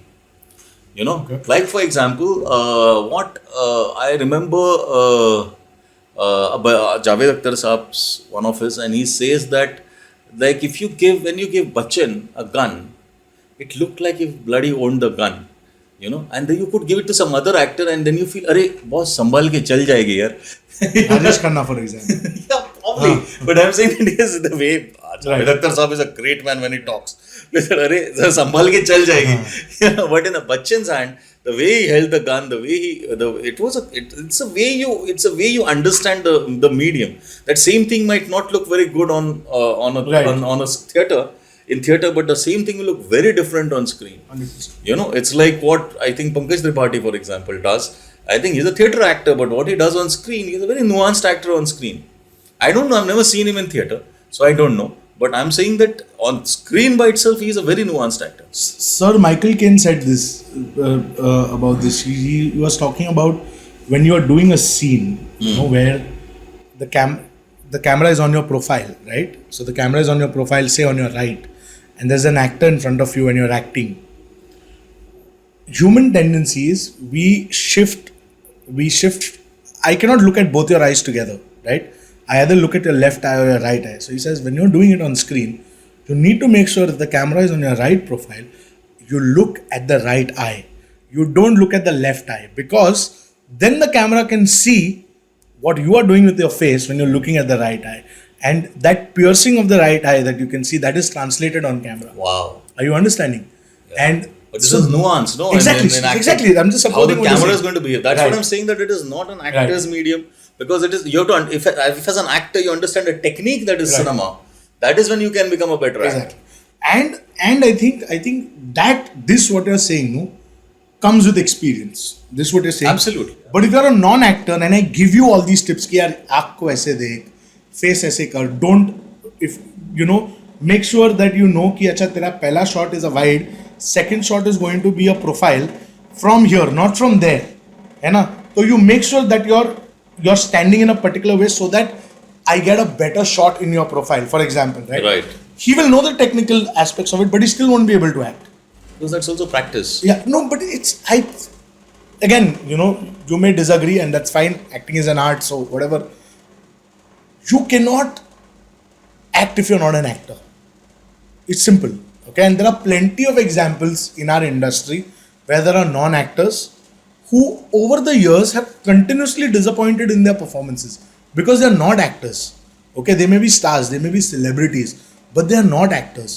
If I said, No, that I don't. Yeah. What I'm saying is something else. I am saying that I've seen a lot of people who are non-actors who become pretty proficient. Obviously, you are not going to become. But I've seen a lot of actors who become pretty proficient over the years. I mean, it's very strange. I beg to differ on this because I have seen people who know the technique of it, who understand. No, I'm not saying they become very good actors. Understand the difference. I'm saying they become very proficient at acting. Yeah, probably, yeah. I mean, I don't want to take names, unfortunately, because I'm in the industry.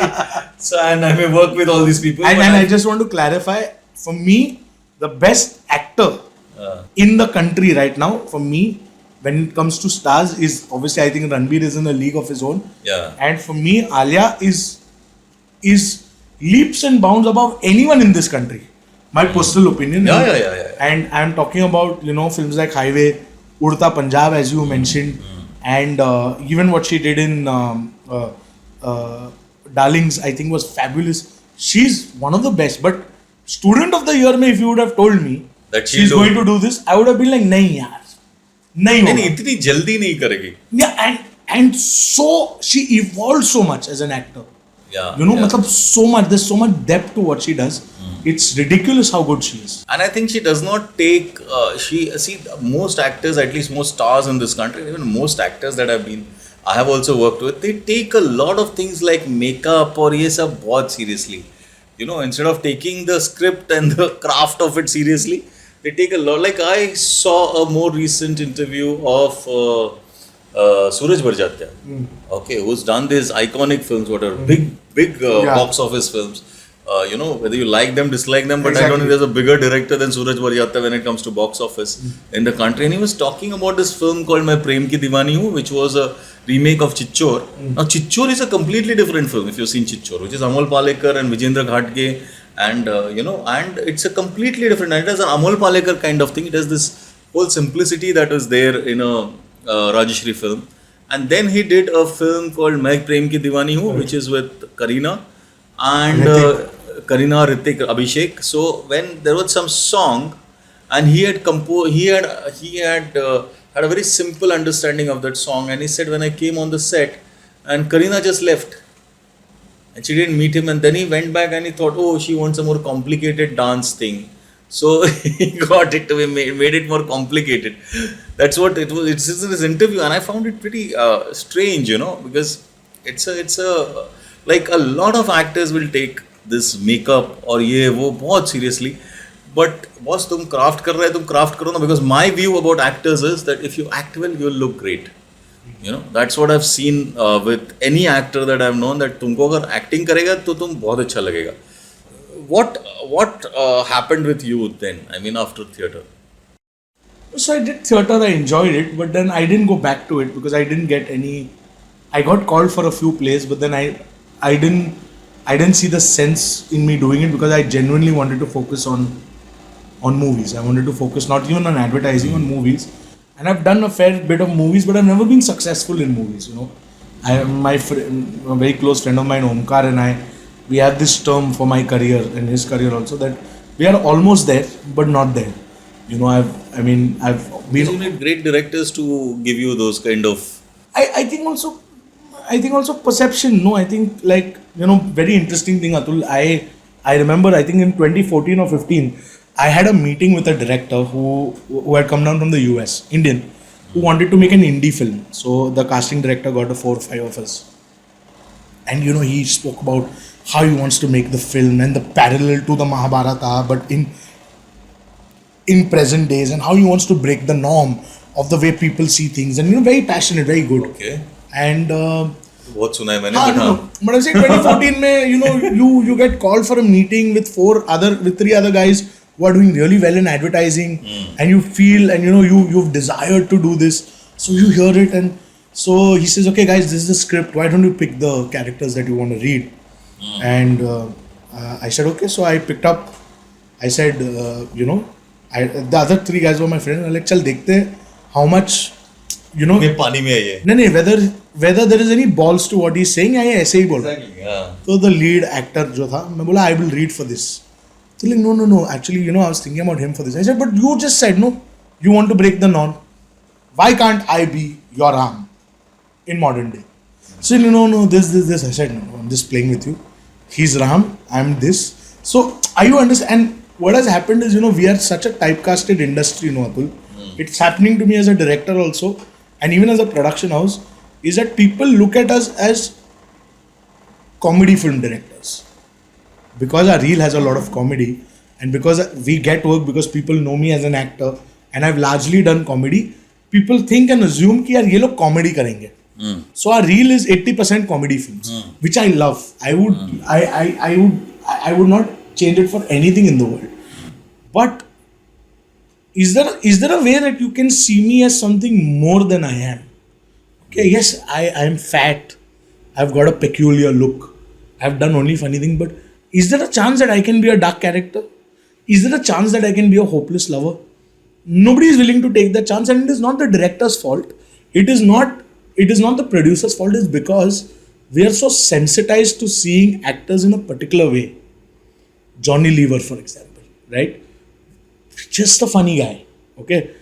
But there is that thing which he's done on Mothers and Kapil Sharma. He makes everyone cry, and he can do it. If you look at someone beyond their capability, if you give them a chance to do so, which is why the draw for Hollywood was, or rather the draw to do Shantaram was so big, because I wasn't a funny character in there. You understand? I had funny scenes, but the script that I read, which is not eventually the script that ended up being made, I had very poignant scenes. I had scenes where I make Charlie think, I make Charlie reconsider his actions. I talk about my past, and it's not funny. It's serious stuff. And they saw me that way. They auditioned me that way. They didn't see me as, oh, this is a fat funny guy. Are you understanding what I'm saying? Yeah.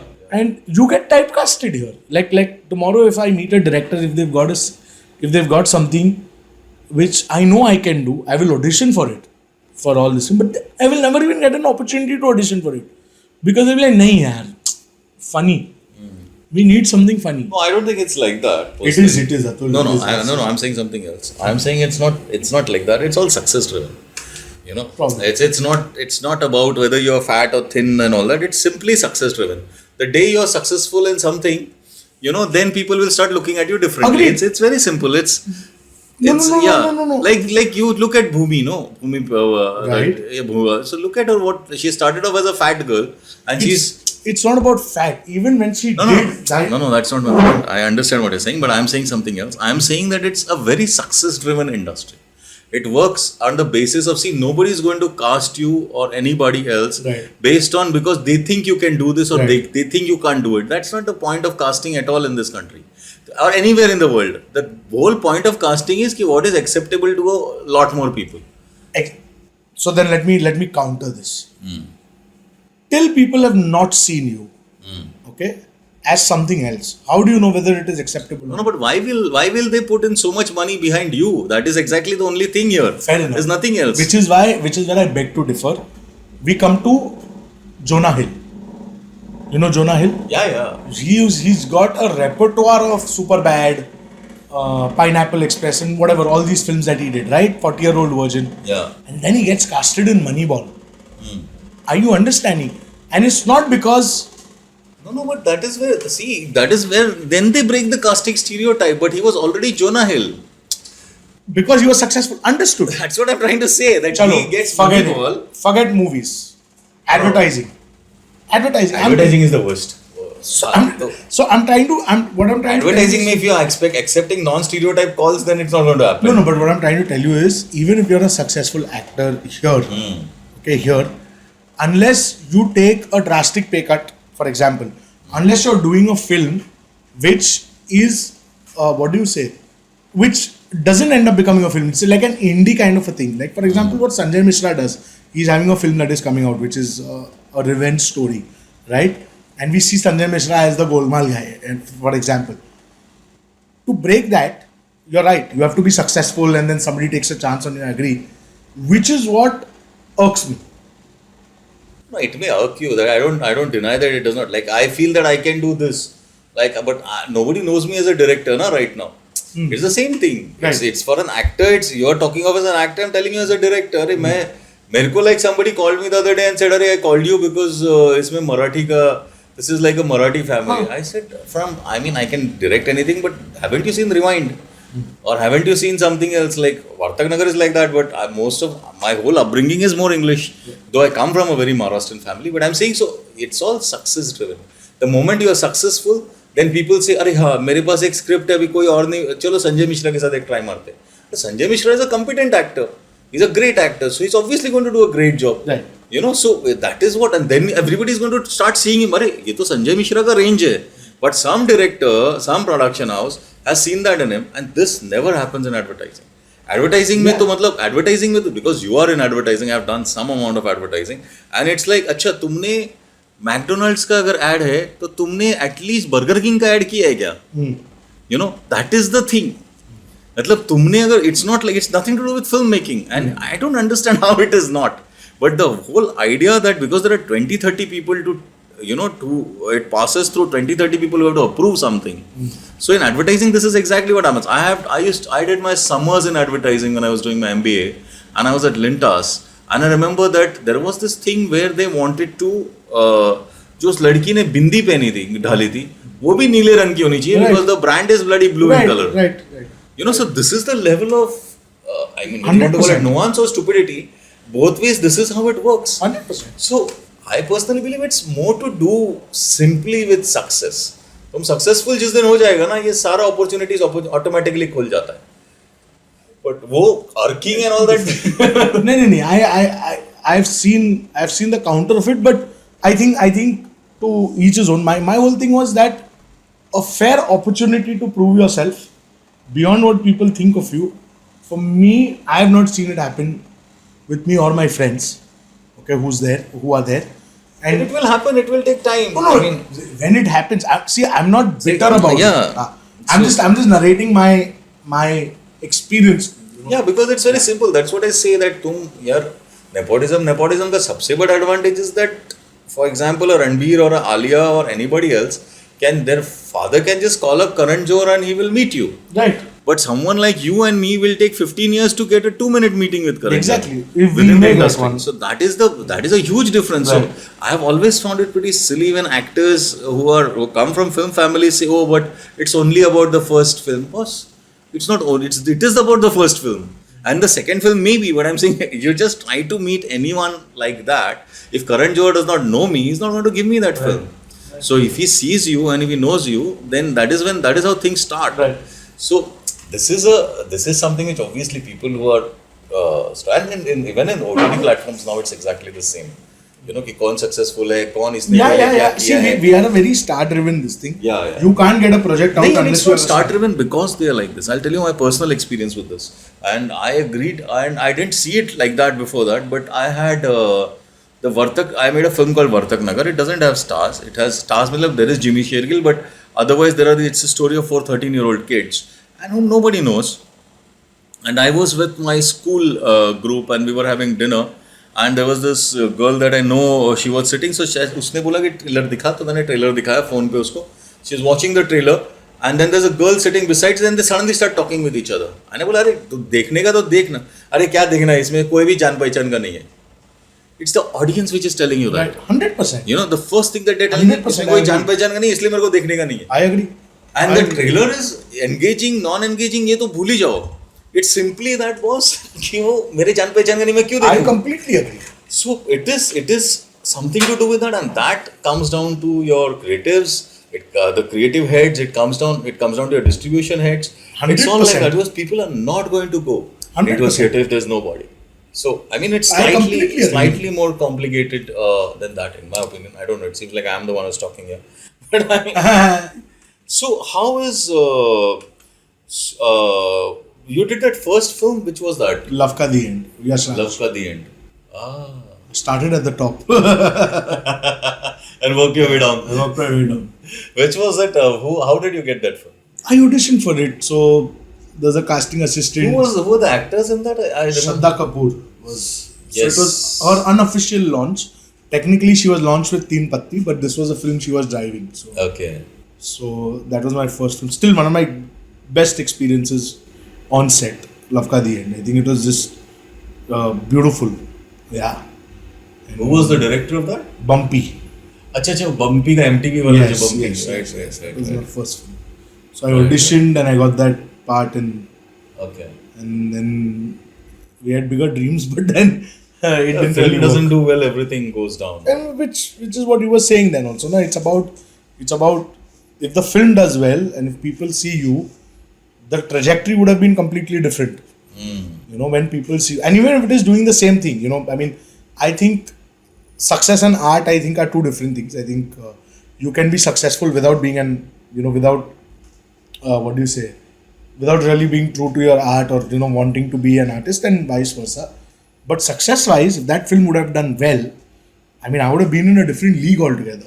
Absolutely. And Absolutely. it didn't. So Absolutely. Then what happened after that? I did that, and while I was filming that, I got my second film, which was I Me or Main, and that I'm Your? I Me or Main. I'm Your Man. Yeah, and that was with John Abraham. So John was in the lead, John and Prachi Desai. This was around the time we were doing Vartak Nagar. I don't remember this film. at all. Yeah, so it didn't do that. Also, film didn't do No, well. but I generally know films. I've never heard of Yeah, this. so this was done by Rose Films, Goldie Bell. Goldie Bell, but Yeah. Goldie had directed it. No. This was directed by Kapil Sharma. Very good director. Yeah. He won an award recently for Arya. I think Arya season 2. Okay. He directed it, majority of it, and I think I was badly miscast in that film. As in, I was made to look older than I was. So, Okay. and anyways, Yeah. Tell me. and anyways, I didn't have a bigger role anyways in that. So I did that. Then I did Shortcut Romeo with Neil. Then I did Ajab Gazab Love. So all very bit parts, like not nothing really substantial. Nothing worked at the box office. Nothing worked at the box office. This thing, and then I realized that people are not really writing roles for a character like me. And characters like me that roles were being written for were like, very North Indian, were very, that kind of a thing. And I'm not that. I'm a Bombay boy, So, and accents for me is very difficult sometimes. Because I can't. If I train, like I've done a South Indian accent for a film, and I try to keep it as realistic as possible. And but there are 25 others who can do better North Indian than me because they're born and brought up in Delhi. So Udhar mat jaiyo and all of that. It just comes out more naturally than from a Bandra boy who's educated in a Jesuit school. And so yeah, so I've done like bit parts in films and the thing is, when you read something, you know the potential it has, right? So, and those roles never really amounted to much. So that is what it was like for me on those. They never amounted to much. So yeah. That is why you started directing ads with. And when that Shantaram thing happened, that's before COVID, but so I think you started directing because of that. Yeah, I started directing way before that. So basically, what was happening is, I came to a point where I got tired of doing the same thing again and again. I mean, the money was good. I was regularly doing work, but at some point, I realized that if I continue like this is all I'm going to do. Is there more? Is there something more? Creatively, I wanted to be satisfied more. And I decided to change my look. I said, let me not be that fat guy with curly hair and, a goatee. And I changed my look a bit. Because, again, Kapil told me, Errol, till you look the same, people will give you the same roles. And so I changed my look. And actually, in 2012, so that was the first big disappointment of my life, was in 2012, I signed a movie called Rampam Posh, in which I was the lead. We were 4 leads. So there was Pratik Babbar, Karan Kundra, myself, and a girl. And it's a story over one night, and very nice story, very exciting story. So I was the main lead who ends up becoming the negative lead in the end. And I had a great, character arc and everything that I would want. And I really worked hard on that movie. I didn't do advertising for nearly a year because the director wanted me to straighten my hair. He wanted me to be in a look that I've never been seen before. And I've always been seen in curly hair. So I had straightened my hair, I changed up my beard. So because my hair was straightened up, I was not getting much advertising roles, because they liked that curly haired boy. and we shot that film, and then Pratik got replaced in the film for some reason, and then we reshot the film with the new actor. So I shot for the film twice. I still not got paid a buck for it. I've dubbed for the film, and everyone who saw the film were like, this is it. This is going to be the film that gets you there. It's going to be your Satya. Yeah. So I mean, it's the next level. And the film never released, and I never got paid. Who was the other actor who was replaced Pratik? That was a model, another guy. I don't know why. His name was Shashank or something, I think. Shashwat or Shashank. So, but he also has not done any movies after that. And a movie never released. And I think the producer had promised me another film. And because this movie didn't release, that other film also didn't happen. And then this director also went missing. So all of that happened, right? So that was a big disappointment for me. 2 years of my life gone down the drain. And then so I was getting a bit disappointed. I was getting a bit hurt. I was getting a bit tired of doing the same thing, because I know what I can do. I know what I can be. There's so much more.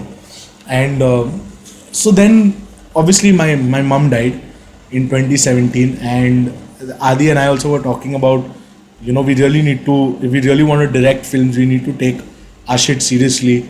And that's the time, around that time, we took, our company also very seriously, and, how can we do work and what can we do. So that's when we started, going out, talking to people, doing small projects. So I started directing, and while I was directing, I realized, there is more creative satisfaction now in this than doing, the same roles that I've done. So whenever somebody came to me with an advertising film and it was the same thing, I would just quote like, 3 lakh rupiya lena hai mere ko, which they would never give me, but I would just say it so, they never called me again for that kind of a role. And so that's how I transitioned into directing more, producing more, because it was creatively more satisfying. I got to do much more with what I had rather than just be the same old guy. So that is when all of this happened. And then when did this Shantaram thing happen? Shantaram also was so strange. As I wrote in that article, I had gone for another audition for something that I didn't even want to do, but I just went there. So let's discuss this in a little detail. Yeah. Okay, is that in the middle of all this that was happening, then suddenly, because you're still an actor, you still like to act more than you would like to direct and produce. Because it is lesser responsibility. Yeah, whatever the reason, but actor ka kida to actor ka kida hota hai. 100%. Oh, you can't compare it with directing and producing. I mean, I am sure of that because I know a lot of actors. So I'm saying that, and I know a lot of people who come to me and say, I want to act. So I know ki wo kya level ka kida hai. So and I have been an actor, honestly. Right. So I'm saying that wo kida to alag kida hai. So you are still trying, you're not trying, you're still refusing films, ad films and all that, and quoting ridiculous amounts so that they don't come to you. So that the stereotype is broken at least. Right.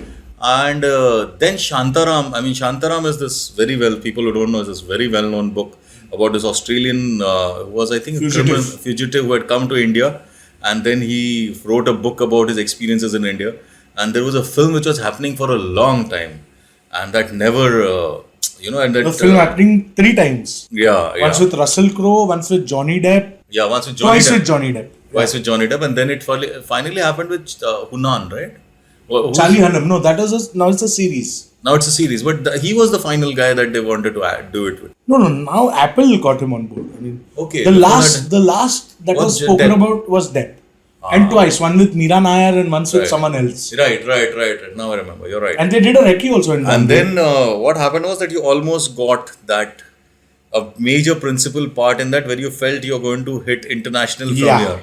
No, and more than international, I felt that was my opportunity where people in India would take me seriously. Because the moment you do an international once project... Once you're successful, then you're... No, an international project, right? If they are seeing it, why aren't we seeing it? So the opportunities would increase. Success. Yeah, so I think... So for me it was that. It was like, I'm bagging a show on Apple TV. Here I can't even get Netflix India or Amazon Prime India. Again on Prime India they're calling me for 1 or 2 day characters. So for me it was that. It was if they see me in an Apple TV show, if there is news about me in an Apple TV show, people will the calls will start coming in saying, who's this boy? We want him. You know, that more than anything else, it was that. And obviously, the experience of doing a Hollywood project is a Hollywood project at the end of the day. So how did it start? I went for another audition, which I didn't know whether I wanted to do or no, because it was for a production house I'm not too fond of. And as I was walking, Tess, the casting director of Shantaram, saw me, and I went to say hi to her, and she said, hey, I'm auditioning for something. Will you be interested? I said, obviously, why not? And she said, okay, I'll send you the script. Then I went for the other audition. I read the script, I kept it back, and without telling them bye, I just left. I just told them I don't want to do it because it's not something I want to do.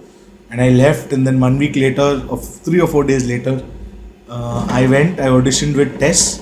I finished it in like 1 or 2 takes. I was done, yeah. We did 2 different scenes and I was done. 1 or 2 takes. And then it took them a month or a month and a half to get back. And that's how I got it. Walking on the street, I bagged Apple TV's Shantaram. So yeah. No, it was a secondary character, but it was a 50-day shoot, if I'm not mistaken. In a 100-day shoot film? No. I think it was slightly more, but it was a 50-day shoot. I was there. Wow. I was there in about 5 or 6 episodes out of 10. 10. Yeah, so which is huge. For me it is huge. Yeah. For someone who does 5 minutes in a 10 episode show, Yeah. this is huge. So much continuity. And then what happened? So I got it. I signed the papers. I did the costume trials. I got my advances. I went to Bhopal and I shot for 4 days in Bhopal. No, but this in the article you've written very detailed about what happened in Bhopal. Oh, you want it in that detail? Okay. Yeah. Because I have read it. It's for an audience. So if you want, you can start again with the details. Okay. So basically, I auditioned for it, and I didn't know what it was for, but I knew it was a Hollywood project because Tess told me this, and This is the casting director. Yeah. So she told me it is for Apple. So it was a Hollywood project, and I read the script and the characters were familiar, so I didn't know from where though. And But you had read the book earlier. I read the book earlier, but I read it in college, a good 10 odd years back. Barabar. And I knew the characters, but I was like, yeah, something, I don't know what this is, but I know this. And then they didn't call me, so I messaged the guy saying that, hey, what's happening? He said, they're still taking time. And then I messaged the last message. One of the messages that I sent was, hey, listen, if this is not happening, let me know because I need to, move on with my life. So he said, listen, it's happening, but there are 2 of y'all in the shortlist, and it's either you or the other guy. So it's a 50-50 chance. So obviously I was on top of the world. I was like, I've reached this far, it's a big thing. And I told him, I said, can I know what this is for? So he said, you must have realized when you read it. I said, no, it seems familiar, but the situation is not. So he said, well, it is for Shantaram. And then I was like, blown. I was jumping around in the house. I was just like dancing up and down. I hugged my auntie. I was dancing with her because like, it's Shantaram, man, it's a big thing. And I cracked it. I'm in the top 2. And again, they didn't message for I think 7 or 10 days. No response. And then finally, I got a call saying that, okay, Errol, you are Johnny Cigar. And Johnny Cigar was the character's name. And I was like, oh my god, this is brilliant. I bought Shantaram ka book again. I started reading it again to see where does Johnny Cigar come in. I went online, I researched about Johnny Cigar, and a lot of people said Johnny Cigar was the favorite character in the book. And I didn't remember who Johnny Cigar was, right? Because in the book, the main character is Lin, Shantaram Lin. But the second most important, the other important character is Prabhakar. And I always wanted to play Prabhakar because Prabhakar is that character, right? But Johnny Cigar also is good, yeah. It's a Apple name show. itself hang. Yeah. Na? Matlab you immediately think Johnny Cigar. Prabhakar is not interesting as a name. No, and they gave and there was such a beautiful backstory for Johnny Cigar. So the scene that I'm telling you about, one of the poignant scenes in this thing is where the slum is burned down a few days back, and we are rehabilitating the slum. And Charlie, so Shantaram and I are sitting on rocks on the beach, and I'm smoking a cigarette, and I'm talking to him about life, and how life comes full circle and all of that. And then he tells me, he's like, "Why is your name Johnny? Why is it Johnny Cigar?" And then I tell him about how my mum used to work in the village. She was a fisherwoman in the village, and people from the port, would usually come around the village to see it. And there was a seaman, a foreigner, who kind of took to her, and he would smoke cigars. And they slept together, and then he left and he never came back, even though he promised her. And that is how the whole village now calls me Johnny Cigar, because there was a Firang thing, right? And then I go on to talk about my mother, which drew a lot of parallels to my real mother and me. It was a beautiful scene, right? And so I'll come to that. So I got that. I went for the costumes, and they told us that the shoot is in Bhopal. So we went to Bhopal, where they had recreated the whole of Dharavi, and I've never seen such good set design in my life. Like, it looked like Dharavi. It looked like they've literally lifted Dharavi and put it there on a huge field. And Atul, I'm talking about, in Dharavi, when you go, they have those bricks, right? They're unevenly placed bricks with cement hanging off, right? And some places the cement is a jagged edge. In the middle of that, you'll find Vimal ka packet. एक रसना का packet That kind उधर of है. detailing. Are you understanding? Yeah. फिर एक के बीच में toothbrush है. बराबर. फिर वो जो ब्रिक के अंदर ना टूथपिक है, क्योंकि वो सस्ता वाला ब्रिक है. Are you understanding? Yeah. Which we'll never see on camera. Yeah. But as I walked around the set and I'm seeing this and I'm like, this What is detailing. this is ridiculous. Yeah. Obviously they had the money. I think they had close to 150 million or something for that. Yeah. So I went there and I was treated like a star. I had my own vanity, not a vanity door, not a room, my own vanity. All the 1x2. Yeah, my own vanity with my bed and all of that jazz. And I had, every day there would be a welcome basket for me with chips and cookies and cold drinks and this and that, that kind of a thing. And I remember the first day I went for makeup. So, here makeup artists come to your van, right? There, they don't come to your van.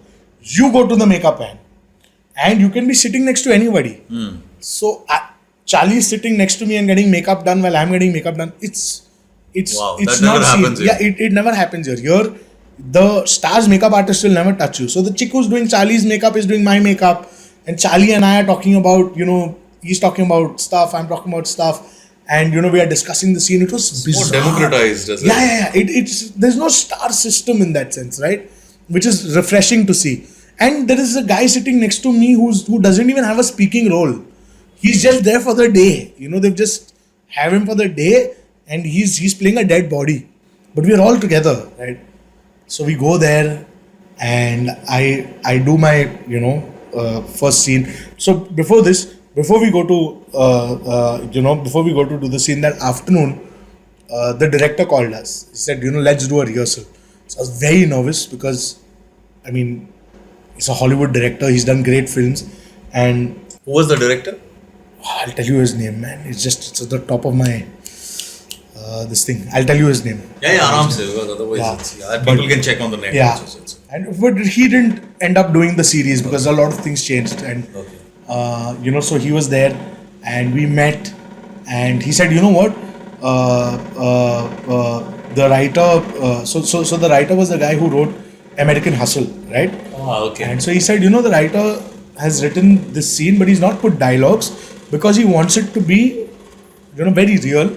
And he's an American / Australian who can't really, bring that lingo in because this is not a part from the book. So, this is something else. So, we are there and thinking about what to do. Prabhakar is there with me. Another guy is there with me. It's me and Charlie. And I say, you know what, guys, I'll do this. You guys follow suit. And Charlie had nothing to say because it was largely in Hindi and a bit of English. And I did that. And I did the most ridiculous scene in the world for me, right? And the guys who understand Hindi were on the floor laughing. And Charlie was on the floor laughing. What was it? What were you saying? So the scene was basically, we are all high. And I'm telling them a story about what happened in the Basti, a day back. We are all high, we are blazed out of our mind.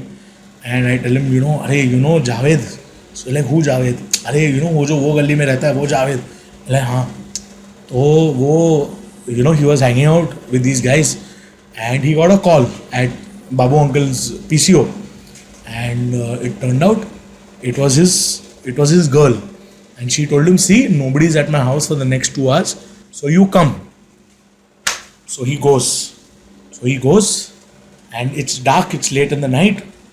So he goes and he climbs up, the Bastika stairs. And, he opens the door and she's lying down there on the bed. And when he goes there, he realizes that shit, I don't have a condom. Now what do I do? So he looks around and he finds a plastic bag. So he takes the plastic bag and he's like, I'm going to use the plastic bag as a condom. Okay. And then he undoes his pant, he puts the condom and all the actions, right? And he goes, and this girl is not getting up, So he thinks that, she's shy and, we are going to have sex now. That's why. And this girl is just facing the other side. And he goes there and he turns her. And when he turns her, he realizes that this is not that girl, but this is Rahul's mother, Rahul's grandmother. Okay, and the grandmother is sleeping. And just at that time, Rahul enters the house and he sees him with his pants down with a plastic hanging on his cock. And he tells him, Javed,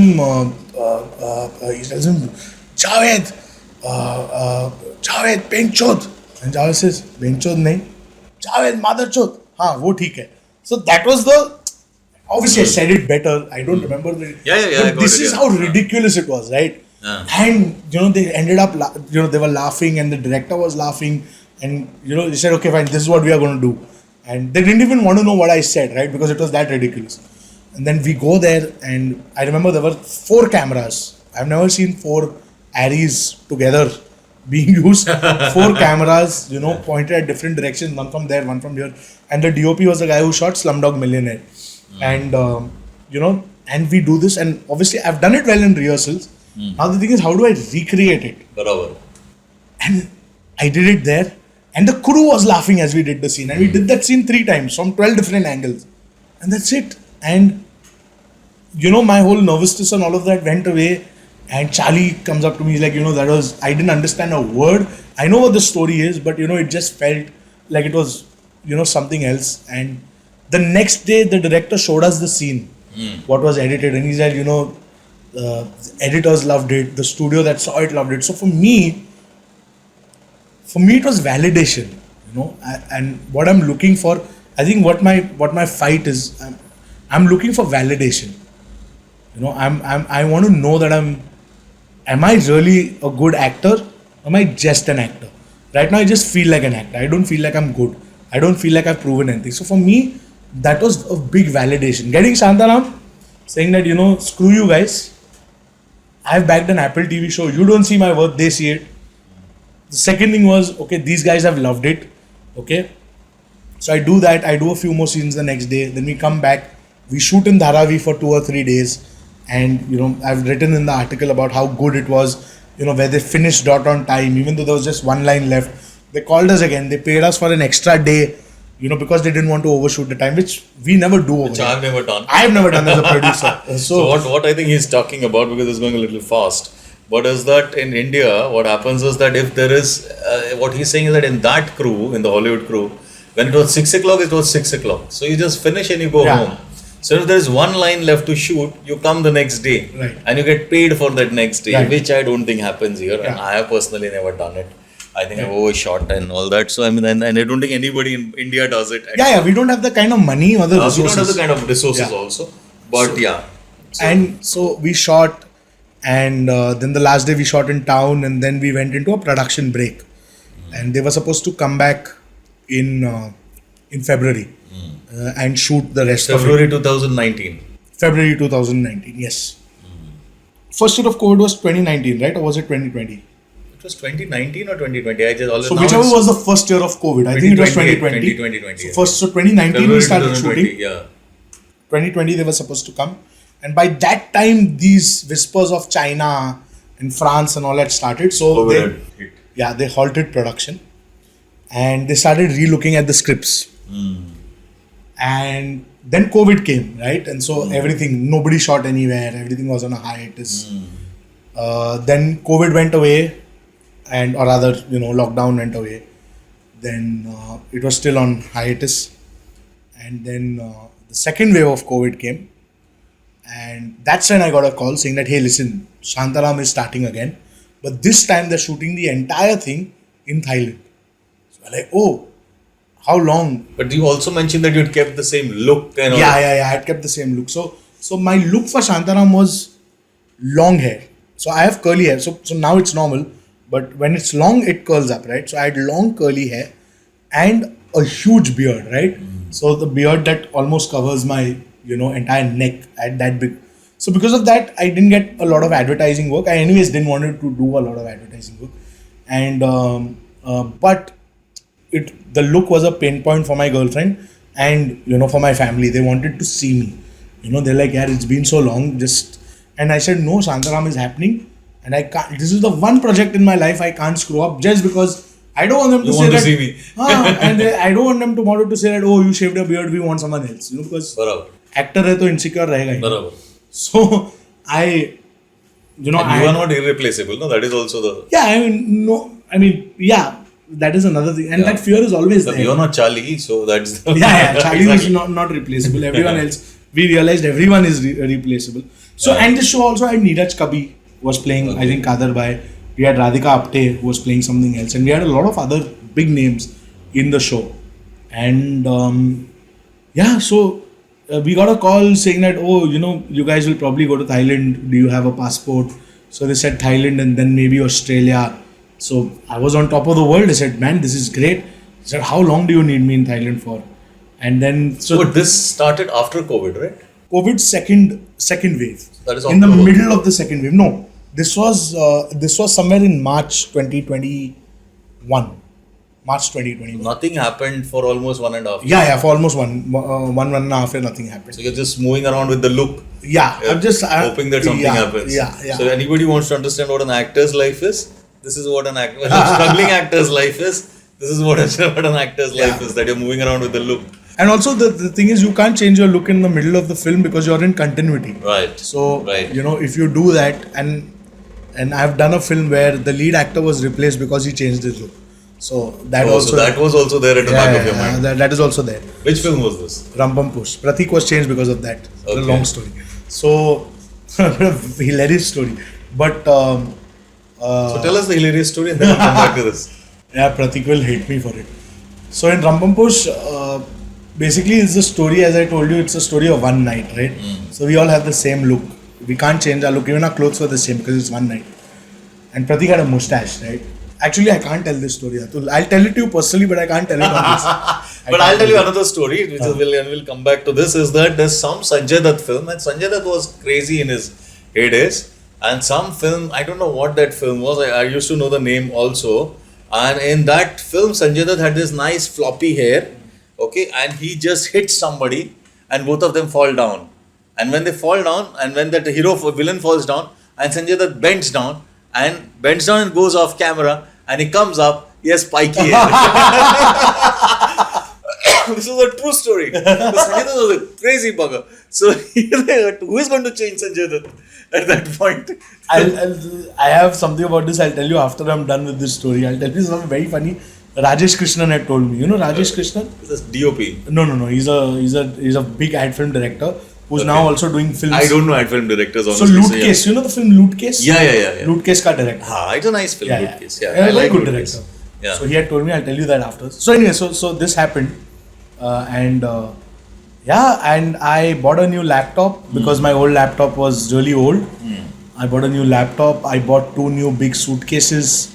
I started getting clothes to go to Thailand. I started researching on places where we can eat and Arre baap re. travel. Because so they told us that we are going to be in Thailand for a total of 108 days. Wow. Yeah, so which is close to 3.5 months. So 3.5 months in Thailand, out of which they would shoot with me for about 40 days. So I had 70 days where I'm not doing anything, right? So what do? So we can travel a bit, we can roam around a bit, what we can do. And my co-actors, the ones who were there, we are making plans of how we are going to live. Because the days when we are not going on set, how do we manage food and, just the excitement of it all, yeah. And so I sent my passport was taken by the production house and it went to the Thai embassy. And one day I get a call saying, Errol, very sorry to tell you, but none of the Indian actors are going to be a part of Shantaram anymore. I said, wait, are you serious? So he's like, yeah. I said, why? You've taken my passport. You've signed. And what they had done is, we had a contract the first time we shot. So they revised the contract because initially when we shot, there were a particular number of days. But here, because they're taking us for a longer number of days, they were paying us way more money. And they were paying us very good money. Excellent money. Right? And so I had signed the contract. I had taken an online COVID course. I had taken a COVID course for set. I had taken multiple things. They'd even asked me my preferences, right? Whether I'm allergic. So I'm supposed to be smoking a lot in the show. So they're like, are you okay with tobacco? Okay, if you're not okay with tobacco, what kind of herbal cigarettes would you like? They went to that extent, right? And all of that is done. And I've got a contract. It's there in my email. It's signed. Digital signature and all of that. My bank account, they've, given me an advance. I said, how can you? And they said, basically, because India is a COVID threat, they don't want to take any Indian actors because, you could be a COVID liability. So I said, but when we go there, you are quarantining me for 12 days. So how am I a COVID liability? So they said, no, it's just policy, Apple TV policy. And so I said, is there any other way? Is there anything I can do?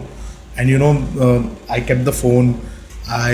I went online. I realized that if I go to Qatar, if I take a flight to Qatar, I quarantine in Qatar for 10 days. And then I fly out to Thailand and quarantine again. I said, I'm willing to give you 1 month of my life. I'm willing to quarantine in Bombay for a day, for 7 days in a hotel of your choice. If you tell me tomorrow, Errol, quarantine at the Hyatt, I will quarantine at the Hyatt. I have no problem. I will quarantine at the Hyatt. I will do Zoom calls with you when you want me to do Zoom calls to show you that I'm in the hotel. I will go to Qatar. I will go to any other country that you tell me to go to and quarantine there and then come to Thailand. They said, no go. I said, is there anything I can do? What is it that I can do? Please tell me. I said, and then I emailed the Apple executives, the production house. I think Paramount and Apple were doing it together. I said, listen, I'm Errol. I'm playing Johnny Cigar. This is the biggest role of my life. All my life I've waited for something like this. I want to be considered to be a more seriouser actor than I am. This is my opportunity. I don't think I will ever get a chance to do another Hollywood project, and you don't know what it means to me. You don't know what it means for my career. Please don't take this away from me. I've told too many people I'm a part of Shantaram. This is going to be very disappointing. I didn't get a response from them. And I told them, I said, and I gave them a plan. I said, I'm going to quarantine from this day to this day.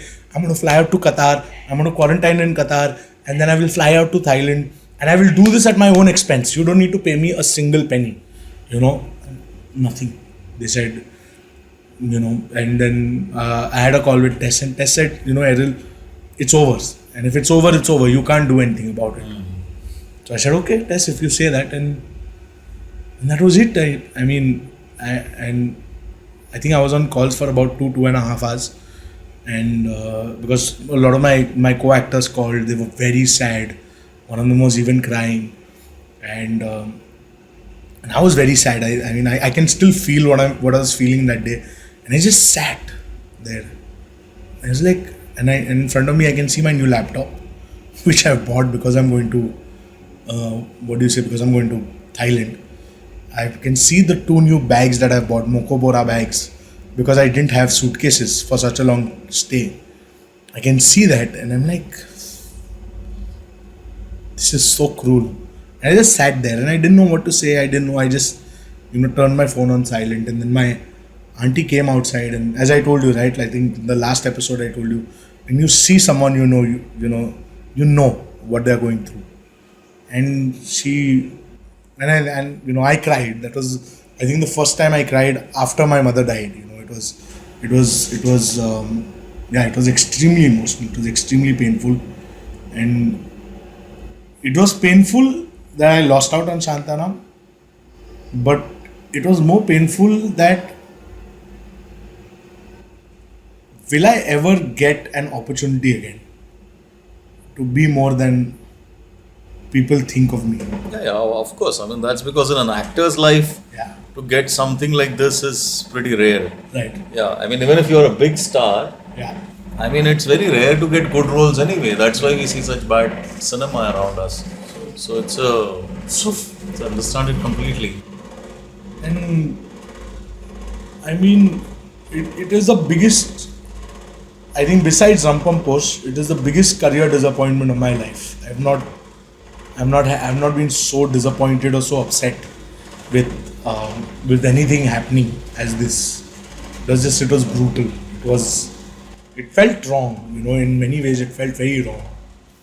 And but it is what it is. They needed to do what they were doing, and I needed to do what. On the flip side, though,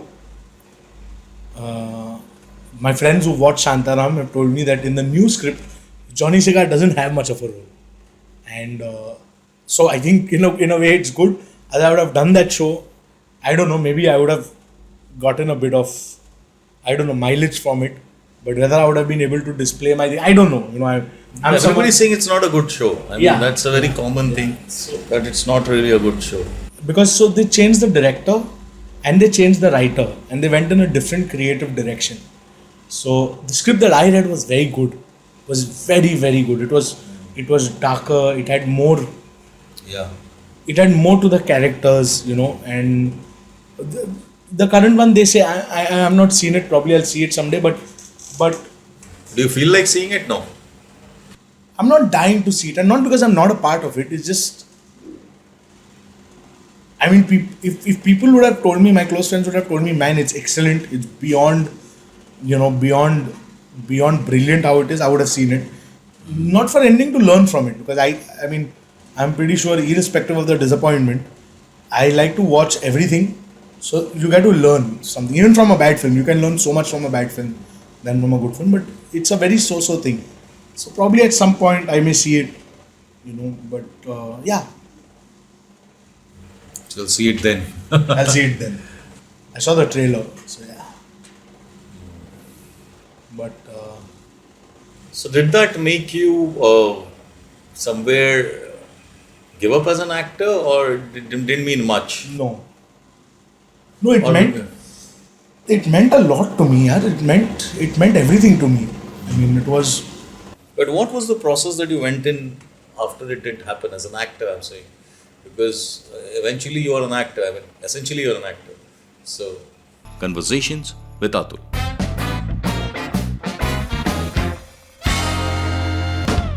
What has changed is now when I read stuff that I get, I don't even audition for some of the stuff that I get. I don't want to do it. I think it's shit. It's as simple as that. And obviously the counter is, I've auditioned a lot in the past few months and I'm not getting a lot of roles. And that's fine. Maybe my audition is not up to the mark. Maybe, whatever it is. But is it disinterest or? it's not disinterested. There's some auditions have given a really good. Another thing that happened, another thing that changes, I think so I have psoriasis, right? So that is why I have a beard now, because it's all over. It's on my head. It's just a. It's very painful, psoriasis. It's not painful. It's irritating. It's not psoriatic. Arthritis is very painful, but psoriasis bites. So it's a skin. A friend of mine has psoriatic arthritis. Yeah, so that's very painful. So, for me, I have psoriasis, and So to be very careful. yeah, I mean, Oh my God. yeah. So and I got a bit of it on my side locks, and a bit of it on my this thing. So I can't really shave my side locks because then you can see the psoriasis patches, right? And I had it on my hands also for some time. Right now I just got it in small patches where you can't really see much of it. So in advertising you can't really do that because people need to be, pristine and clean and clear. So for a long time I didn't audition because of that. They're like, I don't want to be out there with this. And now I can't really change my look a lot. I need to look this way because this is the only way I can kind of hide it. And so a combination of that, a combination of not liking some of the scripts, and I'm not saying it because I've not worked in a long time. There have been scripts that I've liked, that I've auditioned, and I've not got it, and that's fair enough. That's fair game. But there have been more scripts that I've not liked, even advertising, which I've not liked, which I've said I don't want to do it because it's rubbish. As a director, I'll do even the rubbish films because you need to constantly have work out there, as you know what it is like.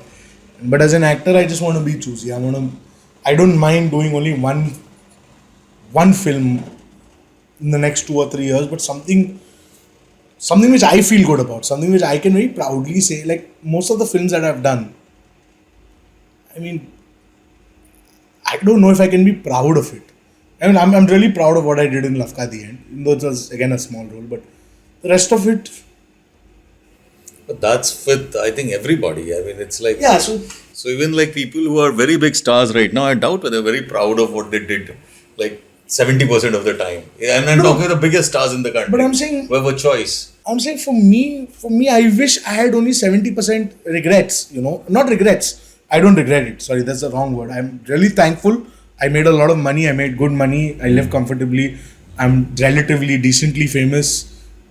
I have my directing career today because I think I know because I've been an actor. So people trust me more because I'm a part of advertising. But I don't really have the kind of work that I'm really proud to show.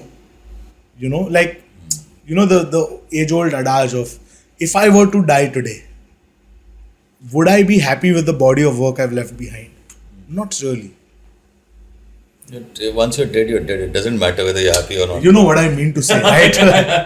No, but I'm just saying that. For me, I'll tell you, I may sound really vain. Atul, one of my biggest things in life is I want to leave a You're legacy. an actor, you can be vain. That's the nature of being an actor, yeah. But I want to leave a legacy.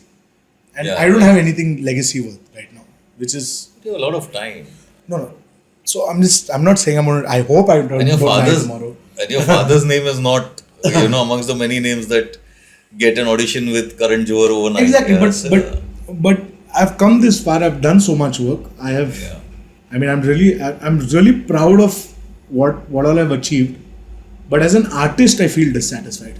Does that make more sense? Yeah, absolutely. So for me, as an artist, I feel dissatisfied. Then you need to. I'll tell you what has been my understanding of all this is that I made a film, and I'm very proud of that film, and I'm sure Adi tells you good things about it. Yeah. He also.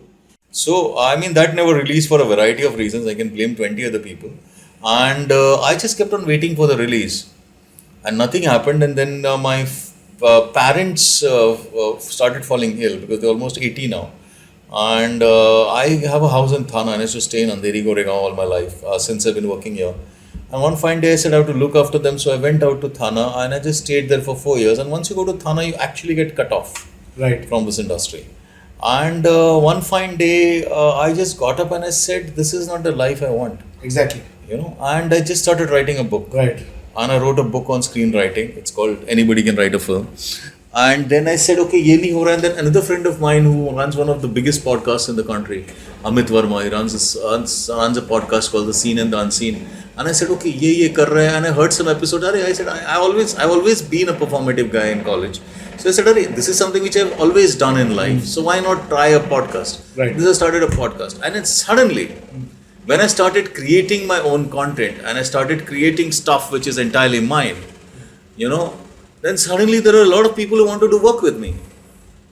So, I mean, the advice which I can give you or any, I mean, if you want that advice, unsolicited advice, I'm saying, or anybody else is that you need to find your own space. Right. Whether you want to be an actor, you need to write and do small skits. I mean, today, like TikTok and whatever, and you see people who wouldn't have got the time of day with anybody are probably making more money than B-star actors right now. I completely agree. That is why my focus has shifted so much to direction.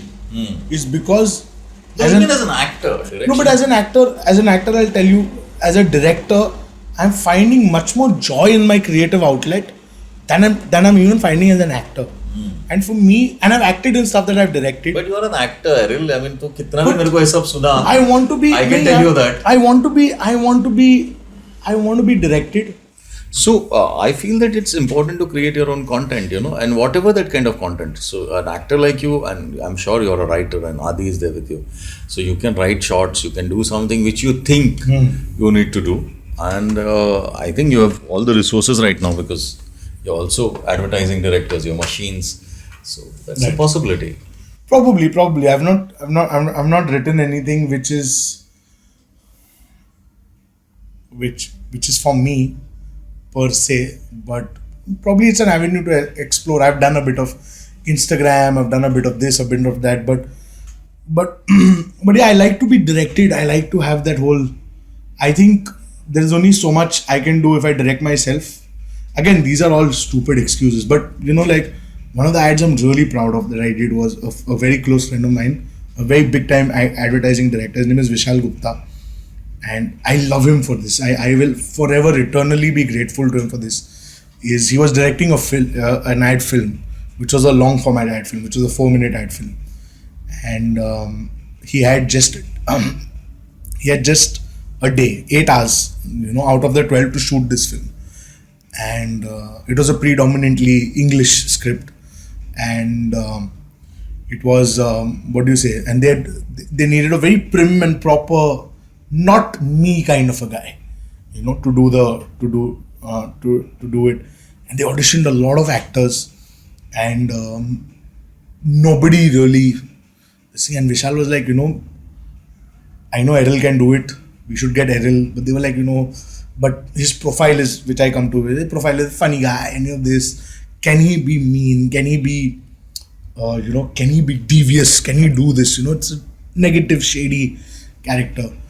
And so he told me, you know what, Errol, I think you will kill it in this. I wouldn't have auditioned you, but will you audition? I said, for sure. Will you audition? And I auditioned, and I was probably the only actor who managed to do that entire 4-minute thing in, you know, at the audition in English and without any this thing.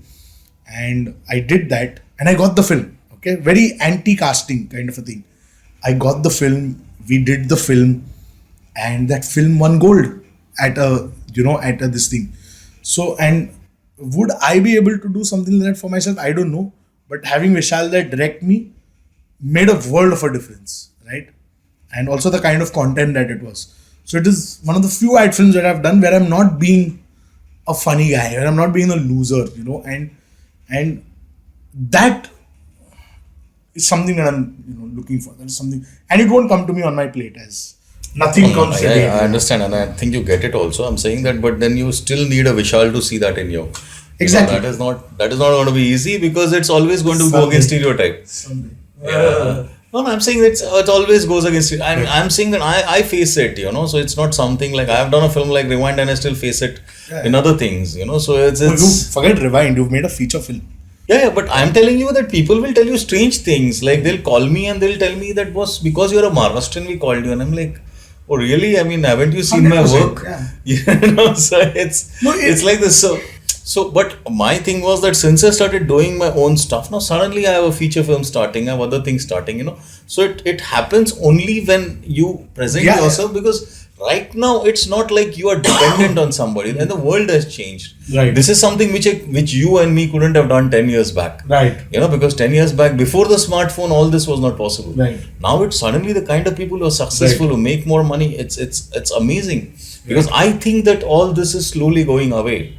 This whole traditional form of media, this traditional form of filmmaking, it's all going away. It's as either you can do event films, or you need any Yeah. kind of content, Yeah. you know, because I don't think stardom is going to last as much now as it used to last. We won't even make stars anymore. There Yeah. won't be stars. I think In we'll have- another 20, in 10 years, I think this we'll whole have thing is going to be influencers. different. That's it. Yeah. What of influencers. That's another pain point, but yeah, whatever. I will just tell you this. So Rajesh Krishnan had told me about this change thing where basically there was this guy in the south and he was a devotee of this film director. And his aim in life was कि I want to work with this film director and then make my own films like him. So, you know, he goes, he studies and this and that, and finally he gets a job as this guy's AD. So he's like one of those third or fourth ADs, big time director. So they're shooting this sequence. So the sequence is basically, it's a South film, right? So the hero is running and there is a snake following the hero. Okay.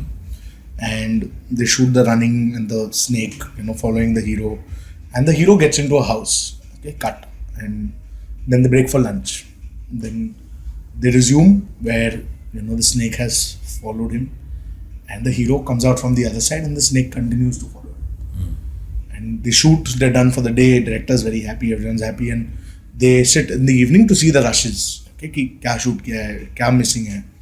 So they see the rushes, and the guy is seeing the rushes and like, shit, there's a problem. So the director, he goes to the director and he tells him, you know, a problem hai. So he says, what is the problem? So he's like, sir, basically, when the person is running, when the hero is running, he goes into the house, he's wearing a red shirt. But when he comes out of the house, he's wearing a green shirt. Like, now there's a continuity goof. We have to reshoot. The director said, no reshoot. We'll continue. I'm like, sir, how will we continue? It's a goof. So he says, I will handle it in dub. I will handle it in dubbing. Dubbing. Like, sir, what do you mean? What do you mean you'll handle it in dubbing? What will you do? Like, son, you leave it.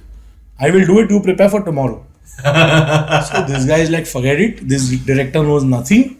ये film की band बजने वाली है, मेरे को कुछ नहीं होना है. So he leaves the film.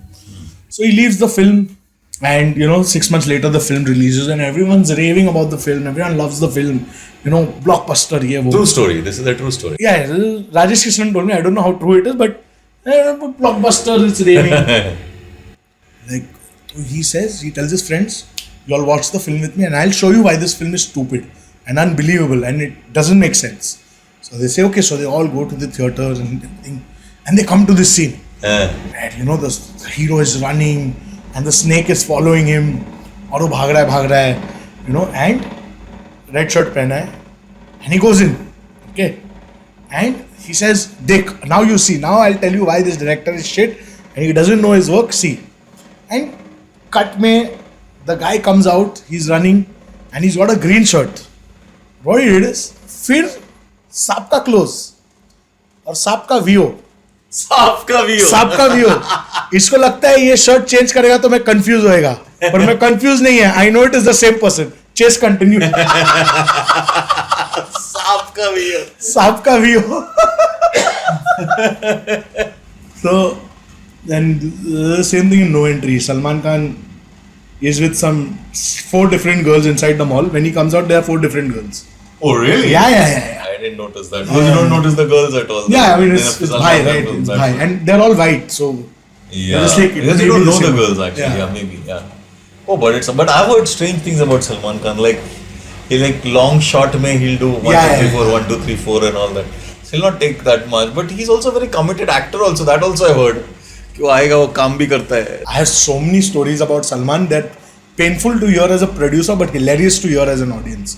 I think if you're not a producer or director, working with Salman will be the best thing in the world. Yeah. It's just so entertaining. You never know the shit he's going to pull off. You never know. Just enter set and you're like, oh shit, Salman's done this today. And it's brilliant. The stories I know of Salman, it's brilliant. And true stories. I mean, these are people who worked on the set. It's hilarious. Like, what is the most hilarious story you've heard? And I'll tell you one hilarious story. So you go first. I'll tell you after. Yeah, If okay. mine's So better. this was somebody who told me had worked on this Dabang or Wanted or one of those films. Dabang. I think second part or something like that. And he said that what happened was that he has this regular fight master now. Fight director he has. And he works only with him. Some South guy. I forget Vijay or something his name is. and they were doing an action sequence, and they said, "Acha, ye ho gaya, ye ho gaya." Then they shot, and then this fight director, let's call him Vijay. I don't know the name, but let's call him Vijay. He came to him and he said, "Sir, one more shot we need, of you this and this. You're just jumping from this on a height." And he said, but Salman, it seems, understands technically cinema.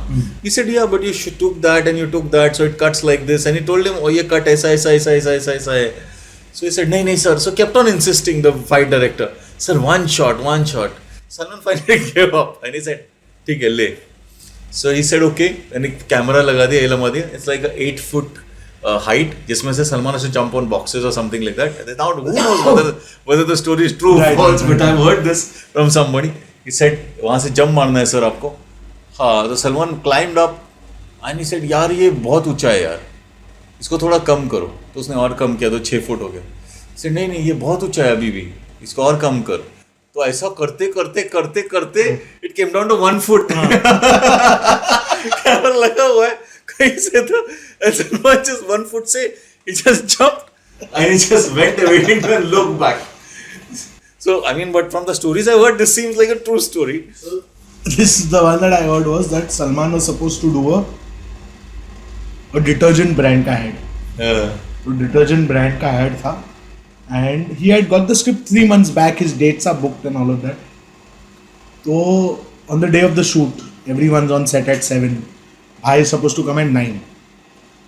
So it's 10 now. Bhai is not coming. So they call up Bhai's manager. अरे भाई किधर है? We are ready. हाँ आ रहे रुको 10 minute में आ रहे. 11 o'clock भाई is not there. अरे सर कहाँ पे है? हम लोग सब लोग रुके हुए हैं. आ रहे भाई बस रास्ते में आ रहे. 12 बज गया.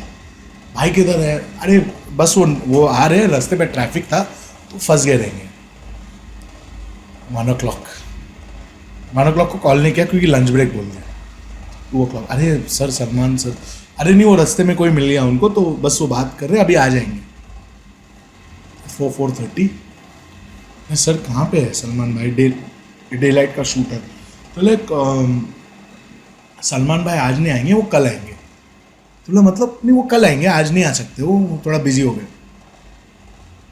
Next day call time is again 9, but भाई कम्स ऑन सेट एट 10. भाई सेट पे है and Bhai has been given the script and everything. Agency has explained it to him. So Bhai comes, gets ready and all of that, and he comes on set. He walks on set. He looks at the set. Now the set is a florist ka dukaan. Okay, and Salman Bhai is playing a florist. So Salman Bhai looks around. Flower shop. He's like, हाँ sir.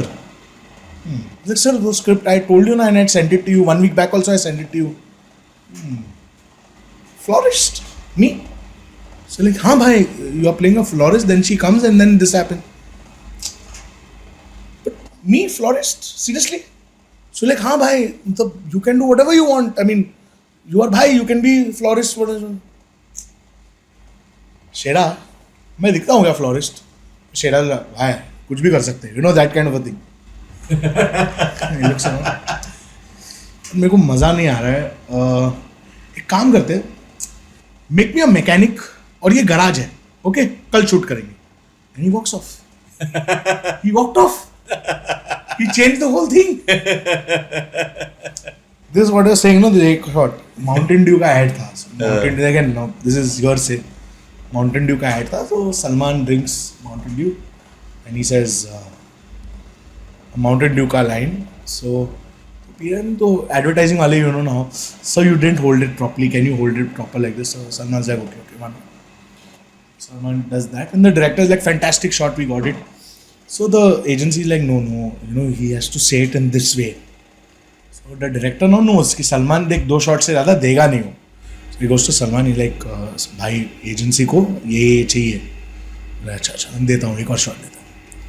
Salman Khan do the due or something like that, And agency is still like, yeah, this is not right, that is not right. So the director tells the agency, देख, I'm not telling bhai for one more shot because I've got my shot. आपको चाहिए तो आप जाके बोलो. So the agency goes and says, Salman sir, please, ये वो. Salman looks, he's like, okay. So he gives one more shot, 5 shots now. Still agency के गांड में उंगली. भाई ये नहीं. अच्छा चलो. Salman takes the can, drinks it. Mountain Dew. पीना है तो पियो वरना अपनी माँ चुदाओ. And he walks off. And he walks off. He walks off the set. Can you imagine? Yeah. Can you imagine? Oh flip! It's bad. Yeah, that's what. Anyway, I mean, this was such a nice, vibrant chat. And also, I mean, I just want. I think I should ask you this before we wrap up.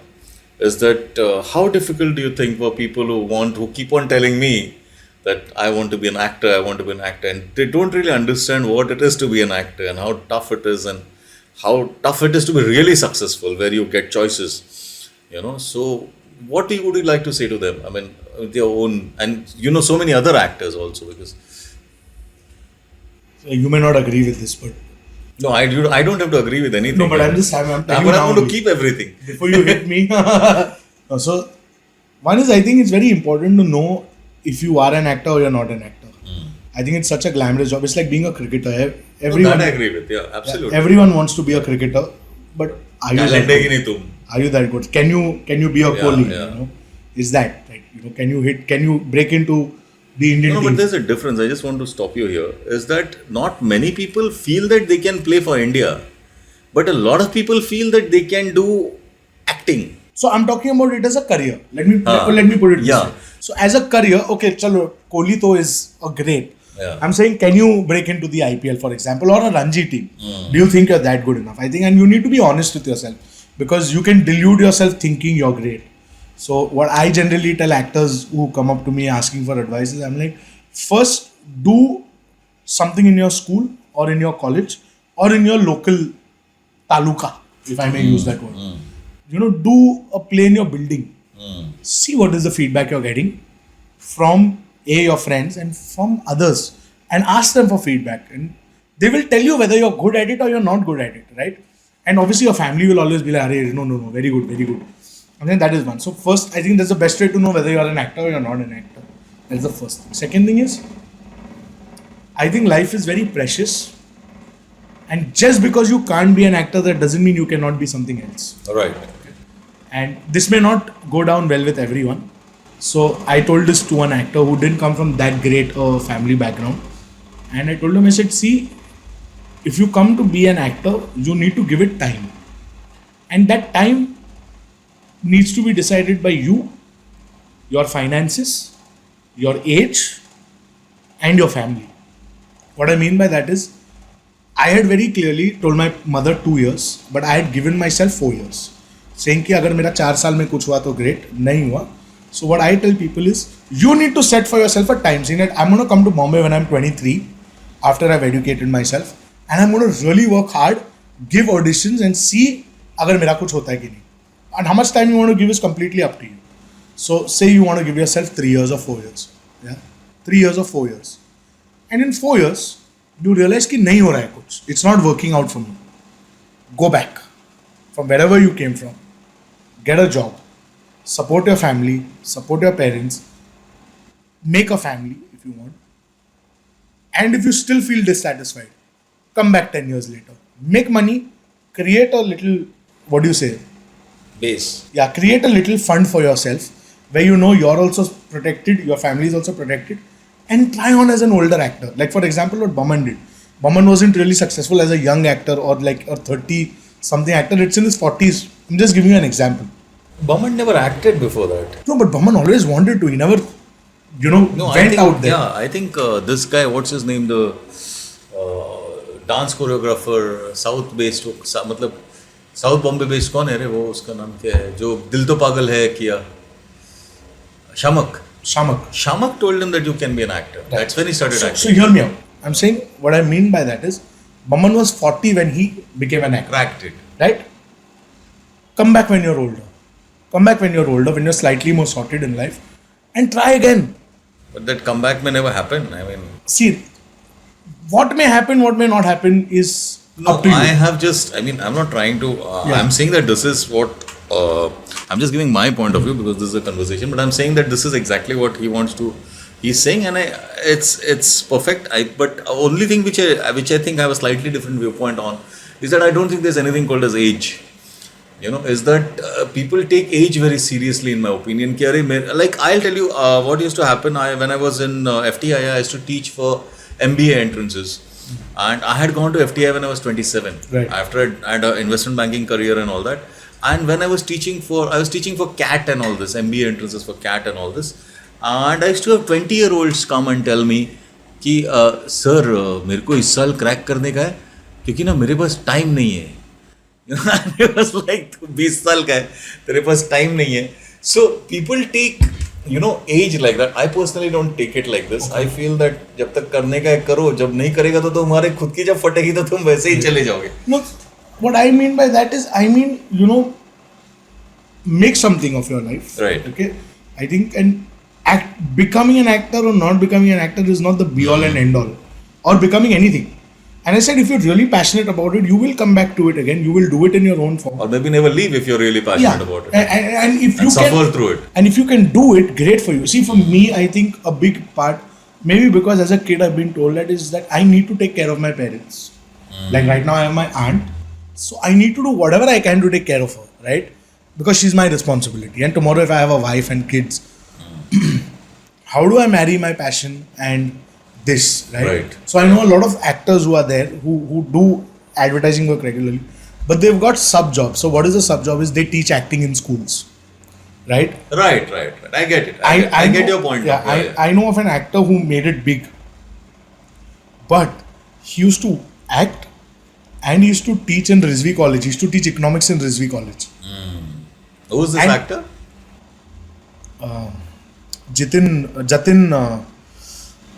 Jatin, is it Jatin Gulati? So he was in this film called Sheer Kurma, which Faraz directed. I forget his name. But he used to do a lot of advertising work. But till he didn't make it into OTTs and regular work, he continued teaching at Rizvi. Then there's another actor called Shobit Khanduri. He's not done a lot of work now, but he used to work in a call center and act. Because there were times when there was no work and his parents had told him, I'm not going to support you. So I'm saying, you need to look at those avenues, because you need to support yourself, your parents. Right. Unless you have, you don't need to be a Hrithik Roshan to have backing. You can be a decently well-off businessman's son. And still पास खुद का घर है, and you can continue trying for the rest of your life. कोई कुछ नहीं बोलने वाला. बराबर. But it takes time. One thing I agree with Atul is that it takes time. You need to give time. You need to give energy, and it's a very personal call about whether you want to stick and really be a Nawaz, work as even if it means working as a watchman and continuing to do what you're doing and wait for your big break, or you say no, I'm going to take a break, go back, come back, because age. And this is where I'm supporting what I meant by Boman is age is not a factor. You can be an actor even when you're 40, even when you're 50, and you can get great roles when you're 40 or 50. And I know of some guys who नहीं मुझे इतना ही था उसमें कि मुझे लगता है कि लोग एज का बहुत टेंशन लेते हैं. I'm just no, I'm not talking about what you said. I'm generally saying that people think a lot about age. कि boss, when I quit, for me it was simple that I don't want to do this. Right. I just want to lead a life. I'm going to live once and I'm going to die. If there is rebirth, I'm not going to remember what I did. Right. So it doesn't matter to me. I just want to do this, and how I do it, it doesn't matter. I'm just going to try and do it.